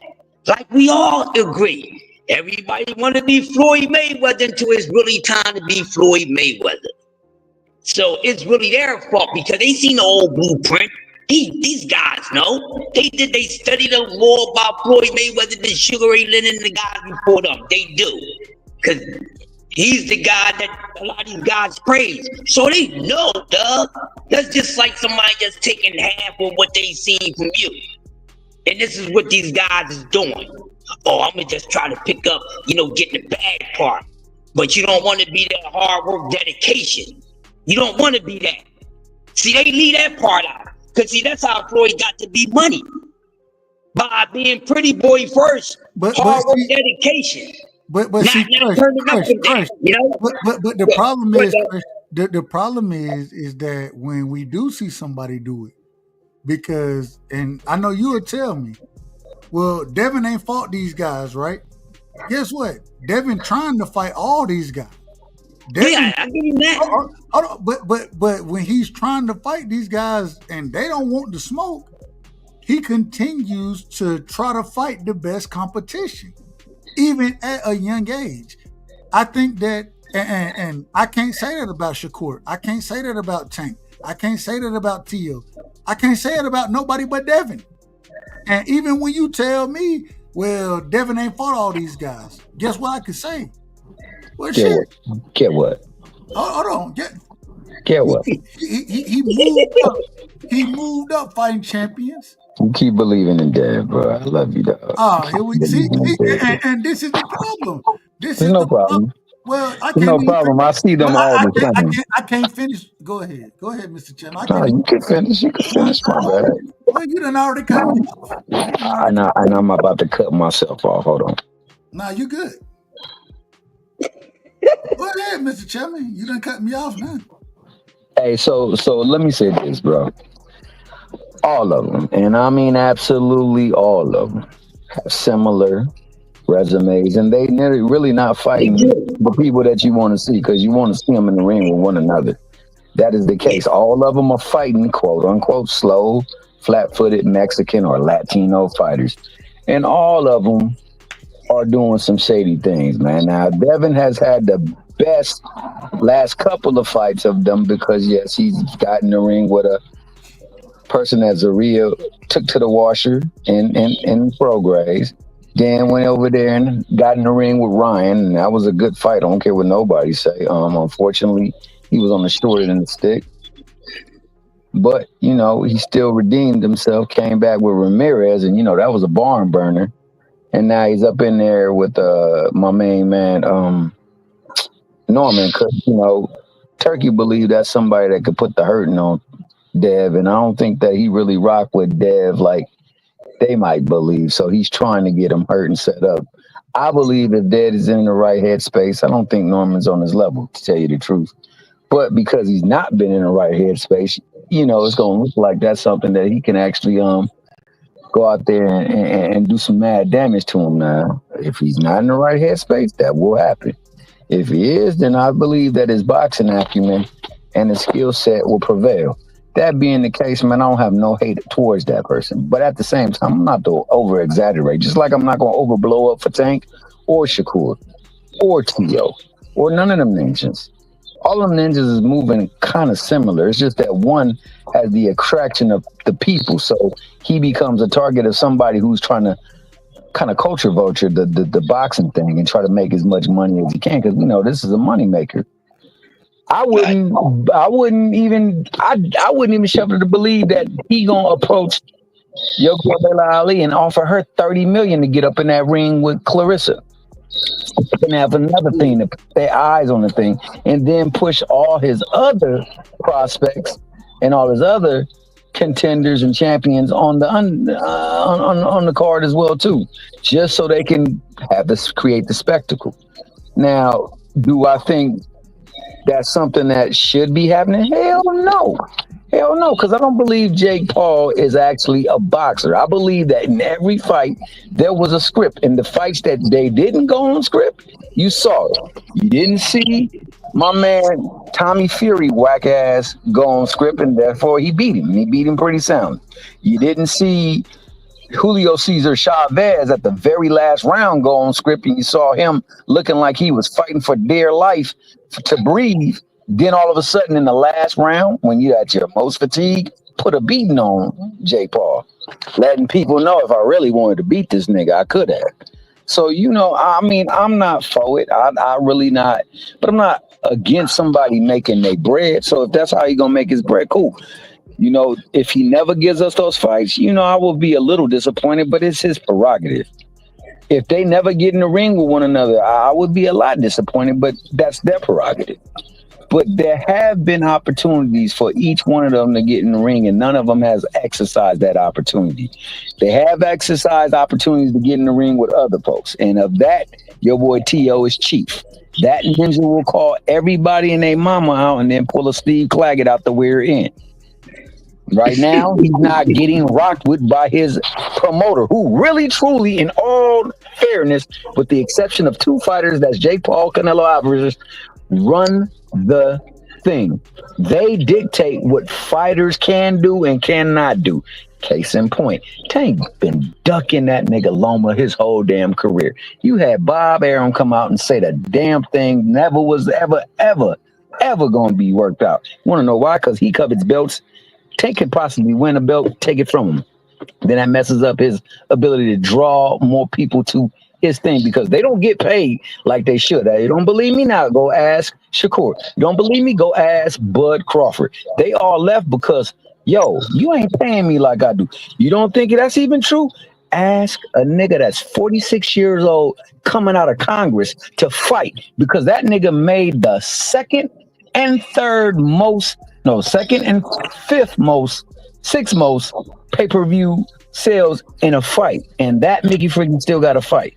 He made one with Mayweather that broke the house. And guess who got the bread? Bob Arum. The nigga that controls the show for that side. Who has all the belts at 135?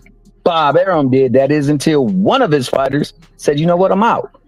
And left with the belt. T.O. is not going to get that opportunity to go out and leave with the belt. That's why T.O. can't get a fight. That's why he can't fight Dev, can't fight Shakur, can't fight nobody, but it will be a ninja like Keyshawn if he wouldn't have took the apple and bit upon the forbidden fruit and acted a fool on his thing because they was setting it up so he could fight T.O. because that's the way it's got to go for Bob.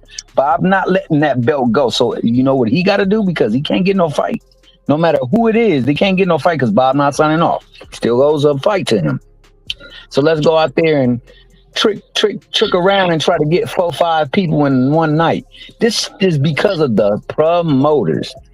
The promoters run all the business except Canelo, who has a lot more pull than most fighters, and Jake Paul because he is working side by side with his partner as a promoter. So therefore, they can do what they want to do. Everybody else got to do what the promoter allows them to do or dictates them to do. So now let's talk about slow, flat-footed Mexican fighters. No, we ain't got time. I'm checking. You said opening and closing. I'm giving it all, baby. Opening and closing. I'm 4 hours in, Mr. Chapman. Okay. On that note, man, you guys who have come in, shout out to you guys, man. We appreciate you over here at the Dub Rightside Project. Pull up at 2 hours. Pull up at 2 hours on me. Pull up at 2. Oh, no, Dub. You know it's all respect, bro. If you tell me it's time to cut it, I'm gonna cut it. I'm not gonna come up here. I'm finna go crazy. I got a few seconds. I gotta go crazy. But I forgot. Yeah, you gotta let us go with the drops. Man, look, Blue Hustle wanna jump on. Blue Hustle. Oh, God damn, man. Yeah, Blue coming back. See, that's what I'm saying, bro. Like, y'all gotta shut this shit down. I'm trying to shut the fucking show down. Hey, Doug, real quick, Doug. Hey, Doug, let me say this real quick. Hold on, real quick. Everybody, and I say this respectfully, OG, you know I love you. When I'm 4 hours in, everybody tell me real quick. Let me say, well, it ain't real quick. It's never real quick. Go ahead. Hey, Doug, your show is like Pringles, bro. Once you pop, you can't stop. I'm trying to stop now. I'm trying to stop y'all, motherfucker. I'm shutting it down. I try my look. Hold on, man. Let me give y'all the drop, man. I gotta give y'all the drop, man. Damn. Yeah, I try my best to tell the truth. People don't like my style, how I talk, my delivery, but you ain't catching me in half truth and lie. I'm shutting the fucking show down. It's over. It's over. I'm at look. The show's supposed to be 2 hours and 30 minutes. I'm at 4 hours right now. I got shit to do, and now I gotta. Bro, it's 3 o'clock where I'm at. That's why I said I gotta stop going live late. Don't they call you Big Red where you at, dog? It goes longer and longer and longer. Man, that slogan? Make it last a little longer.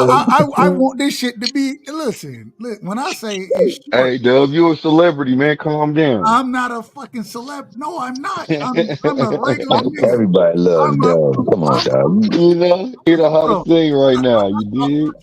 Hold on, Mr. God Chapman. bless and good night. Hold on, Mr. Chapman. Me and you, we talk on a regular. Am I not a regular nigga?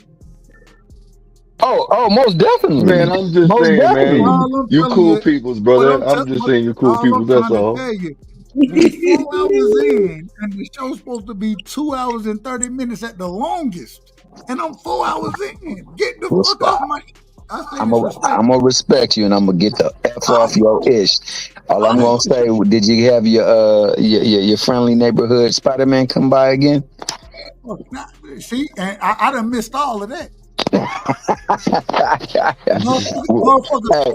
Look, these people, I'm looking at motherfuckers sleep right now because of me being on the goddamn panel with y'all motherfuckers.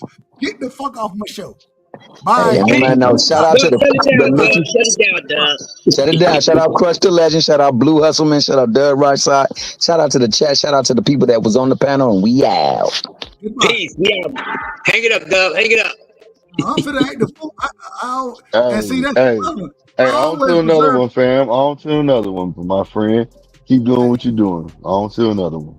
I appreciate it, brother. I appreciate it. For And sure. I'm not mad at y'all. I'm not mad. I appreciate the love, the support. I gotta shut this shit down, bro. Y'all don't want to go nowhere. Y'all nigga want to keep talking. Respectfully. Christian Peace, Legend, dog. man. I love you, OG. Love you too, my guy. Peace, y'all. All right, here we go, man. All right, man. Damn. Oh, I'm mad. You absolutely right. I'm mad. I done missed shit. This shit done got so crazy. Nigga want to argue and talk, and I try my best around this motherfucker. I love to hear opinions, and I love to rock with people. Man, sometimes you got to respect my time. Just a little bit. Anybody, just a little bit. But I'll fix it. And it ain't on y'all. It's on me. You know what I'm saying? But at the end of the day, I just got to tell you, one thing y'all ain't going to catch around here. I love the conversation. I love niggas rocking. It's important to me. All this is important to me. And the reason it's important is because at the end of the day, I love the opinions. I love the way that you ain't even got to disagree with me. If y'all disagree with each other, if you in order, we're going to let you have it out. We're going to let you have it out. But at the same time, y'all nigga done got so far out of order, and I ain't going to lie to you. I'm just going to be honest. Y'all done took my kindness for weakness. That's what you done did. You done took my kindness for weakness. So I got to walk in like this.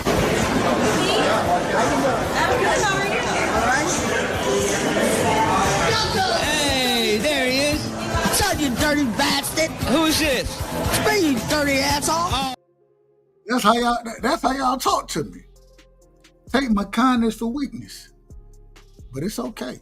Because it's not y'all fault, it's my fault. And I gotta do better at it. And I'm gonna do better at it. You know what I'm saying? Because I be listening, and I be thinking to myself sometime when I listen to y'all. You smoke crack, don't you? You smoke crack, don't you? Look at me, boy. Don't you smoke crack? And even when I'm thinking that, y'all will tell me this right here. Well, let me ask you this. Who was the best boxer ever, in your opinion? I know you're a boxing expert. Me. You? You're the best boxer ever? Mm-hmm. Well, who'd win in a fight, you or Mayweather? Me. Okay. You're better than Mayweather. Okay. Yeah. You or Mike Tyson? Mike Tyson is a He's scared of me. Seriously. Everybody's scared of you. Everybody's scared of you. But at the end of the day, you know what? It's okay. It's okay because a lot of y'all, when y'all jump on the panel, I be thinking to myself. I heard you struck my son. Yes, sir, I did. Yeah, may I ask why? Yeah, well, because he stole John Wick's car, sir, and killed his dog.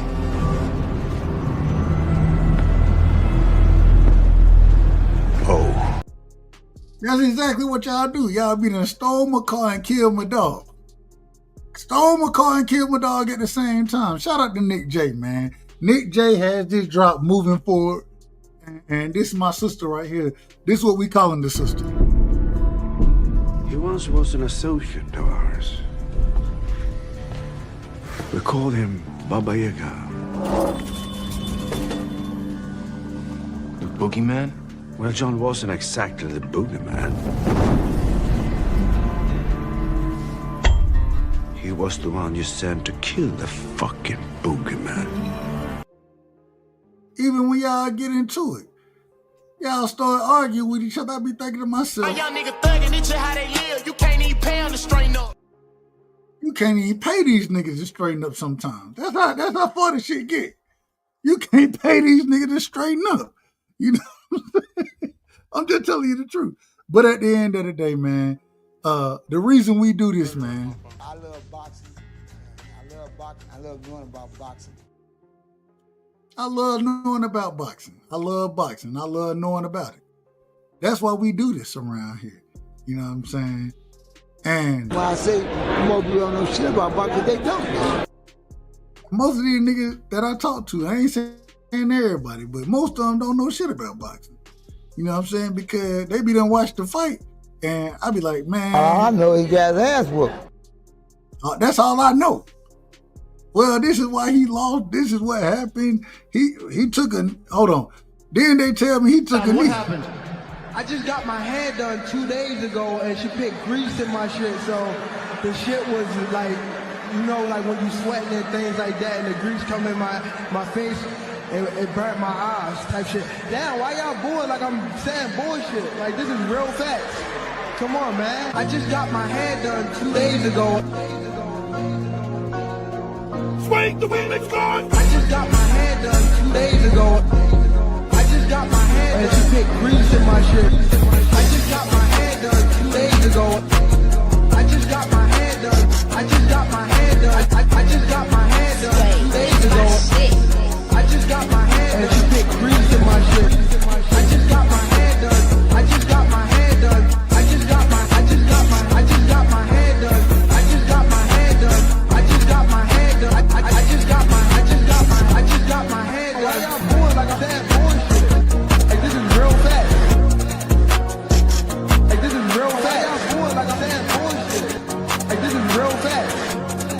It burnt my eyes. Like, this is real facts. I just got my hair done 2 days ago. I just got my hair done. I just got my hair done. I just got my hair done 2 days ago. Then I started asking questions about Tank fighting Jake Paul, and y'all tell me this. Let me ask it. Yeah, a whole bunch of motherfuckers would've won, should've won, could've won, but they didn't. Would've won, should've won, could've won, but they didn't. And I be thinking to myself, the fuck is wrong with you people? Who raised you? But I'm gonna call it out. And the reason I'm gonna call it out is because I try my best to tell the truth.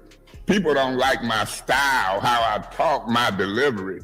But you ain't catching me in half-truths and lies. You're not catching me in half-truths and lies. And then, when I sit here and say, well, this happened or this happened, you know what? No. Rough on him now. No, he needs to know. Okay. He's always crying. I'm not fucking crying about this shit. It's okay. It's okay. The nigga lost. Oh, okay, the nigga had a draw. Whatever. Who cares? But damn, man. Y'all be getting so mad, I be thinking. Boy, that escalated quickly. And then after you get mad and cuss me out and tell me I'm wrong about this shit, I be thinking. Damn. It's a bunch of bullshit. It be some bullshit. Then when I tell you some bullshit, I have to play this one on. This is outrageous. This is outrageous. Cause you can't even stand when I tell you it's bullshit. But at the end of the day, as long as you jump on the panel and you only want one thing. I only want one thing. And y'all know what I want. What's the one thing I want? I want to run. That's it. We gotta have order on the panel. That's it. But man, I appreciate y'all. Salute to everybody who pulled up, man. We had a star-studded panel as always. Hey, we're going to be live tomorrow. We got the first episode tomorrow. Me and my brother will be live. Shout out to my brother, Rebuttal Entertainments. Me and him will be live tomorrow. We have the Ninja Can I Talk podcast. It's going to be going on every Tuesday. So we're going to start that tomorrow. And y'all pull up, man. We're going to be simulcasting. And so he'll be live on his show. I'll be live on my show. And man, just know when y'all over here, you're rocking with the right side. Much love and respect. Bud Crawford is a fight fan. And he's a fight fan's fighter. The Ennis Express is a runaway train. Ain't no pressure when you built for this. Man down! Round one! The truth hurts! Ladies and gentlemen, undefeated super flyweight from San Antonio, Texas, Jesse Bam Rodriguez!